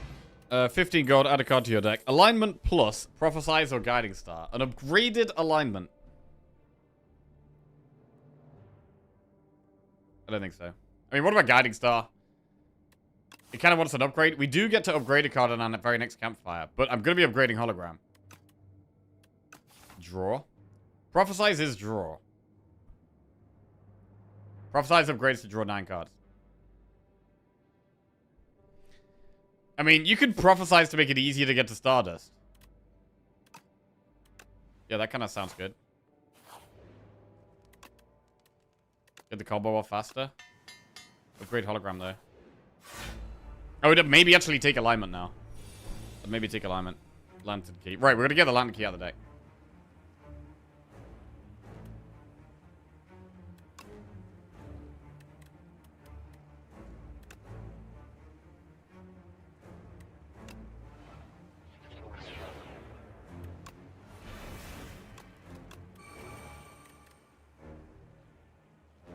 Chill.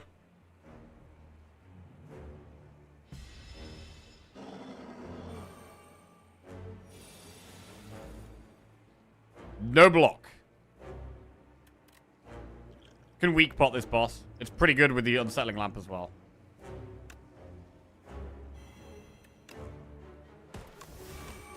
But we get rid of some stuff there as well. Got rid of a lot of bad cards that turn.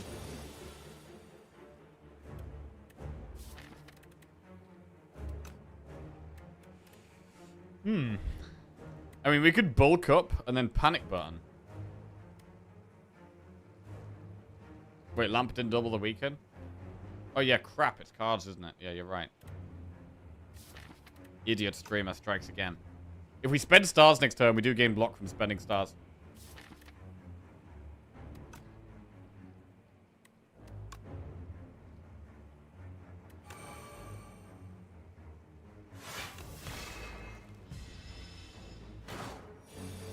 Oh, it doesn't even attack. Oh, I forgot about that.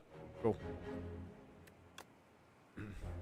Bro, what we're not doing is we're not getting prep time off fast enough. That's what we're not doing.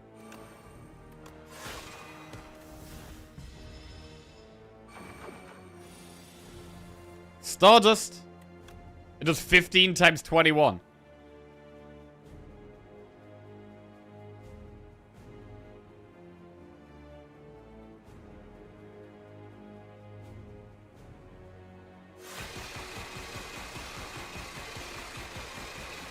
Oh, it's beautiful. It's great. It's great, bro. 75 gold, deck spot, add a card to our deck. 7 stars, Big Bang, Heavenly Drill.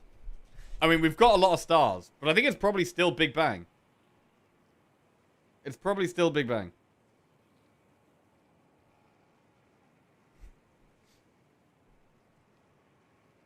Although 7 stars works with Vigor. Hang on.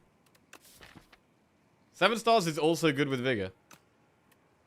If we get prep time.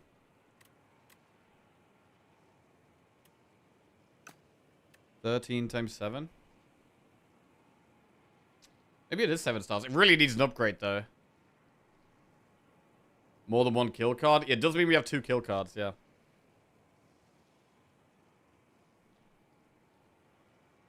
But if we do we can just focus on Stardust and then Big Bang does the job.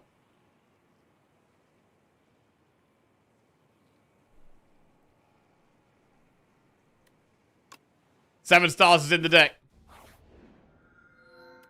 Gain 1 energy at the start of each turn. Vacuum plays your first turn for you. Lose 9 max HP and add 3 apparitions. So when you encounter the merchant, immediately obtain everything he sells. We've got Test Subject and Aeon Glass. Oh, bro. Queen probably would have been the easiest one for us. That's kind of annoying. I mean, with more energy, we could do more energy with Prophesize.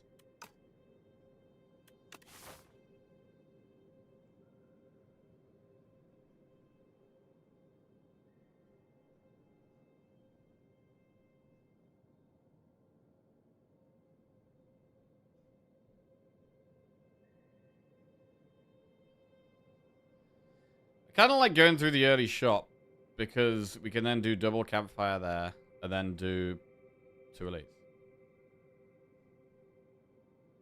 Then we could go round, but then we're just doing more enemies. We're going to lose more health. We could also go this way, but then there's absolutely no shop on that path. We do really want to shop if we can.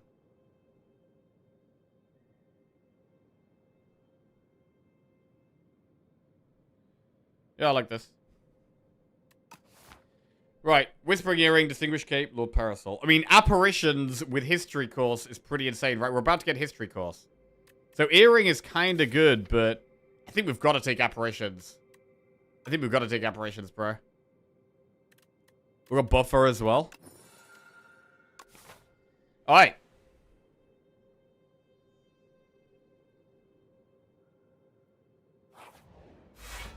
So we need to get an event before we get History Course. We don't have History Course just yet.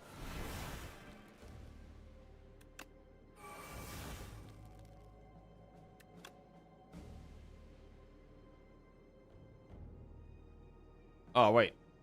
Yeah, no, we don't have it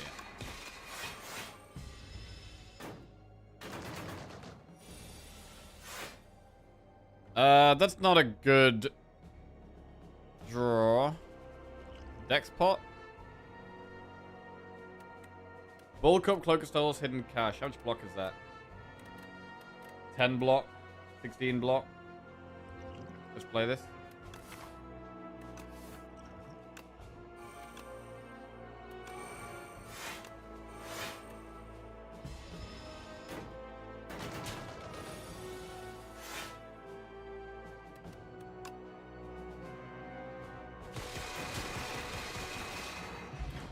Dead. Glow plus, Glitter Stream plus, Astral Pulse. Bro, ending on Glitter Stream is really good. But I think it's Glow. It's an upgraded Glow. It's even more stars. It's also Draw. We have Apparitions, which means we need Glitter Stream slightly less. So let's take the Glow. Hey! History course is in. That's a big power boost for us. Shop. Oh, the Mystic Lighter! Wait, what would that have even hit? There isn't really anything. No. Prolong? We can't quite afford... I mean, Gamma Blast is really strong. We can't afford Gamma Blast and Remove.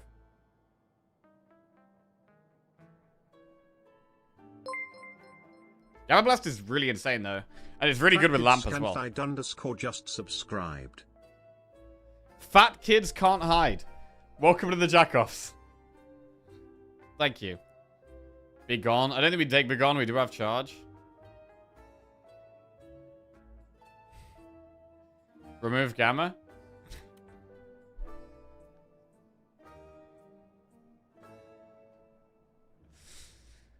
Remove Gamma.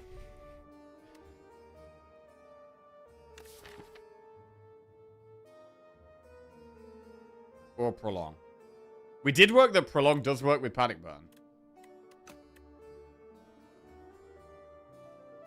We can't do Remove Prolong. It's Gamma Prolong. I mean, I'm trying to... I do want to trim the deck down, really. We could also just remove Block Pot. Remove Block Pot's okay. I am trying to trim the deck down.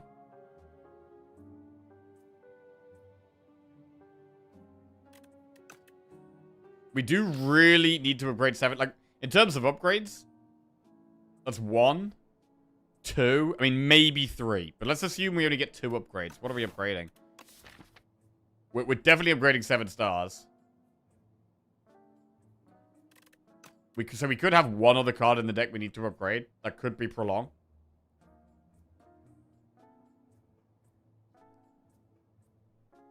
But we don't need Prolong as much with Apparitions. Like, I don't know. I like removing the most. We could also save the rest of the gold. Like, there's a shop there.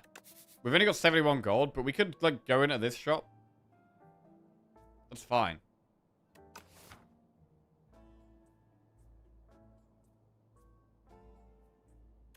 Block pot's fine.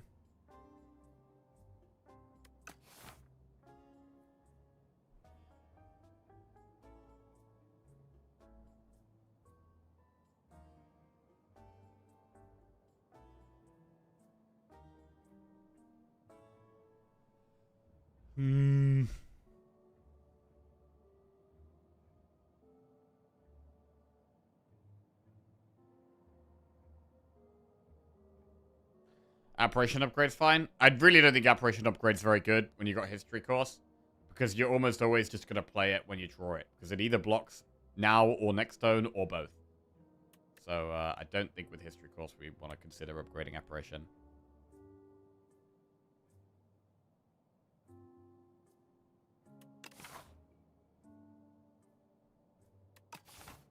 I'm going to buy the pot. Even with Hollow? Yeah, even with Hollow. There's very few situations we don't want to play Apparition. When we've got History Course. Very few.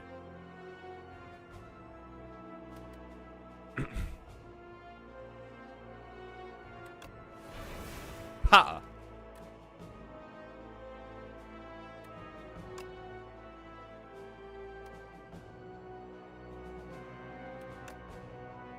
$16, $28. We can end on par.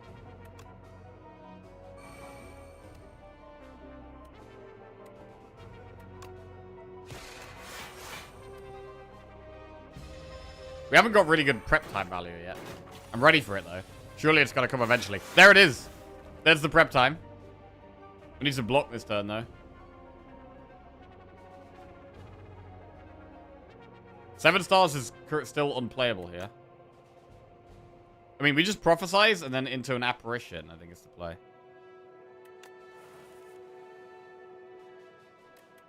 $13 times 9.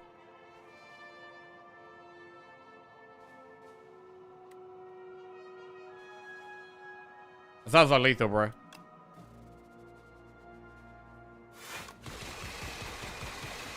Nice. Glow, Rotten War, Summon 4th. I'll take an upgraded glow, not an unupgraded glow, I think.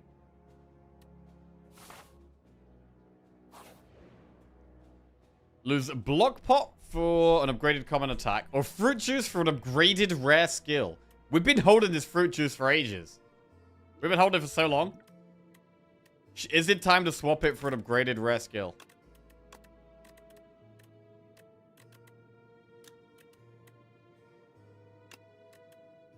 I mean, Big Bang's amazing. I mean, is Decisions good? What about the Smith? Nah, we'd probably take Guards, Big Bang. What if you drink the pot in the time of the event? It doesn't let us. It doesn't let us. The Smith plus, Decisions plus, or Big Bang plus? I mean, Decisions could hit Apparition. You could Decisions Apparition.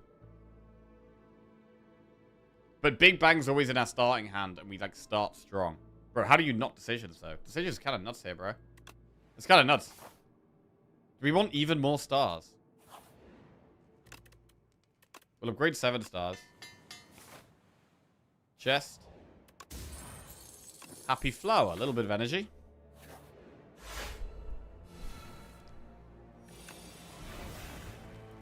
Do we end on... We end on Apparition, really. Yeah.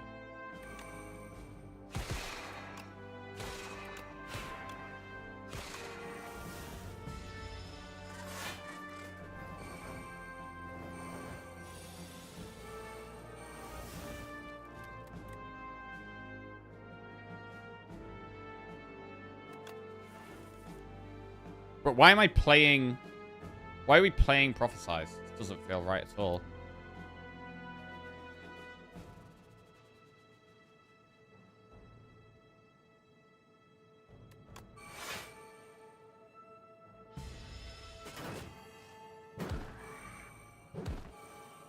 Um, 19 times 9? Oh my god, I love Stardust, bro. Star Potion, Glow, Hegemony, Refined Blade. Skip. What's the upgrade here? Panic Button. Hidden Cache.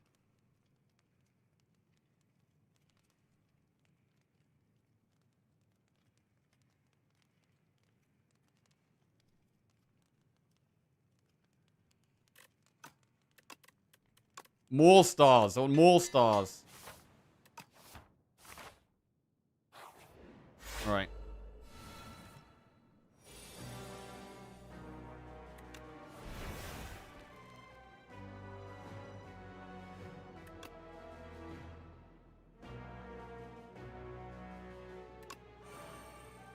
End on Panic Button. Well, no, actually, no, we didn't end on it, right?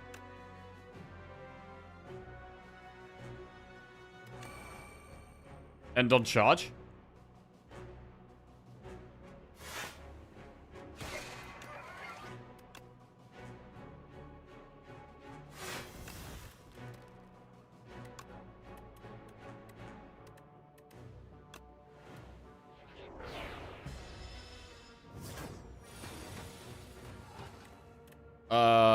Wait.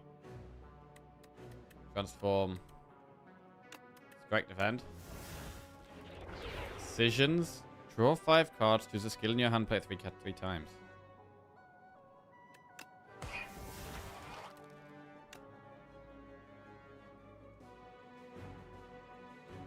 Please end on decisions.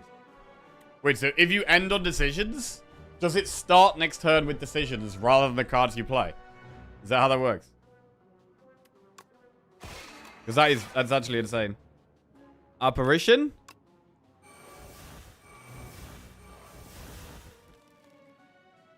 Alright. I'll in turn. Let's see. Test it. Science. Burns. Oh, it does play decisions. There's a million apparitions. Intangible for 5 turns. That sounds good.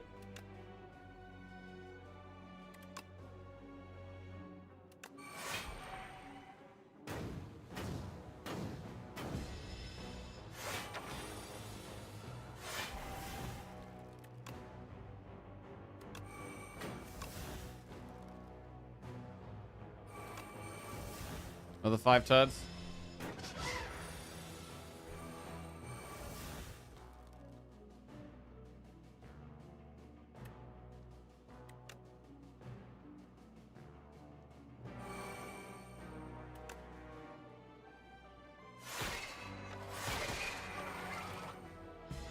Alright, it's a lot of stars.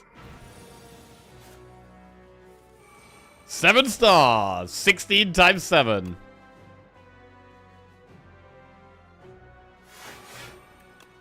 $19 times 7. End turn? So does 7 stars at the start next turn?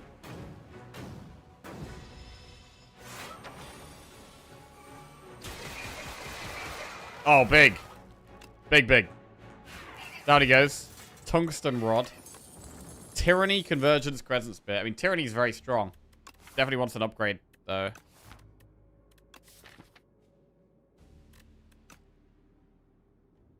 Tyranny's really good. Right. I think we just go through the shop. I think we just go through the shop. We haven't got that much gold, but we'll have a look. Black Hole. Power Pot.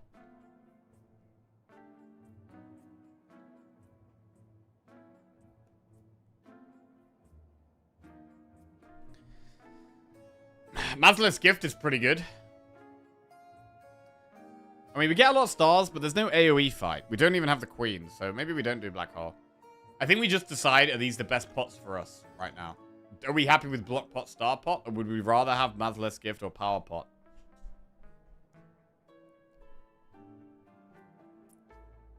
Star Pot.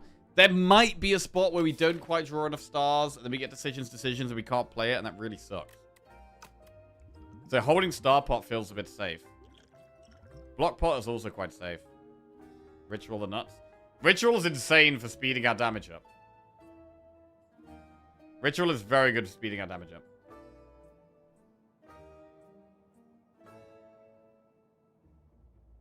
Block Pot isn't as good with apparitions. That is true. I mean, it makes me a bit nervous getting rid of a defensive pot. If we had a card, we do get a heal here.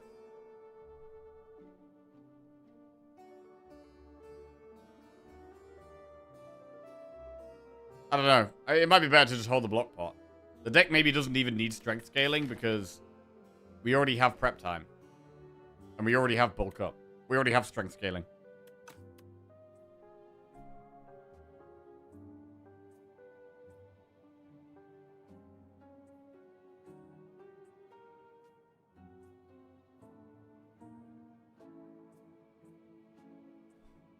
I'm pretty happy with the pots we have. Add a card for the heal. We do have an elite on the next floor. We could add a card for the heal. Would it be Cloak of Stars?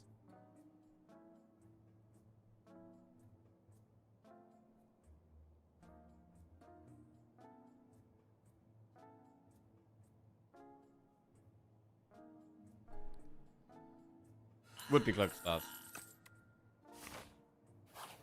Right. There's the decisions.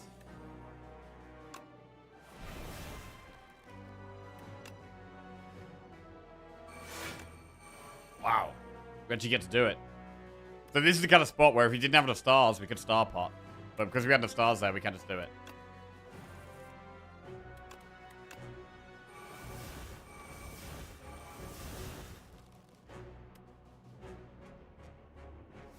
It's kind of crazy.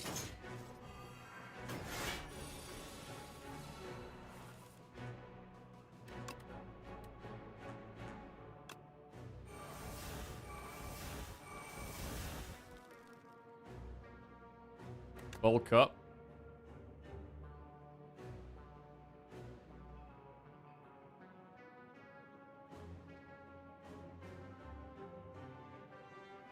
Venerate 7 stars. Ha! Yes! Yes!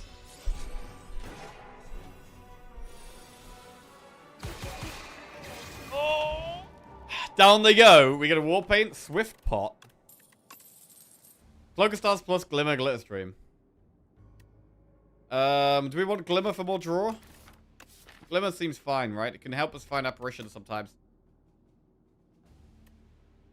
So we'll take Glimmer. We'll do War Paint. We get Apparition plus a Defend plus. Swift Pot. Is Swift Pot better than Star Pot?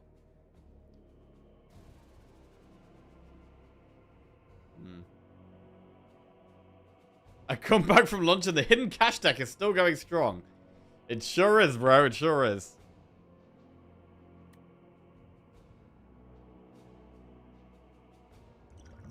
Swiftpot can hit apparitions. I mean, maybe we don't need Starpot. Maybe we don't need Starpot.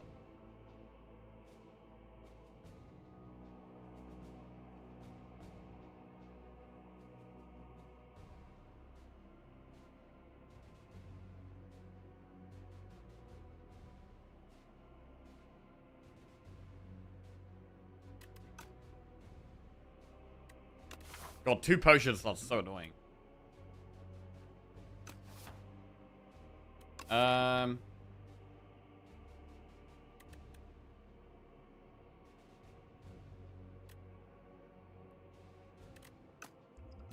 Swift pot, block pot.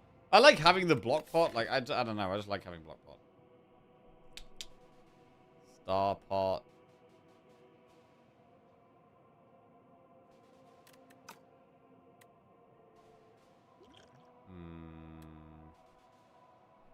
Is this street counter a mod? No, it's just like a,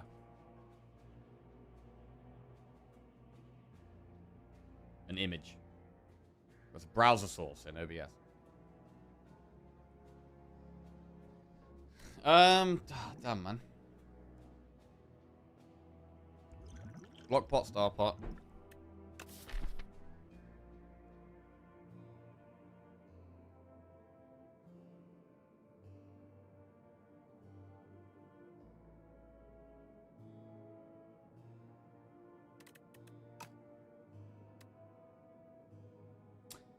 I mean, are we scared of phase 1 of test subject? Like, I kind of like the block pot for phase 1 of test subject. It's kind of why I also like Swift pot, because we can Swift pot into apparitions.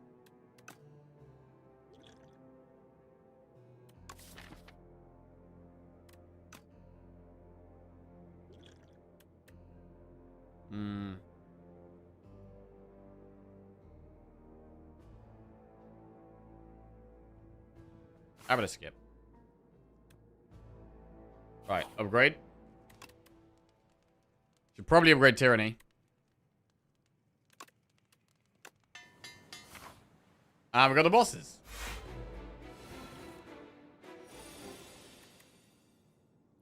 Well, we might want to start pot decisions right now. We're going to be giving this a lot of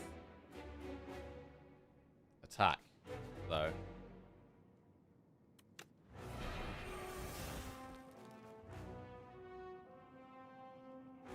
We star pot now.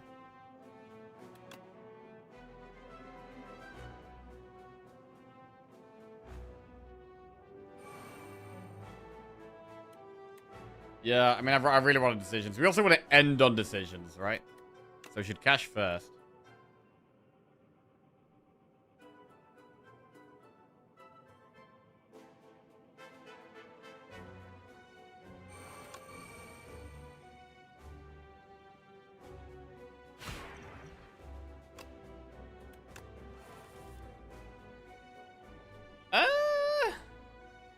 We give it a lot of crap here, bro. We give it a lot of damage.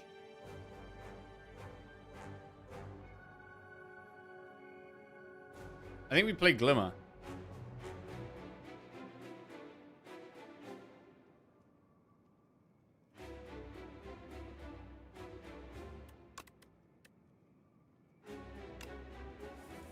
We gotta draw 2 apparitions, I think. There's a Stardust there.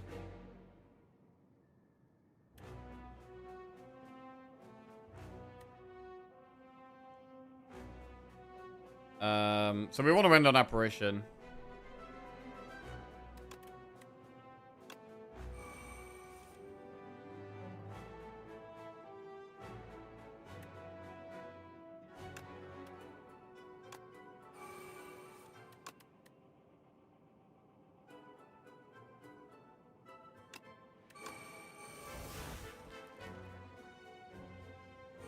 Dash apparition. Okay. 12 stars.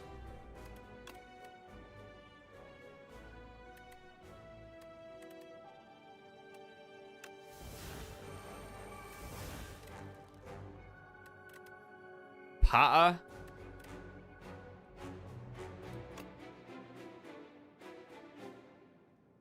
I mean, you could just end on 7 stars here. Patter charge 7 stars.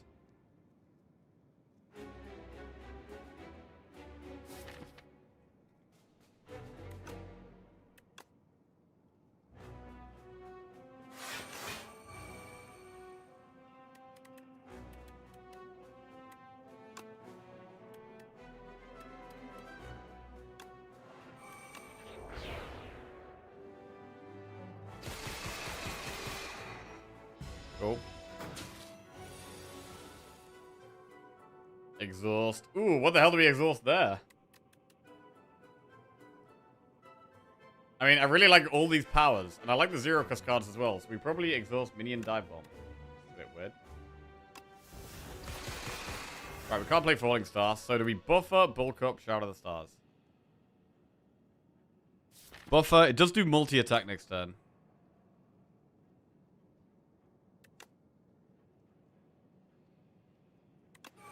Do these two. Next turn's a little scary. Not with Apparition in our hand, though.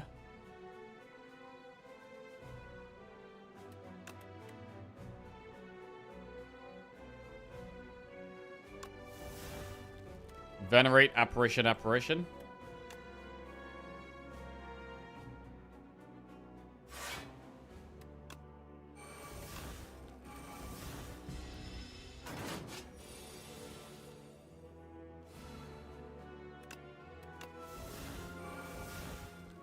Prep time Bulwark? Well, like, we can prophesize, actually.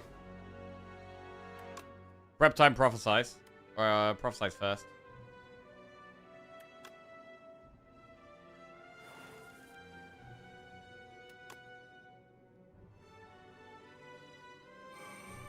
End on the hidden cache.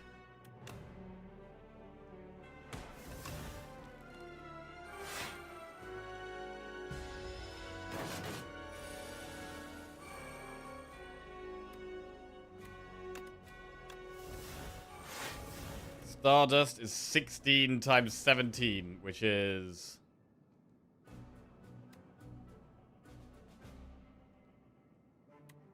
a number that is lethal. So we do Stardust Blow.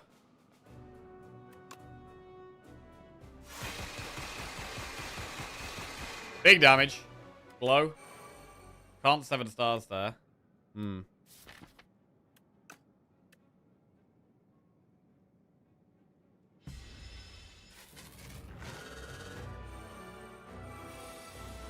11 times 3. We don't really need the sword, to be honest.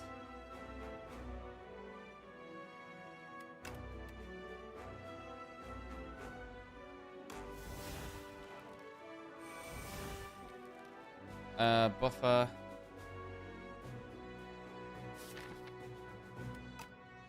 Cloak. It would be good to end on Patter if we can. 19 block, this is.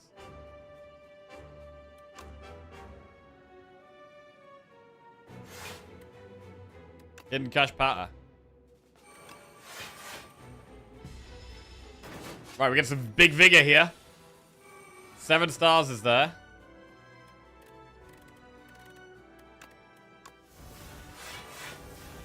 28 times 7. Shit.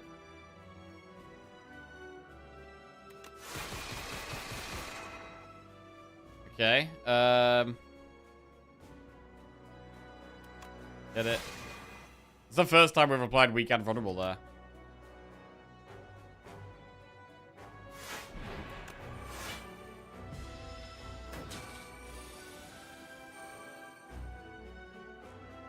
Exhaust prophesize now. Glimmer the Stardust on top because it's lethal next turn. End on Hidden Cache, end turn, chill, win.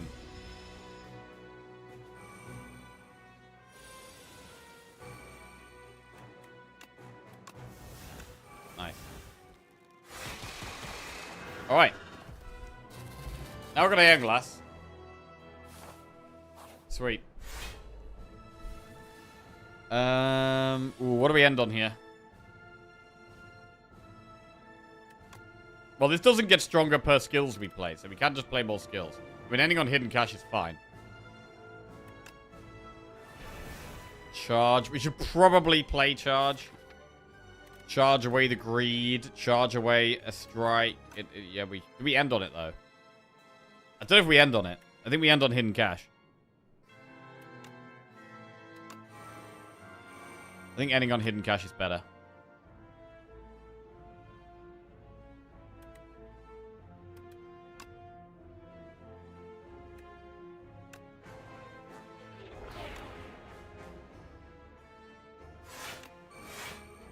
Can block pot here.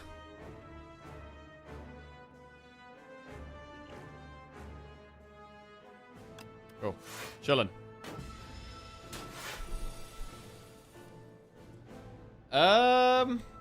Exhaust a Strike. End on Glow or end on Patter? I want to draw to give ourselves more options right now, so it probably isn't end on Glow. Cloak of Stars we might just play here. We're gonna do Cloak of Stars Patter. We should get rid of this, just remove it. I don't care about it or want it or like it.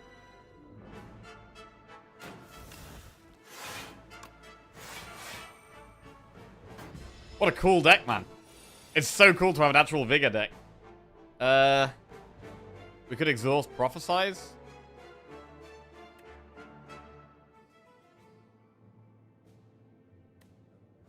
Seven stars doing 10 times 7.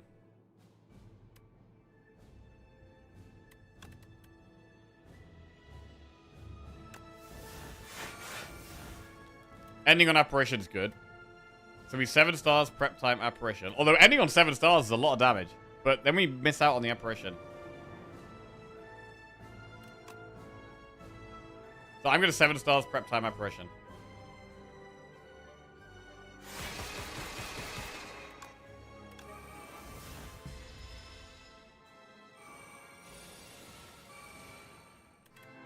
Exhaust. Defend.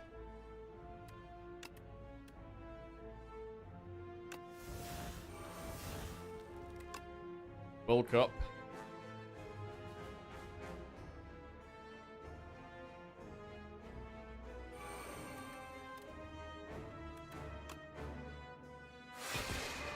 I mean, ending on Sovereign Blade is probably fine. Ending on Panic Button's not very good.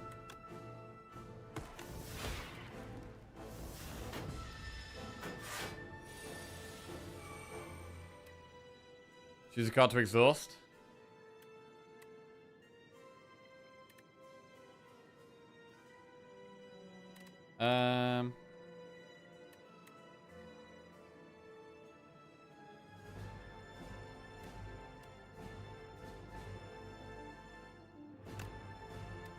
Lose Venerate.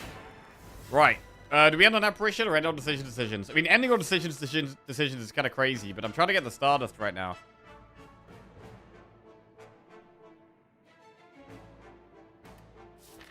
I don't think we need to end on Decisions. I think we just start on Decisions. Get it on Apparition. Gonna be intangible for ages.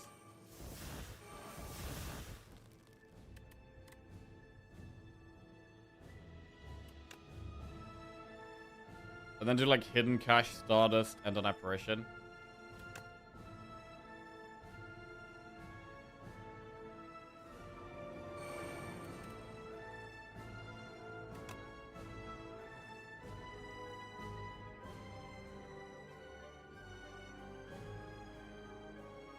It's to spend a lot of stars.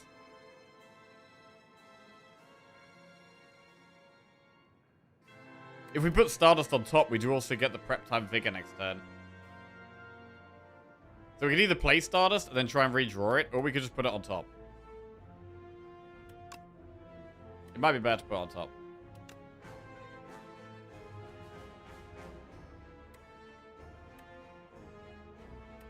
So do we play Falling Star then? Probably not. Oh, 7 stars though. I mean, we could end on Hidden Cache.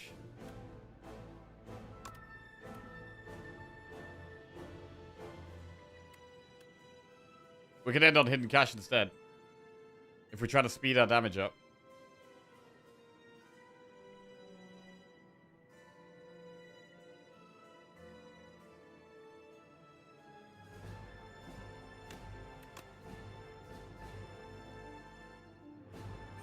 We went on Hidden Cache.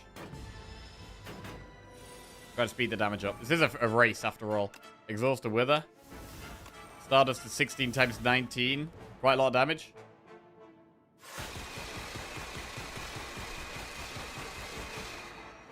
A lot of damage. It is attacking next turn. Ending on defend doesn't even really do that much though. Well, we get block at the start next turn. It probably is fine. Alright.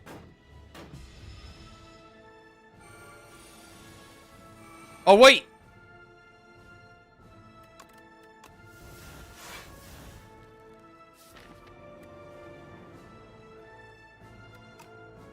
No, wait. Ending on Stardust is probably good. Yeah, that's probably good.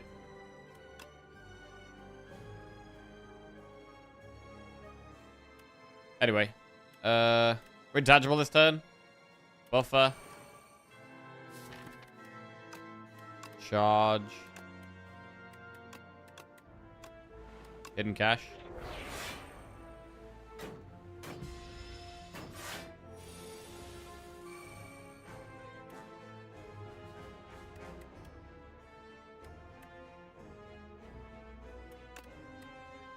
Hologram Stardust.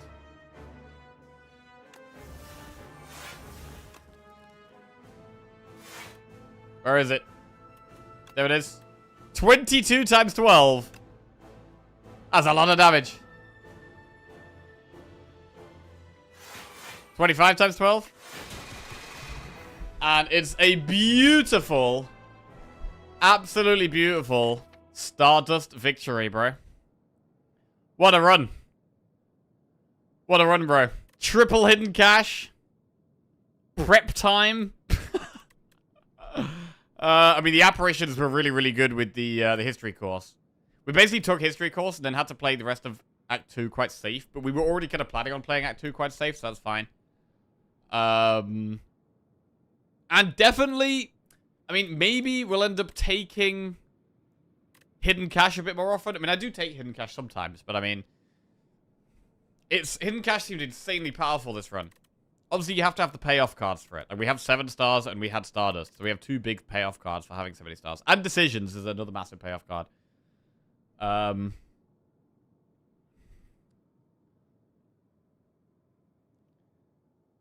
But yeah, actually playing around Stardust. Sure, why not? Pretty strong. Very good. And that's 16 wins in a row.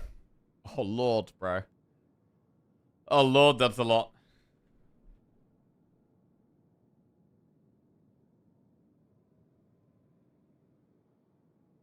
Holy crap.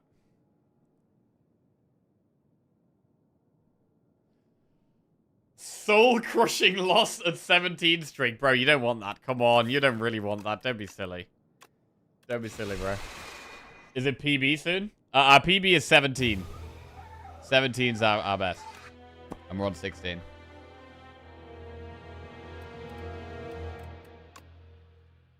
God. He's stealing all the luck from the England World Cup team. Jesus Christ.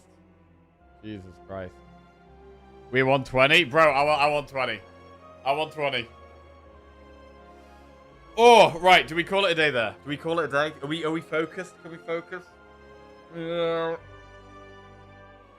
Give me a sec. Give me a sec. Let me have a breather. I might call it a day there and try and beat the streak tomorrow, or we might have an necro run. I just gotta decide if we're gonna be locked the fuck in, bro. We're gonna be locked the fuck in. Right, bro, back.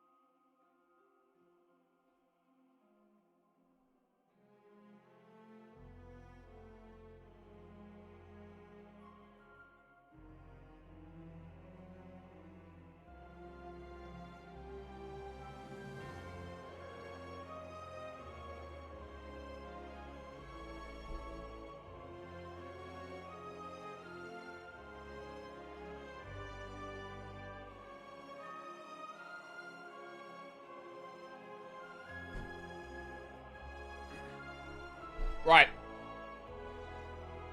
Everybody lock in.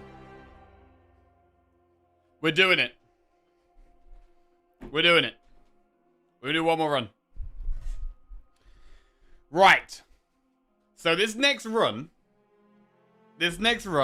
will be to equal my best ever streak, which is 17. It would also be our best ever Necro streak. I mean, 7 in a row is the best we've ever had with Necro. So 8 would be a new record for us. Bro, look at this. 1, 2, 3, 4, 5, 6, 7, 8, 9, 10, 11, 12, 13, 14, 15, 16. 16 wins in a row. Crazy, bro. Crazy. We've been absolutely smashing it. What are you drinking? I got just water. I've also got a can of Diet Coke. Water and Diet Coke. Promise not to go on a rage run if you lose. No, I'm going to end the stream after this run no matter what. Whether we win or whether we lose, this will be the last run. New Rai just subscribed. New Ray, welcome to the Jackoffs. Cheers, mate. Thank you very much. What was the closest call game? 4 HP? The closest call was... Yeah, then there's a Necro on 4 health there. There was a 4 health Necro run.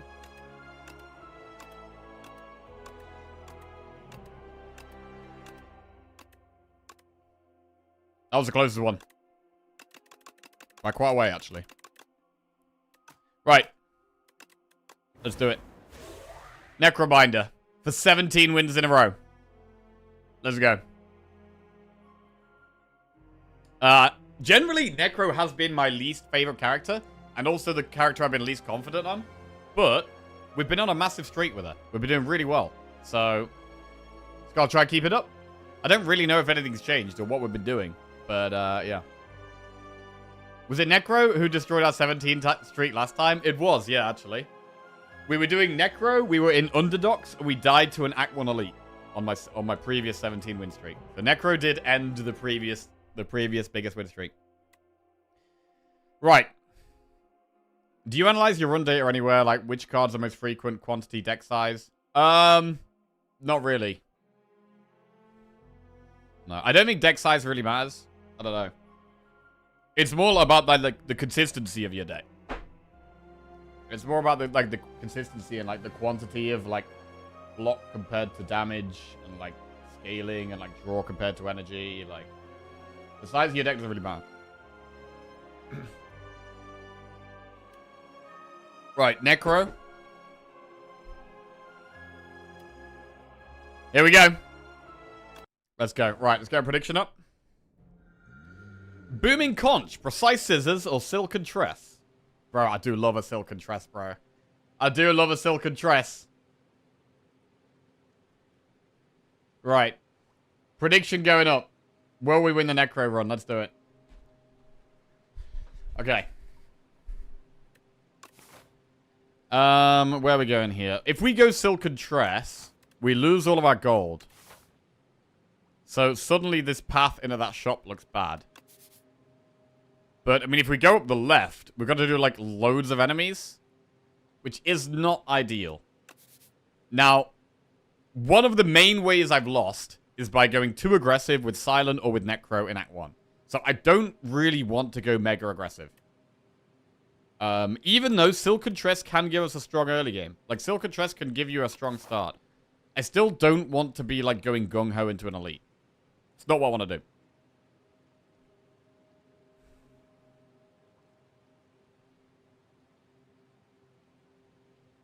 So, I'm going to do 5 enemies.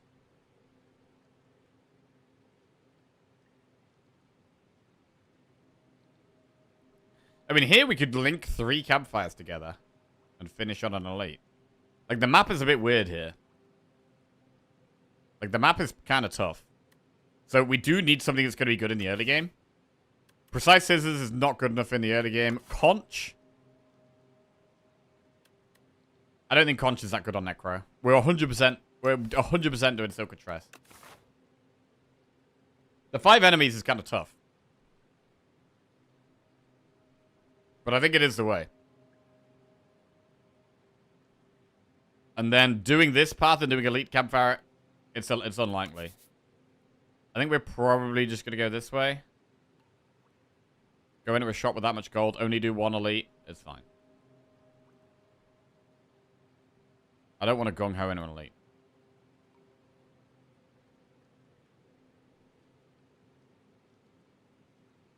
I mean, they're all slightly...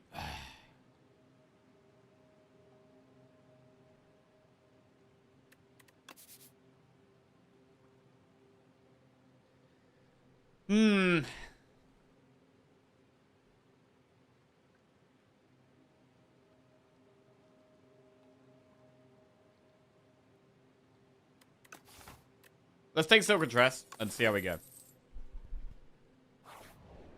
Right.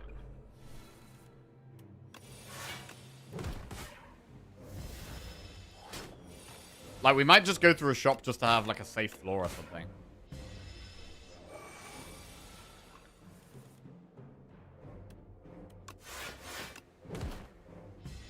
Right, we want an incredible card with glam. Is what we want.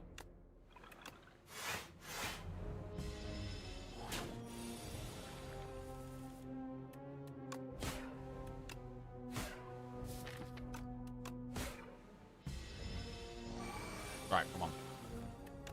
Something good, please. Vulnerable Potion. Haunt, Negative Pulse, or Blight Strike.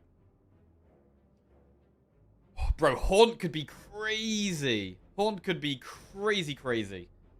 But it's probably Pulse. With us doing 5 enemies, I don't think we can take Haunt. I think it's got to be the Pulse here. I mean, it's block and it's damage. And it's AoE. It just really massively helps with the early game. It massively, massively helps with the early game. I think it has to be Pulse. Haunt is cool, but we're taking Pulse. We've got a hard start to the act. I don't want to be doing anything dumb.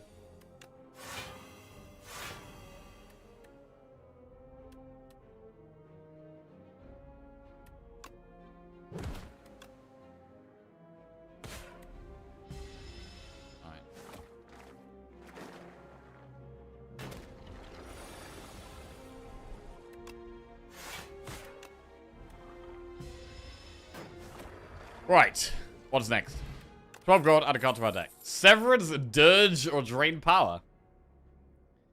Bro, I'm a big Dirge enjoyer, man. I do love a Dirge. Dirge is going to go in.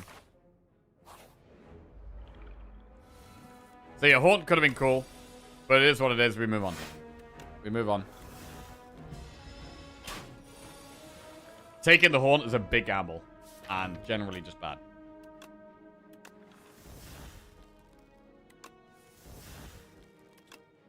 Negative pulse.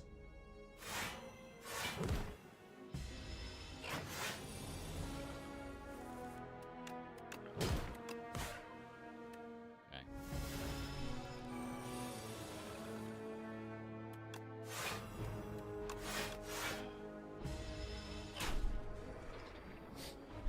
Okay. 12 gold, speed pot, add a card to our deck. Sleight of Flesh, Grave Blast, Poke. I mean, Sleight of Flesh can be insane damage. It's not that great yet. It only works with negative pulse at the moment, and it's expensive. So already I'm thinking I want more energy. But we are going to take it. It's a very, very good way of like building some damage.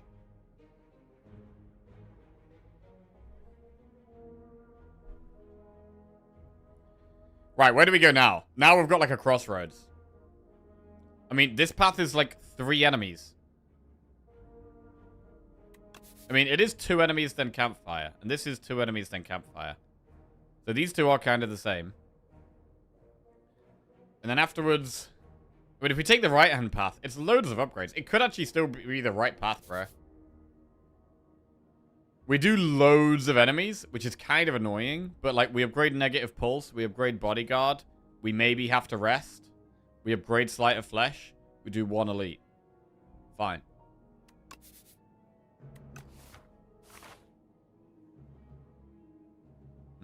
These hallways are going to be tough, though. But we do get more upgrades on this path. And a shop isn't actually good for us. The only reason to take a shop is to just have a break. We have got potions. Sleight of Flesh, Negative Pulse. That's pretty cool. That's a good combo right there. Oh, that's a good combo right there. Whew! That's nice. Okay. Defend, defend. Oh, wait. Defend's only blocked for 3. We could speed pot. Alright.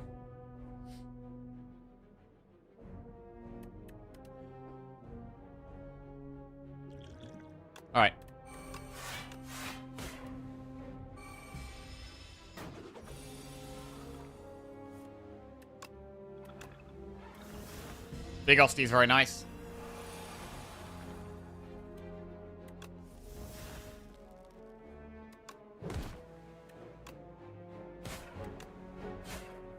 Right, skill pot, 9 gold, add a card to our deck. Calcify, No Escape, or Invoke. We really want energy right now, so Invoke looks pretty good. But No Escape is a very good boss killing card. And it is rarer than Invoke as well. So we're going to take No Escape.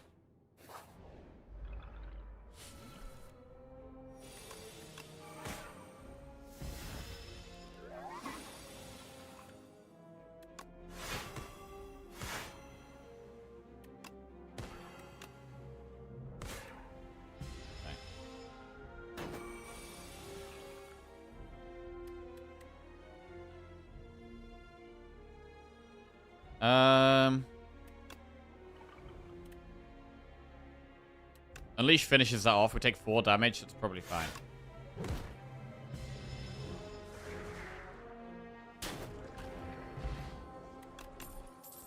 Fetch, Reeve, Deathbringer. Deathbringer's really strong. Deathbringer goes in. Right. We're going to start by upgrading the Glam card.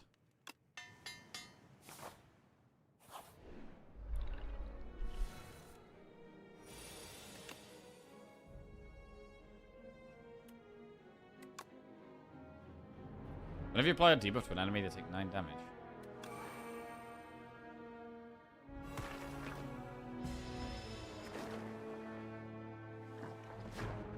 This is a pretty good start. Pretty good start. We got some good AoE. That is a terrible hand. What the hell is that? That's a skill pot is what that is. That is a skill pot. Wait, this could have been such an easy fight for us if we just drew Deathbringer or Pulse. We're gonna skill pot.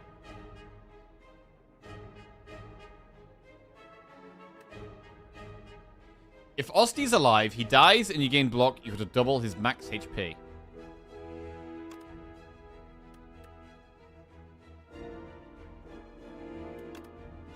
It's still bad, bro.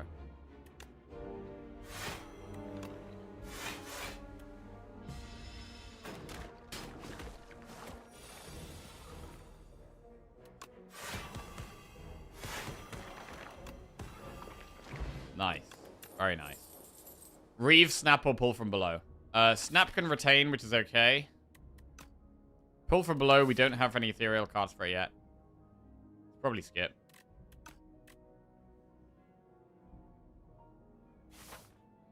Right, where do we go now? Because we could go aggressive for elites. Or...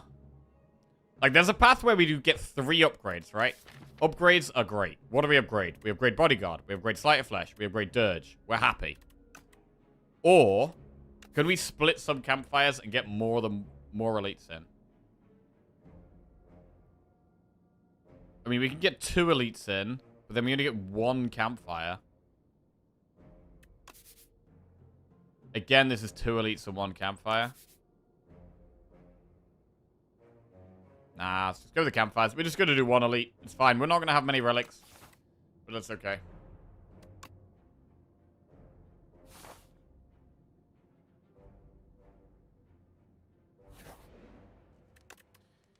Right, we'll start by upgrading Bodyguard. Juicy Bracelet, not very good. Then we'll upgrade Dirge.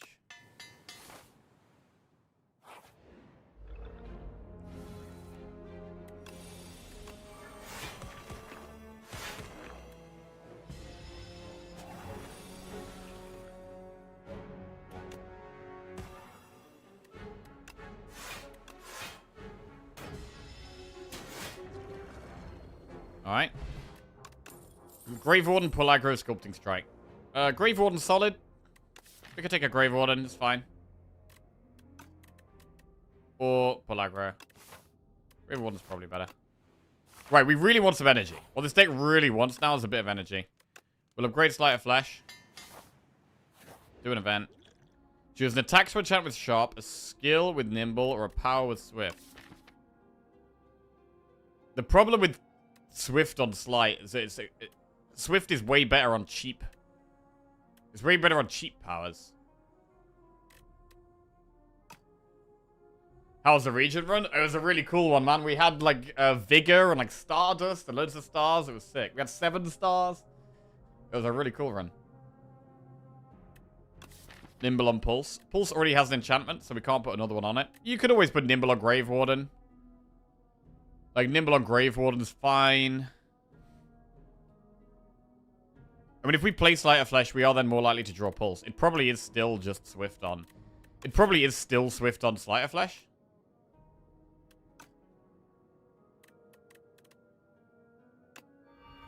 But we really, really want more energy. Right, we're going to do the elite. We do 1 elite. Oh, statue's nasty, bro. Statue's kind of nasty.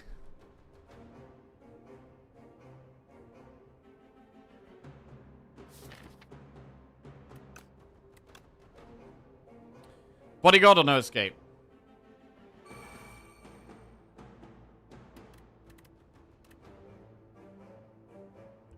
With Vulnerable Pot, we can get a bigger Unleash off.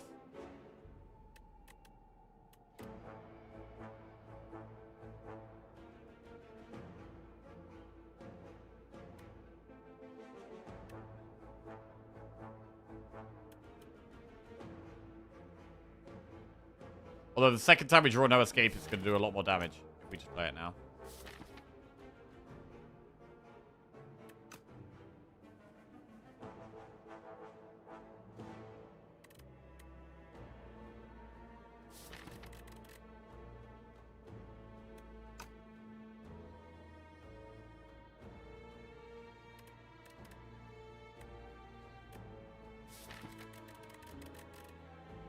It's tough. We might be resting after this, if we make it through. If we make it through.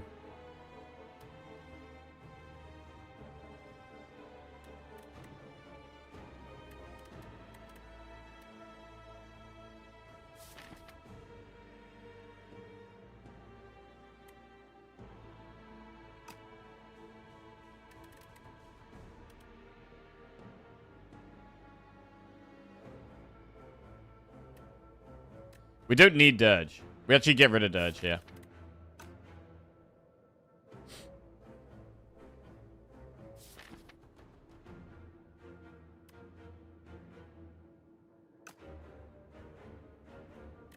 Bodyguard's going to save us a lot of health if we play it.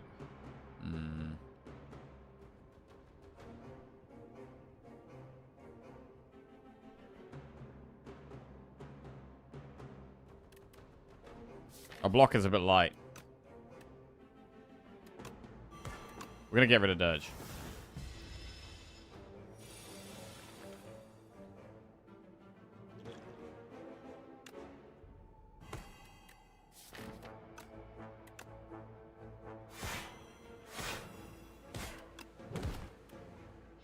Deathbringer might be lethal next turn. Definitely is lethal. Huge. Very good. Alright. Happy to get through that. Regal Pillow gives us bigger rests. Scourge, Afterlife, Invoke. I'm going to take Invoke. Love an Invoke. Right, rest or upgrade. I like upgrading Invoke. Deathbringer's okay upgrade for this fight. We could just rest.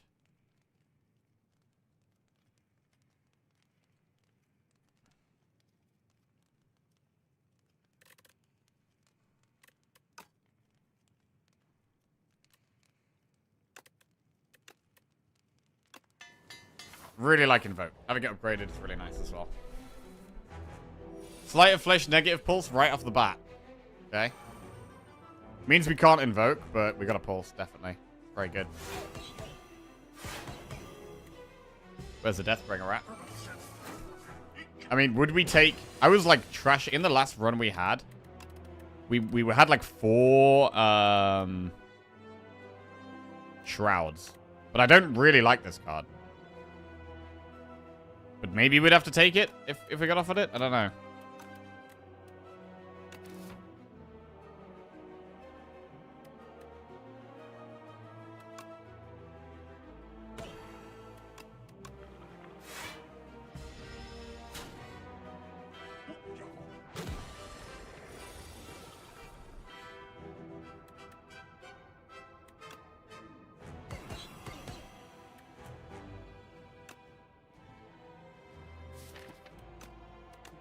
Past the Ascender's Bane like this.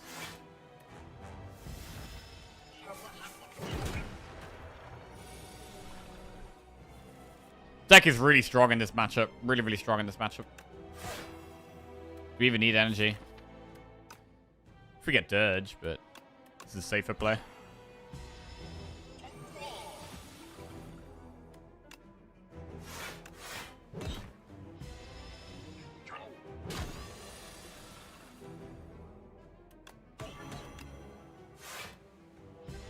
Yeah, probably should just play Dirge and get rid of it. Like, trying to set up with Invoke was probably optimistic. Hang, Eradicate, or Domain? I'm a big Domain enjoyer. It's slow, but it gives us an extra energy and extra draw every turn, which is super nice. So I'm going to take it. Demesne, Domain, whatever the hell it's called. It's in. Right. Nutritious Soup. Enchant all strikes in your deck with Test Katara's Ember. Big Hug. Remove 4 cards from your deck whenever you shuffle your draw pile out of Soot. Or 4 Wax Relics.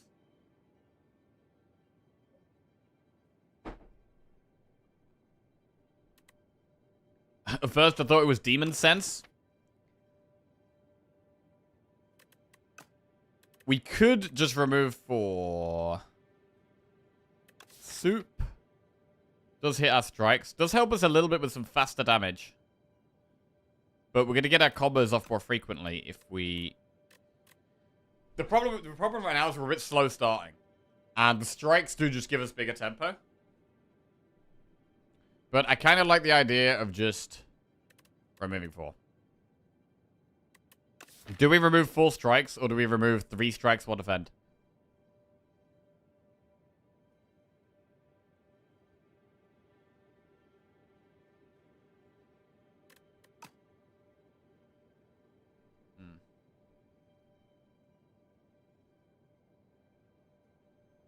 Once we cycle through our deck, once we've got our powers in play, we are a lot stronger. Problem with the Sleight of Flesh having the Swift on it is that sometimes we're going to play Sleight of Flesh, and then we're going to draw Domain, and we're not going to be able to play Domain, and we never have Domain for the whole fight. That's going to happen sometimes, and that's going to be really annoying.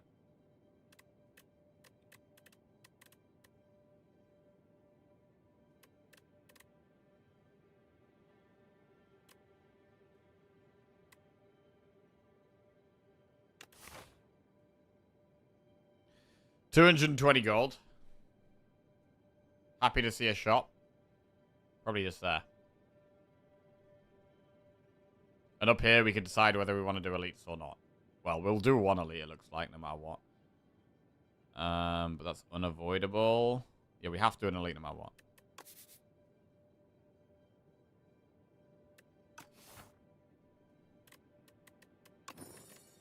Right, remove 3 strikes, 1 defend, I think.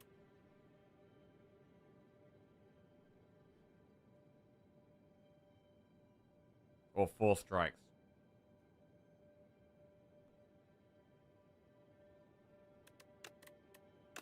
Alright. Goodbye, strikes. Our only attack is Unleashed. Harim_Bay just resubscribed for 16 months. Domain. Harambe, welcome back to the Jackoffs. Cheers, mate. Thank you very much. Domain. Bro, if we play that here. Can't really play it here. Does really need an upgrade.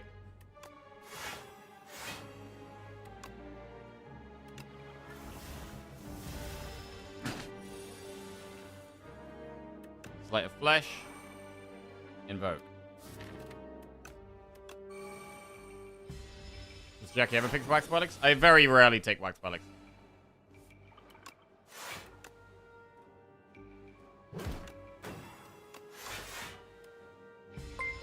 I've taken it a couple of times. Logdog just resubscribed for 3 months.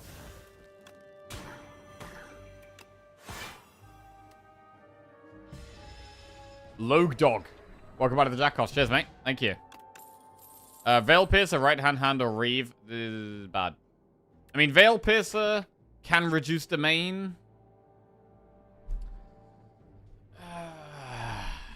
It can reduce domain if we draw in the right order. If we draw in the wrong order, it literally is just a bad card to add to our deck. I'm never sure when to take it, because it's like 50% of the time it's going to do nothing. 50% of the time it's like just adding a strike back. Tigerhawk 247 just subscribed. Yo, Tigerhawk, welcome welcome to the Jackoffs. Cheers, mate. I mean, we could also take multiple domains, right? Maybe we want Defy anyway. Bro, even if we take Defy, it's not good with Defy. It's not good with Defy. It's only good with Domain.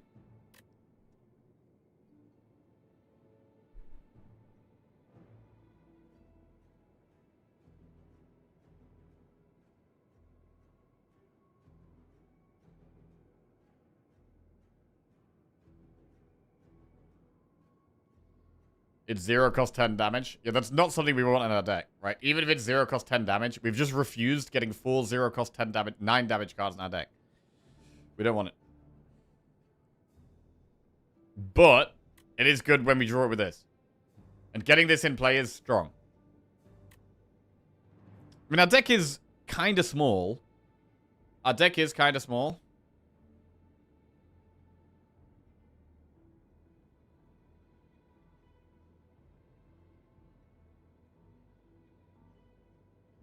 And also, we are going to upgrade Domain. Whether we take Veil Piercer or not, we're still going to be upgrading this card.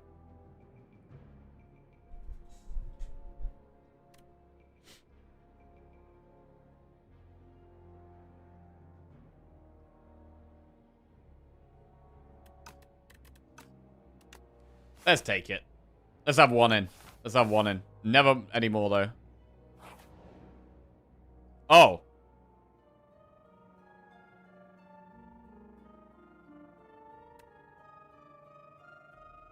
Because the part of the reason to take it is it does mean as well that if we ever get the Slight into Domain, if we've already played the Veil Piercer, it does actually go off.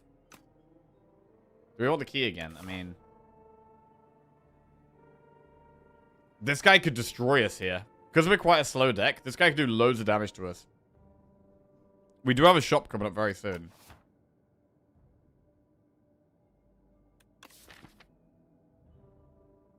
Like, I'm kind of scared, bro. This guy's going to do a lot of damage to us.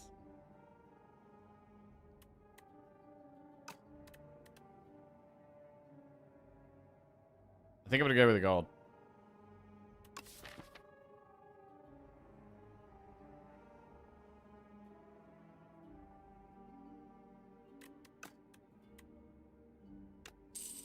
Alright.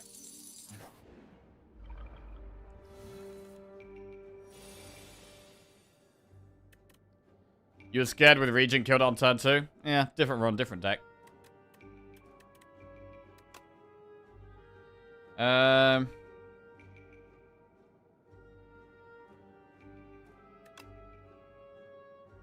Invoke Dirge. Okay.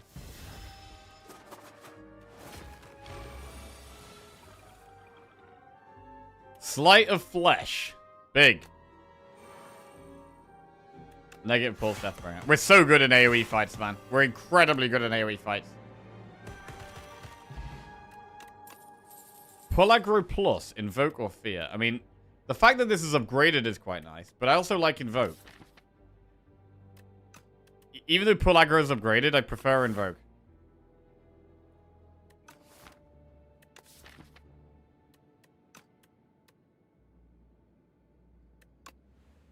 Invoke goes in. Pendulum, Toolbox, Remove, Discovery, Shroud. I like Pendulum.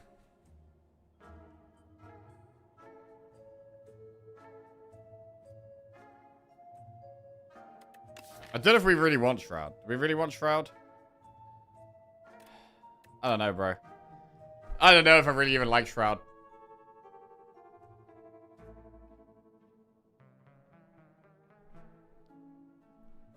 I like Pendulum a lot. And I like him removing a defend. Or unleash.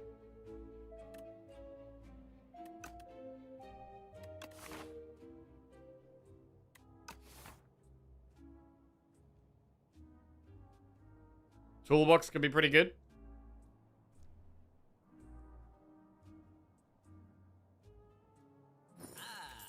We do Pendulum, remove defend. Right, do we take the negative pulse?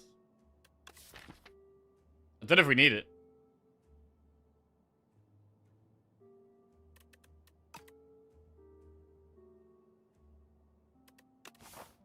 We really want it right now.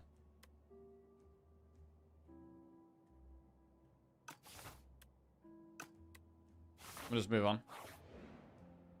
Procure 3 foul potions. A 1 uncommon potion. Well... There's no shop. But I mean, we are going through events.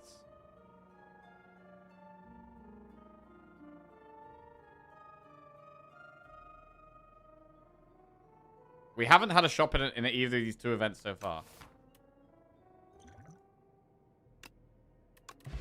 Let's get foul pots.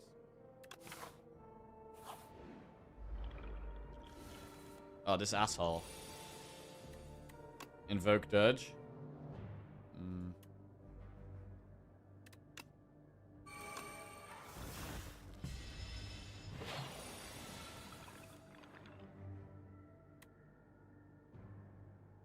Don't know where we get the block from here. We do get to Veil Pierce the Domain, but I need to find some block.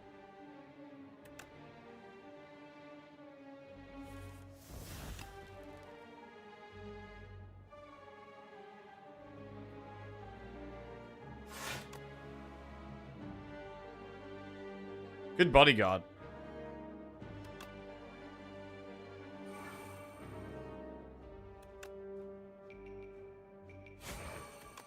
Alright.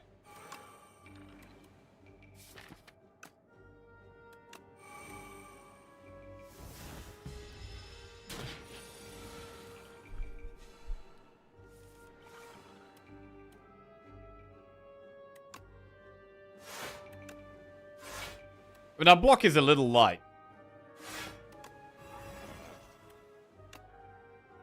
Which is where we can consider, maybe we need to consider things like whatever that power's called.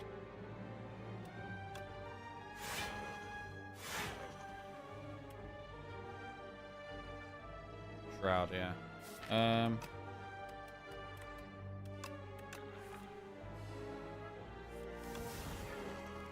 Dead.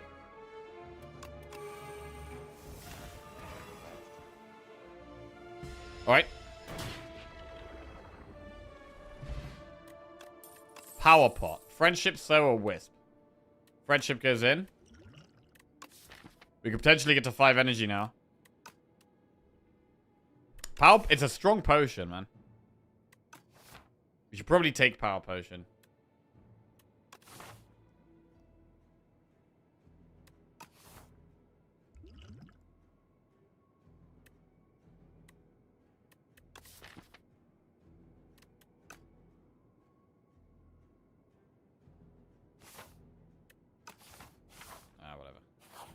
Shop. Remove 2 cards from your deck without normality or enchant a card of perfect fit. What would we always want to put on top?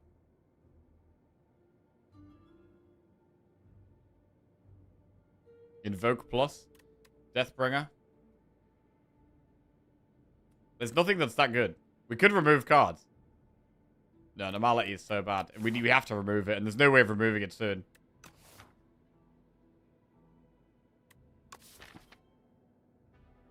Veil. Veil is probably the worst card to put on top of the deck. Because after we've cycled through our deck, we've already either played or lost Domain, and then Veil Piercer is just a strike.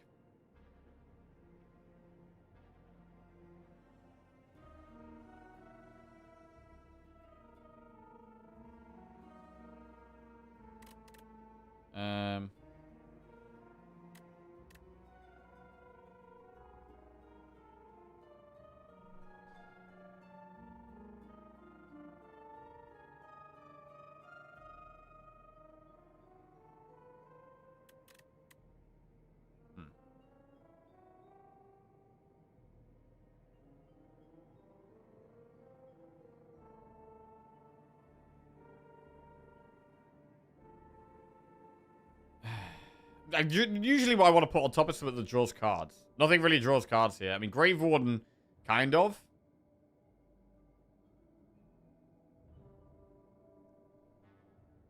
You really like the Veil Piercer play.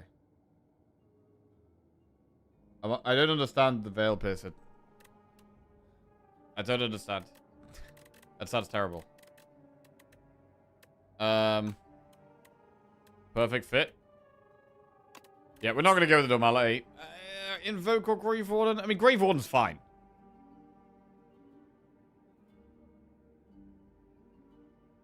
I want to play Invoke every turn, really.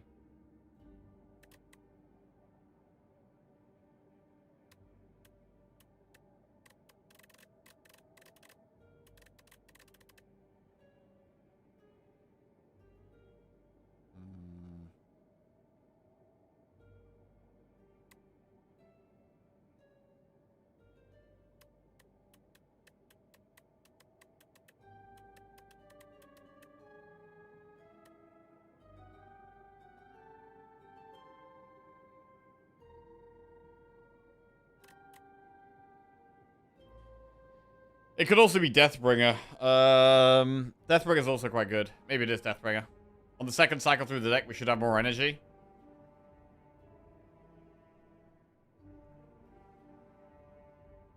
No Escape seems bad to put on the top of the deck because we actually want to play No Escape during near the bottom of our deck. Near the bottom of our deck, we have more Doom on our opponent. So, like, we want No Escape to be near the bottom of the deck each time, not the top. I do Deathbringer.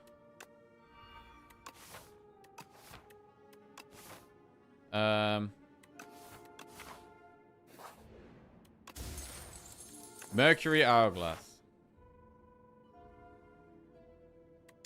I think the upgrade is still Domain.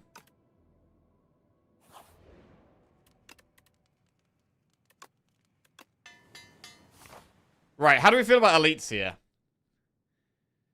We're a little bit scared of the Dorito, dude, right? Dude, Dorito's kind of scary. So we could go round and just do one elite.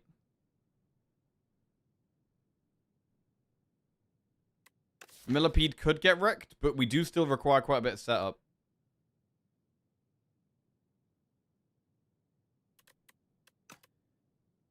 There is no campfire between these elites. That's part of the problem as well. Like, we got Regal Pillow for a big rest, but with no campfire between them.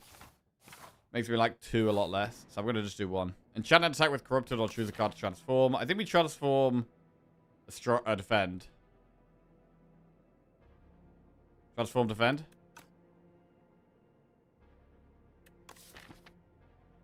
Corrupt Unleash.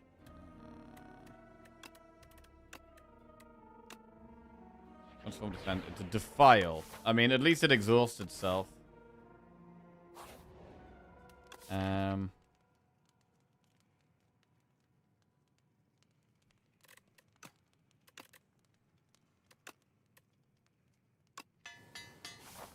Alright. Event then elite, probably.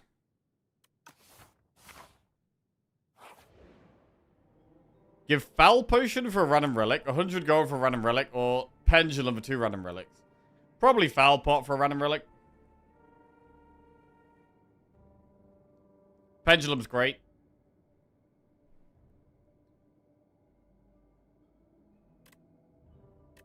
This is 100. Foul Pot is 100 gold, yeah. Well, actually, it's 100 gold with flexibility. Red Mask. Okay.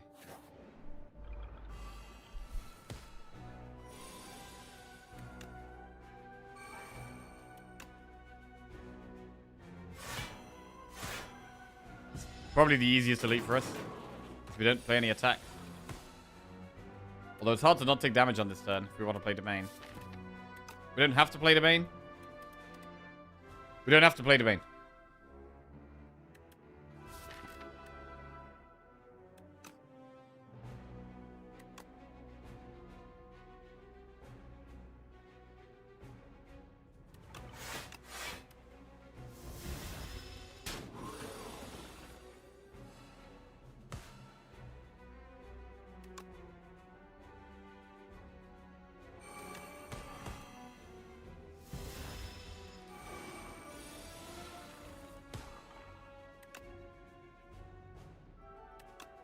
$30 Doom.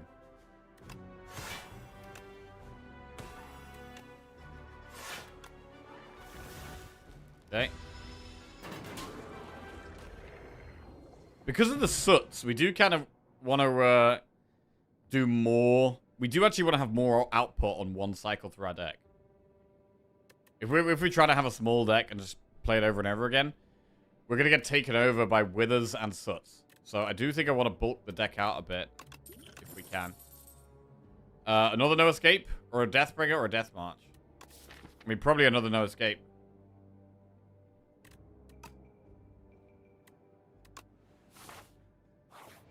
Right, what do we upgrade? Do we upgrade? Friendship doesn't make that much sense. Grave Warden is an okay defensive upgrade.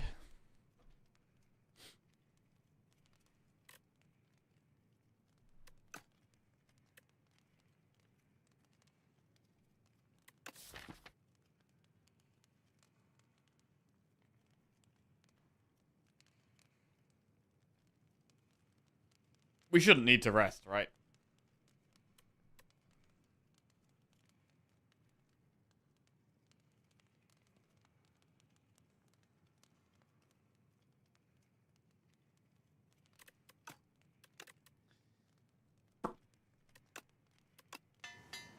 Gonna upgrade Grave Warden. Alright. We could dupe pot in this fight. We get to Veil Piercer. That's really good, actually. Veil Piercer turn 1's nice. Because it means we know we get to play our domain for 0. Which is very good.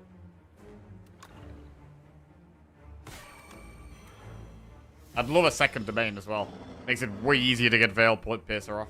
If we get a second one. What's the play here? Invoke Grave Warden or Deathbringer? I mean, we haven't played Slight yet.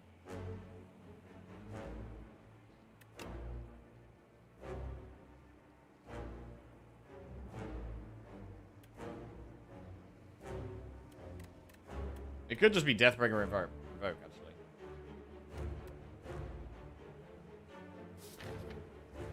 Now, we got Sleight of Flesh and Dirge in our deck. Energy is actually really good.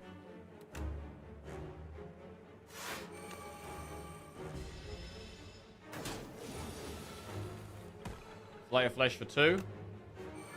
Domain for 0. Huge. Draw into Dirge as well. Oh, fantastic stuff. Fantastic stuff. I mean, we don't even need to pot, I don't think.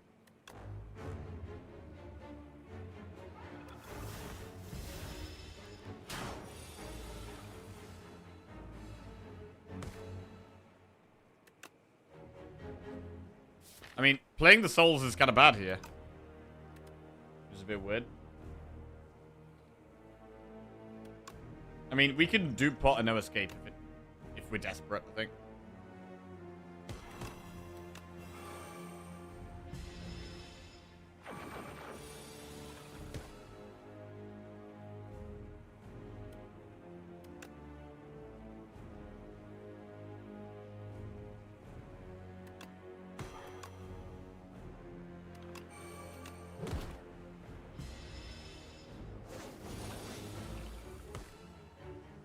Negative pulse.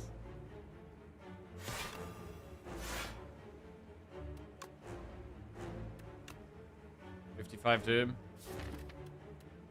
I mean, we can just dupe pot no escape here.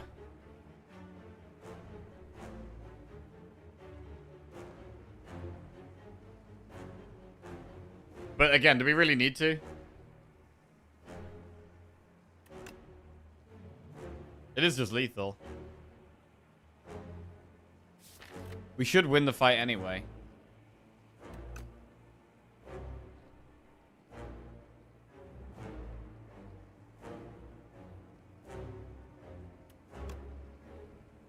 We're not getting sucked, so the only risk is like taking too much damage.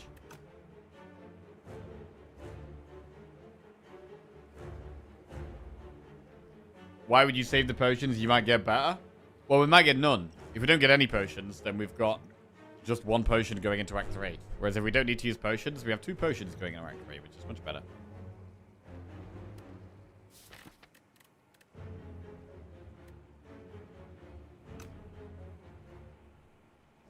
But at the same time, maybe there's a slight risk. Is there a slight risk that we've got Domain in play? That's an extra draw every turn as well. We've got 5 energy.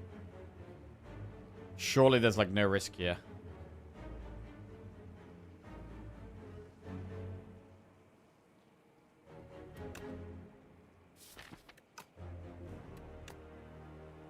Yeah, there's no risk here. We're chilling.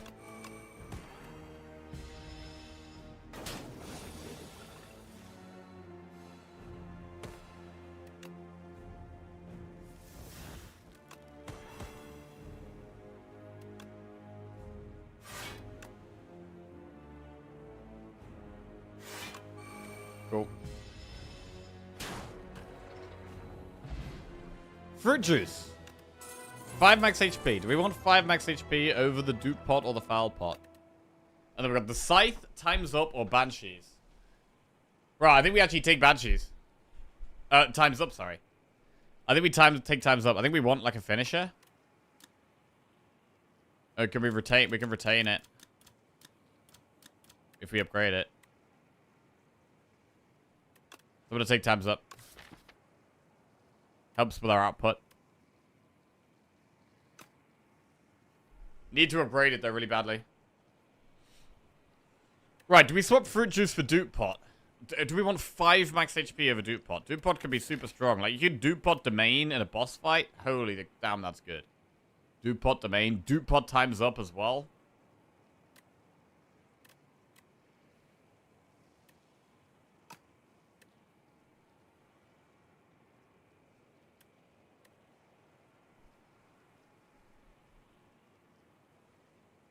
I mean, we're going to be looking for a shop. With this foul potion, we're definitely looking for a shop. And we're going to be able to buy more pots, to be fair. We're going to be able to buy more pots. Alright. Iron Club, Sai, or Meat Cleaver. Every 4 cards you play, draw a card. At the start of your turn, get a 7 block, and you may cook at rest sites. We're on Test Subject and Aeon Glass. Test Subject is a bit tricky for us because we're going to start applying the Doom from scratch every time. And we also have no attacks. So Test Subject is pretty sketchy. I do think Queen would have been by far the easiest boss for us. So kind of annoying to not see the Queen. I think it might be Sai. We're a bit light on block. We are a little bit light on block. So I think Sai makes a lot of sense. We don't really need to cook because we've already removed all of our strikes. Like, cooking is pretty bad here. So it's either Iron Club or Sai. I think it's definitely Sai. I think it's definitely Sai here. Right, where do we want to go? We definitely want to shop. We're going to foul potion as well, so events could be kind of nice. Where's the latest shop? Okay, they're here, and... Okay, all the shops are early on. That's kind of annoying. We could do this path where we do a shop, do loads of events. I mean, we're going to get, like, all the events because we've got Juzu, right? So we're going to get, like... I actually don't think Act 3 events are as good as Act 2 events. We could get, like, Slippery Bridge. Get,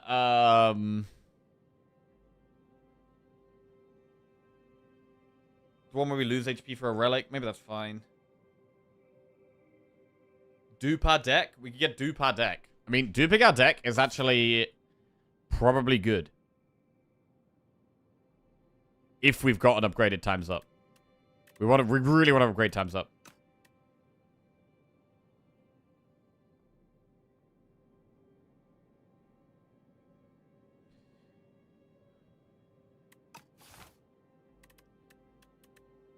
Right, we'll take Sai.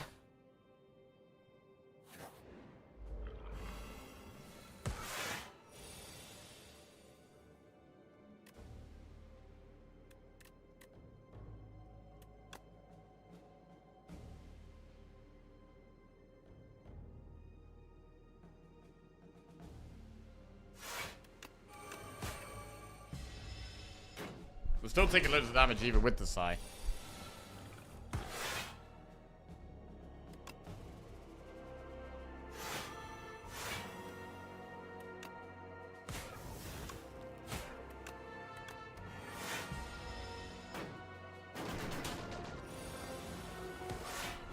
Domain.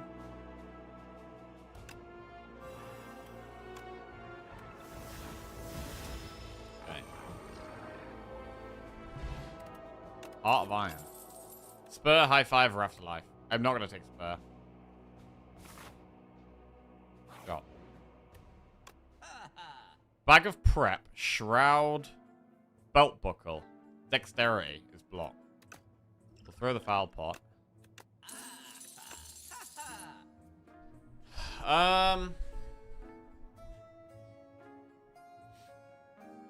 Because our block is light, we should maybe consider Shroud a little bit more. Also, what about Enfeebling Touch?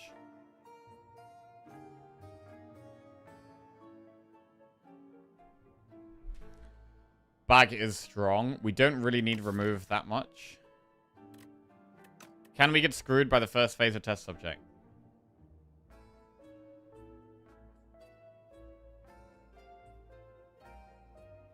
I mean, Shroud is a power. Belt Buckle doesn't seem bad. But I think Bag of prep and shroud is what, 100 and 233. You could buy a power pot. Power pot could be good going into the bosses. I mean, Enfeebling Touch isn't even good against first phase of test subject. And it's not that good against Aeon Glass. Enfeebling is much better against Queen. We'll take Bag of Prep. We will take the Shroud, and then we'll do the Power Pot.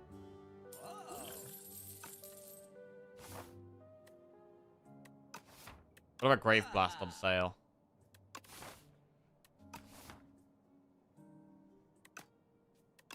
Grave Blast on sale?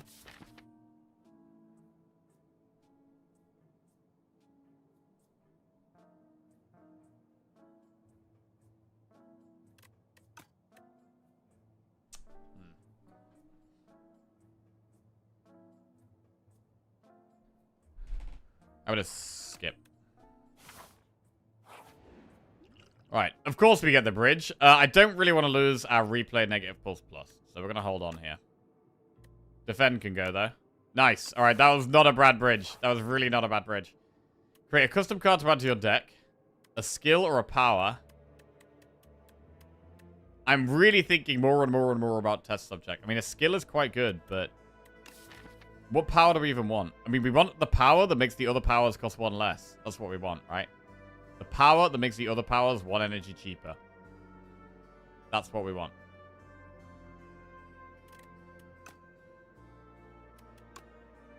Powers cost 1 less. Or at the end of combat, upgrade a card. I'm going to do powers cost 1 less.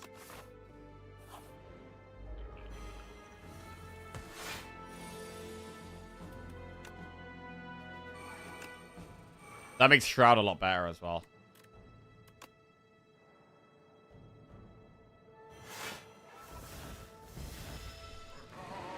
We haven't really been able to get much great Dirge value this run.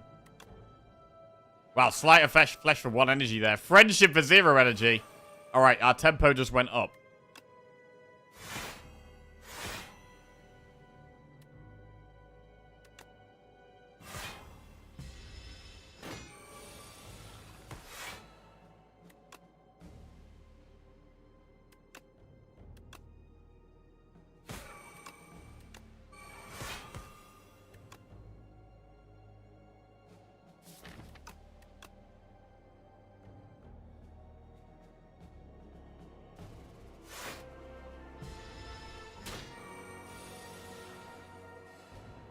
$33 damage.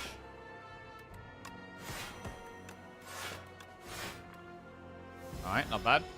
Well, we're fast enough for this guy. Grave Warden, Grave Blast Fear. Skip. Bro, I don't want to get the duplicate our deck event until we've been able to upgrade. Soul's Power. We could remove Exhaust from Time's Up.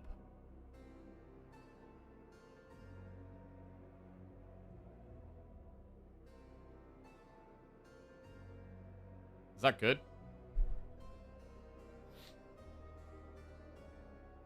Bro, I barely even use Time's Up, but I guess we do it.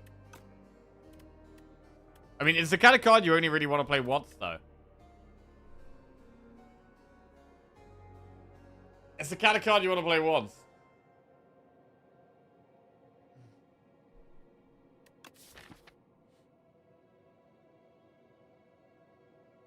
Is Dirge better? Dirge is okay.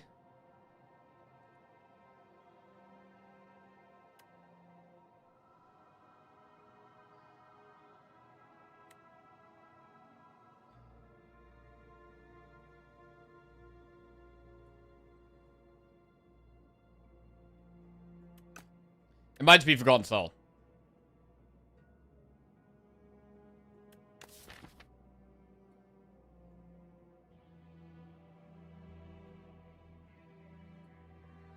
I mean, I guess the thing about Time's Up is that it could actually be good against test subject. Because we've got to keep applying the Doom from scratch again, right? We're going to keep applying the Doom from scratch.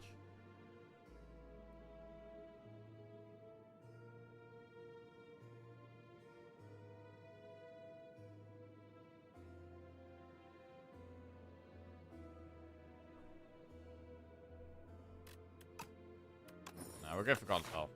It still makes us a little bit stronger. We get a little bit of free damage. Eternal Feather. Right. Don't duplicate my deck yet, bro. Not yet. Servers today's decider. Heal 10 HP or I'd regret to your deck for a 300 gold. Well, I don't think we can spend the gold. There's no shops. There's an event. There could be a shop, right? But probably not. So we just heal. Right, we can upgrade times up. And now I don't mind duplicating the deck. Oh, wait. Mad Science, though. Ah, do we need to upgrade Mad Science? I mean, we only want one Mad Science upgraded. So if we did get the duplicate event thing...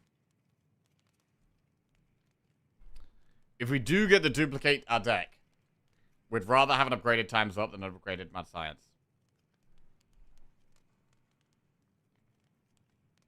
I don't want to have to rest.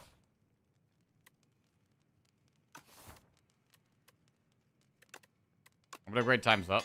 Right. I don't know what the chances of us getting the duplicate deck here is, but I think it's quite likely. Okay, this one.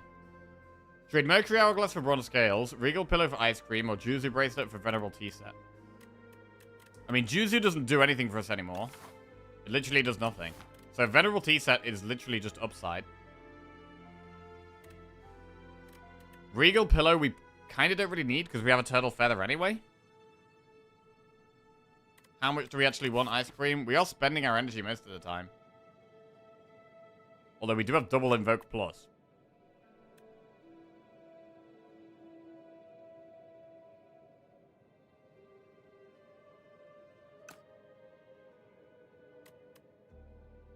Bronze Scales ain't that great.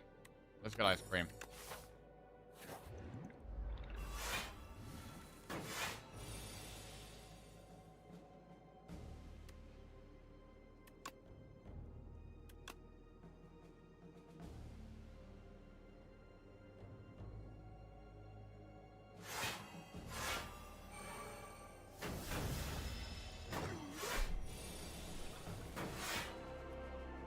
Mad Science making other powers cost one less.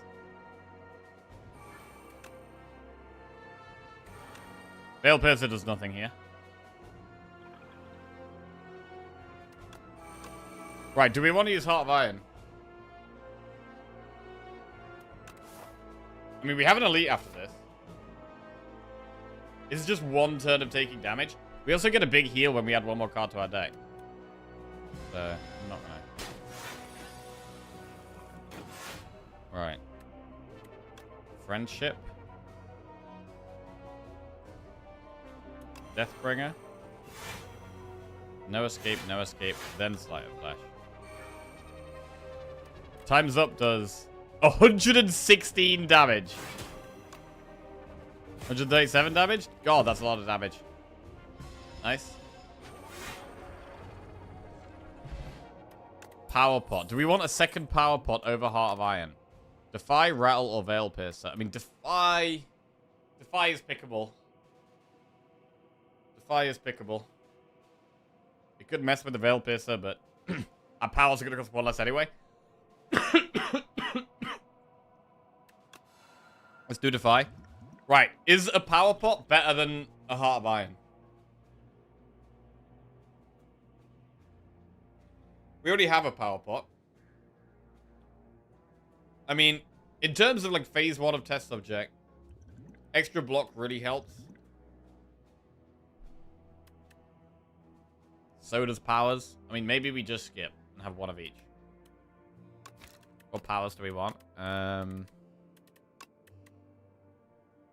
There's some useless ones, to be fair. And they're not going to be upgraded either. But, like, Domain's insane. Reaper Form's insane. Sleight of Flesh is insane. Shroud is insane. Friendship's great. Countdown's good. There is quite a few good ones. There's quite a few good ones. But we do already have one Power Pot.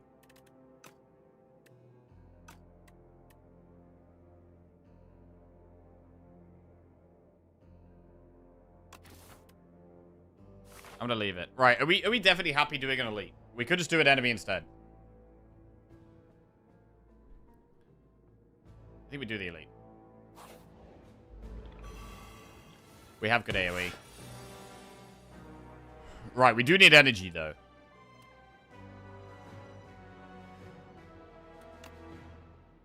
Light of Flesh. Ooh. Can't play Domain or Deathbringer there. That does kind of suck. Oh, wait. We could Veil Pierce the Domain. We take some damage this turn. But, I mean, we do have the Eternal Feather, right? We do have Eternal Feather. Which at the moment does block everything here.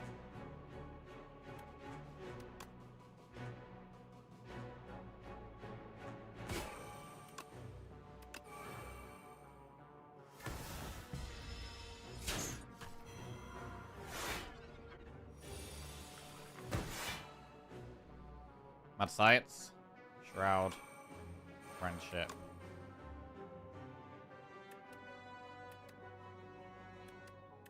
Time's up.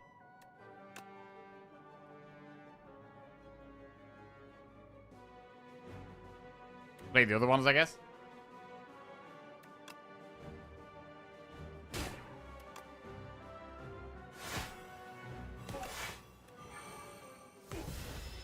Five energy a turn now. We've got loads of energy to play with. Just need cards to actually use. Negative Pulse is really good. Deathbringer is really good.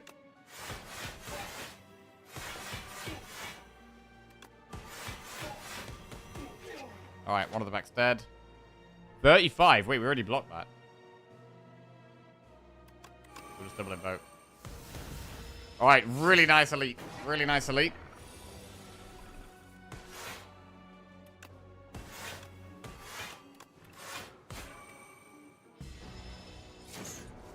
Right, what do we get?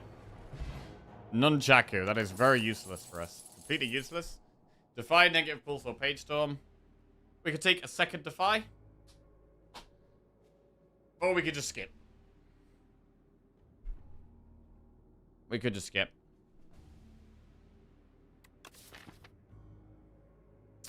In terms of upgrades here, like, I think we are going to upgrade the Mad Science. It does just make sense. And I'm wondering if we want to... I mean, I'm a bit scared of both of these bosses. The Queen would have been a lot easier for us.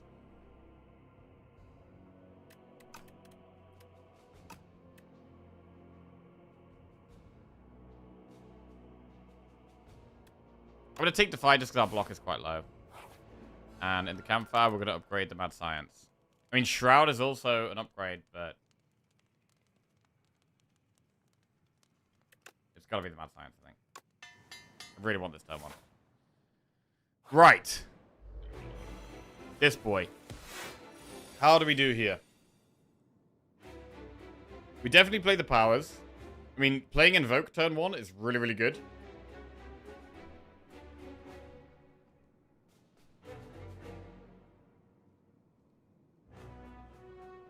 Do we ever double pot? Like, if we're really scared of this fight, there is an option to double pot.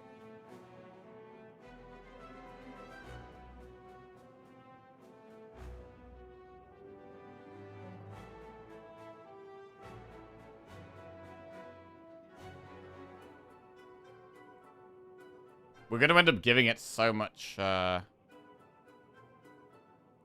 strength.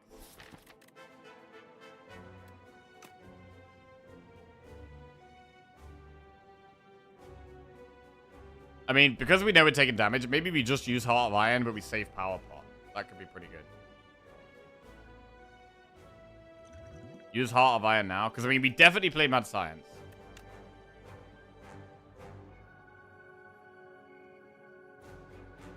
And we're definitely going to play Friendship, and we're definitely going to play Invoke. Definitely playing Friendship, definitely playing Invoke. And so then we're going to pick one other card, which could just be Unleash.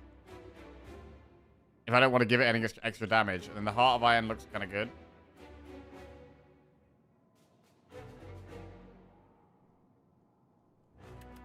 We can also Grave Warden. Instead of Unleash.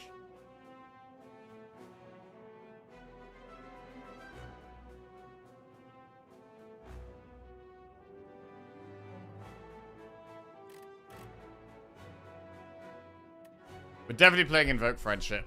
What else? I mean, the soul in our deck doesn't help that much right now. So Grave Warden doesn't make loads of sense.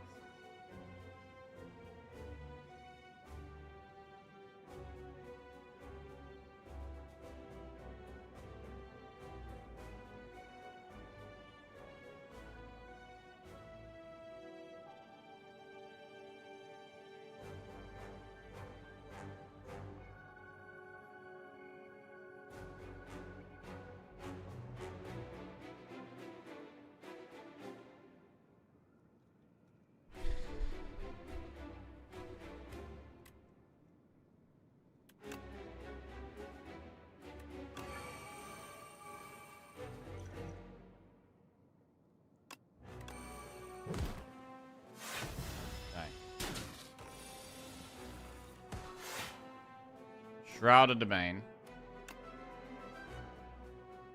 The powers.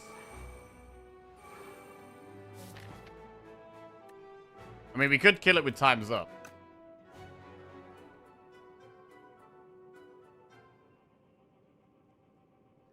We give it so much strength if we play these. But otherwise, we are going to be losing to 5.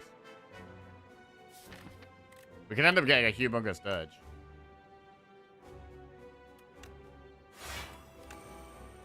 Right, we're just going to play the cards. Right, we're doing a lot of damage here. 38. Okay, Sleight of Flesh is really good.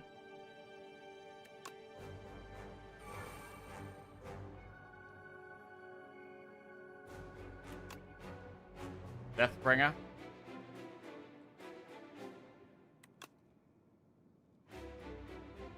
Negative pulse first, I guess. We might be able to end on a dirge.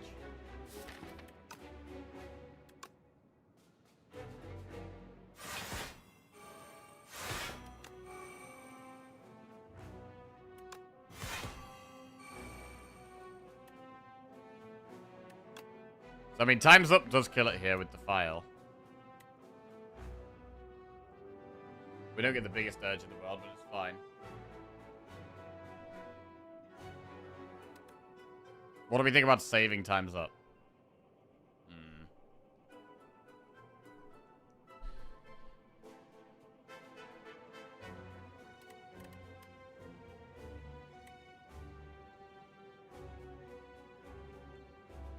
I don't think we need to.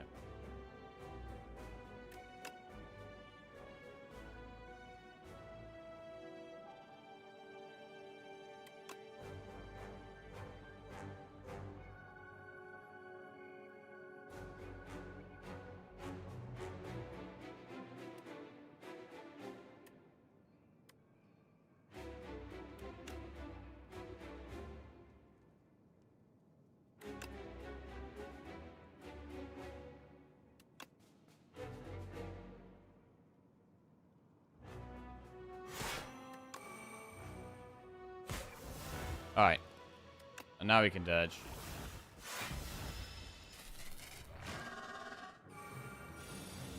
Second phase. We want this phase to go quite quickly. Deathbringer is pretty good. Draw first. Okay, Defy. Look, we can Veil Piercer and Defy. Into Deathbringer. Invoke Bodyguard.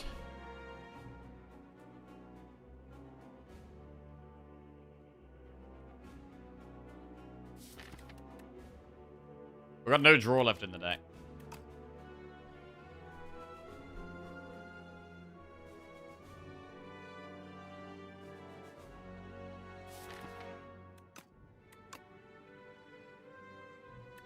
Spare Soul. Defy again, then Invoke.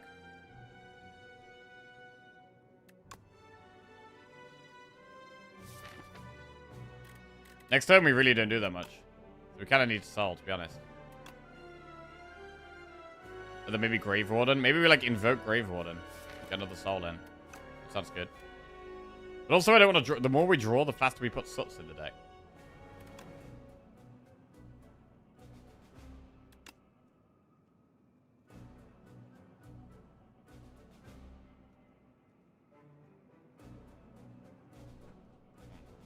That's a bit awkward.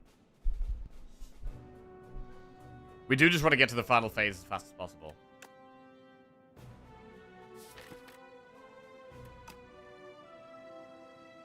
It's still going to be weak next turn.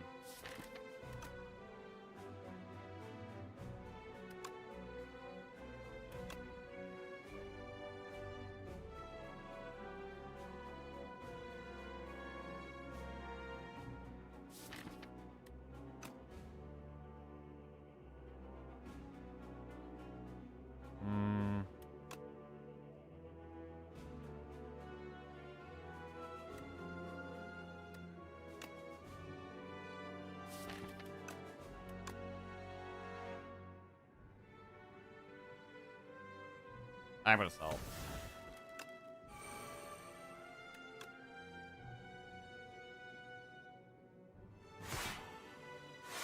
We can lose a Defy, it's probably fine.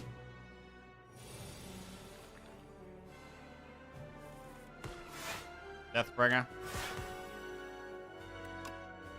40 Doom. Pretty much enough.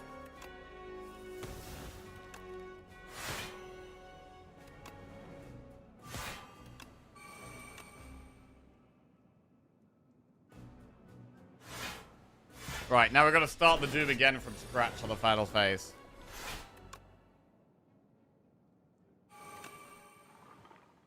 We're going to lose the fire here, which is a bit disappointing. The Deathbringer on top of the deck's actually been pretty good.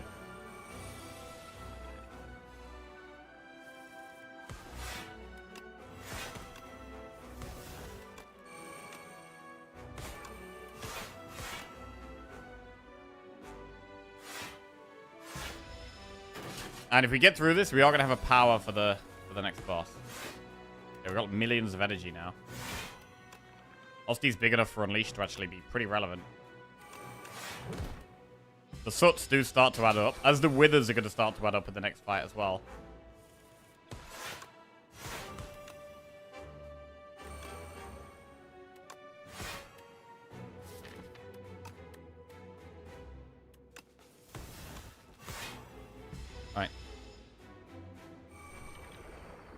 Alright, pretty good boss fight. We were a bit scared of the first phase, but that was fine.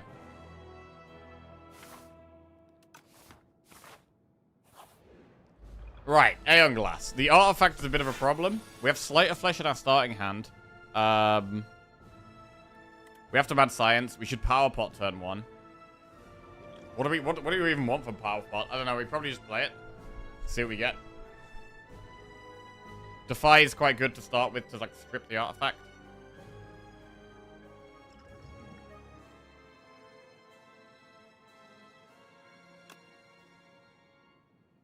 Necromastery, Shroud, or Sentry mode?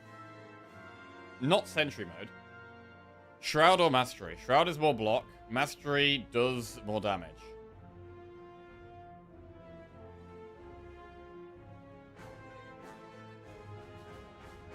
Do we need more damage?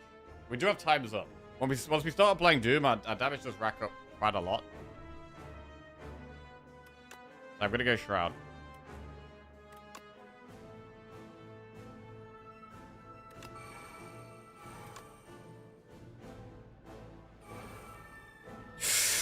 Ooh. I think we need to play Domain. I think we really do need to play Domain here. It means we take quite a lot of damage. But I think we got to play it.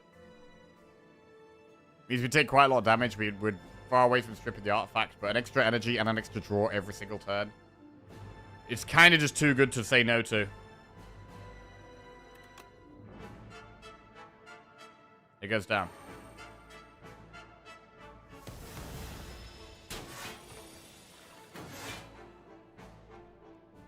Okay, negative pulse does strip the artifact. It's actually better to no escape first. Because negative pulse applies 11 doom rather than 10. Invoke bodyguard.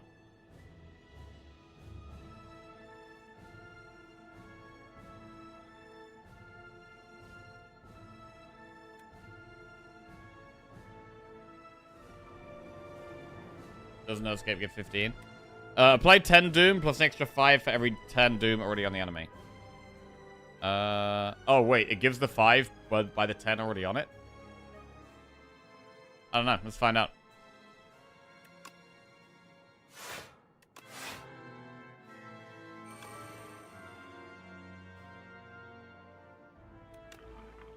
No, it does just give 10.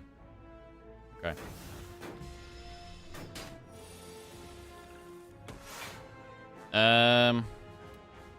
Time's up in our hand. Veil Piercer, I don't think we want.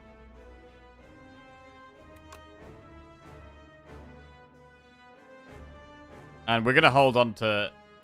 We're gonna hold on to Time's Up. We probably play Defy. Try and keep it.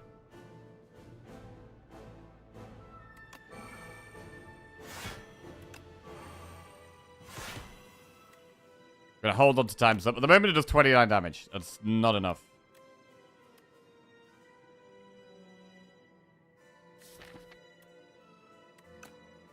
mean, Veil Piercer would let us play at a 5 for free. I kind of just want to play less cards now.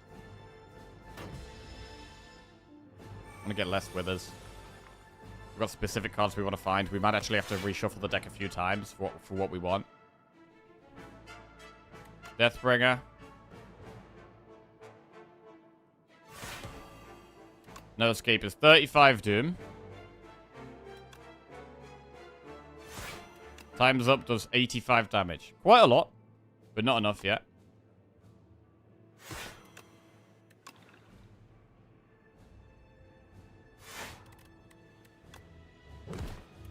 Time's Up does 85. We don't play it yet.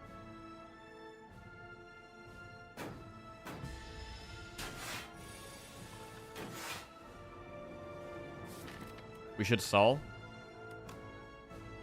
Although, if we don't draw here, we could get a bigger Dirge next turn. No, I think we do need to just go faster. I think we do just want to speed up. The Withers are getting kind of crazy now. Our block is low. Kind of low. Like, our block is mediocre. Alright, Time's Up now does 151 damage. We have loads of energy next turn, and we have Dirge next turn. So we get a huge Dirge next turn. Time's Up 151, still not as much as we want. If we play the Veil Piercer, we're going to get another Wither. I don't want that, so I'm not going to do that. We chill.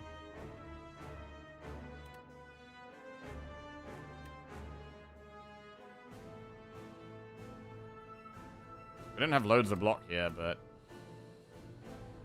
I think the players to chill. Suts and Withers adding up. Surge. Right, a massive Deathbringer. Time's Up now does 172 damage. That's not far off lethal. That's really not far off lethal. The players probably invoke Dirge, though.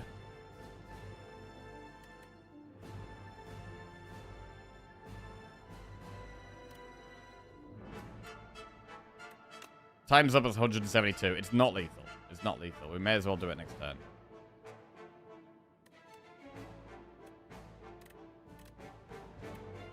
We'll do Invoke Dirge. A very big Osty. Protects us a lot from Iron Glass's attacks.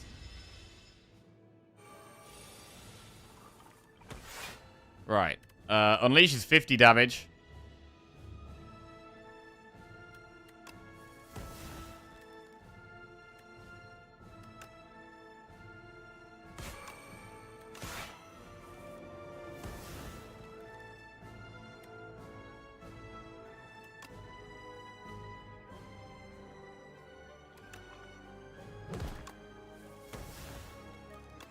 Time's Up does 172 damage, which is lethal. Wait. How much do we take to the face here? We take 9, 18, 27 damage to the face. But Time's Up's lethal.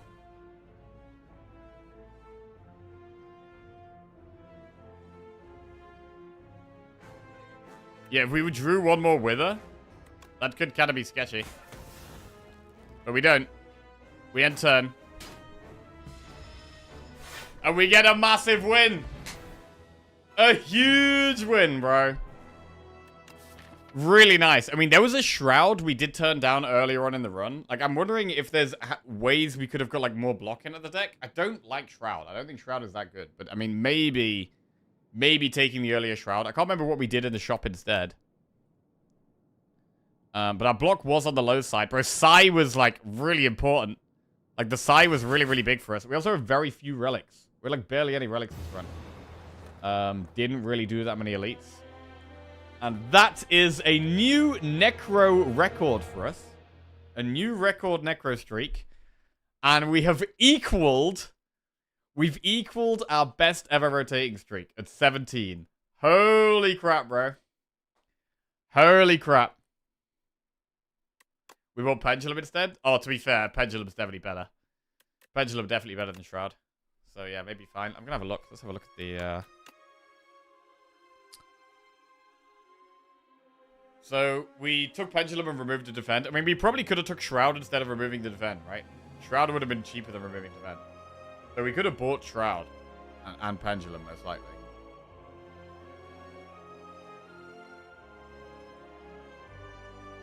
But yeah, I mean, I do think it would have, a run would have felt quite a lot easier if we'd had the Queen. Because I think Queen was a lot easier for this deck. With the amount of strong AoE we had and the lower damage numbers she does, we would have been much better against Queen.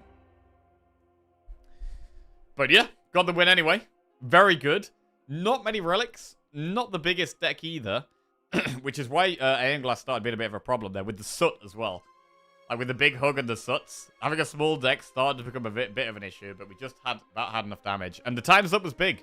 Having this finisher card.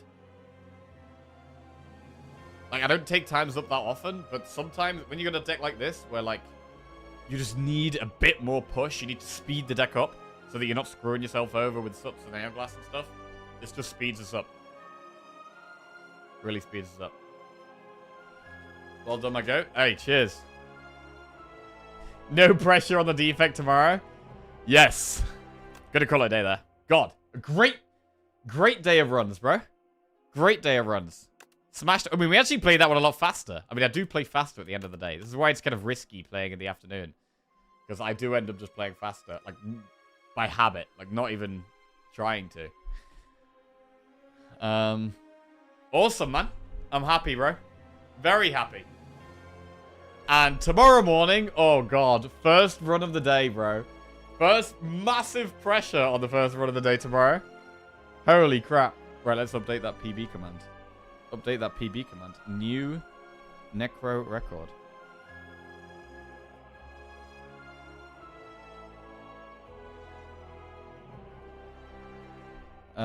Eight in a row with Necro. Lovely. And we've really started finding our feet with Necro, man. We really have. Do I think Necro's the worst character still? I don't know. Because I did think Necro was the worst character.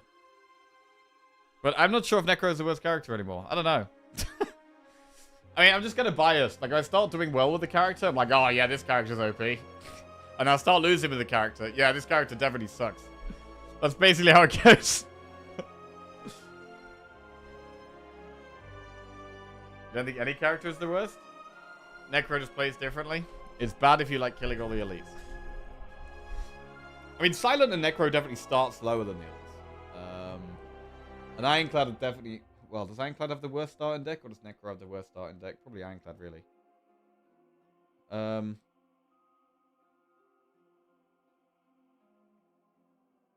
mean, yeah, I don't think there's a clear...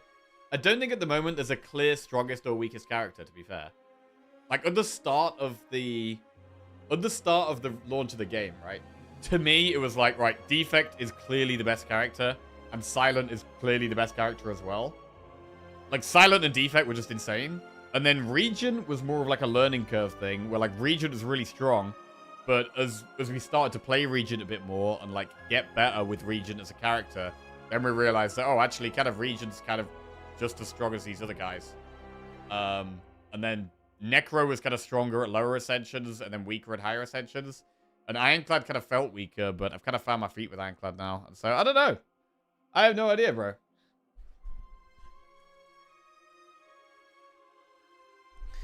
Right. Well, I hope you guys all enjoy the rest of your day. I'm gonna shoot there. It's sweaty as hell, bro. It's so hot.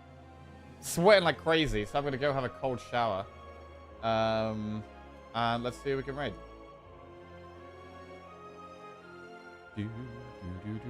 Right, I'm gonna raid the boy Multi-Brad.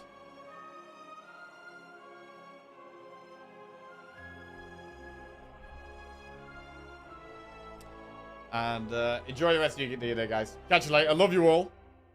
What would you say would be a better character for first Ascension 10 win? I don't understand the question. My friend going to slay the Spire 2. Oh, the first character to win on Ascension 10? I'd say the easiest might be Silent. Silent's quite straightforward. Has quite a defensive starting deck. So maybe Silent. Later, guys.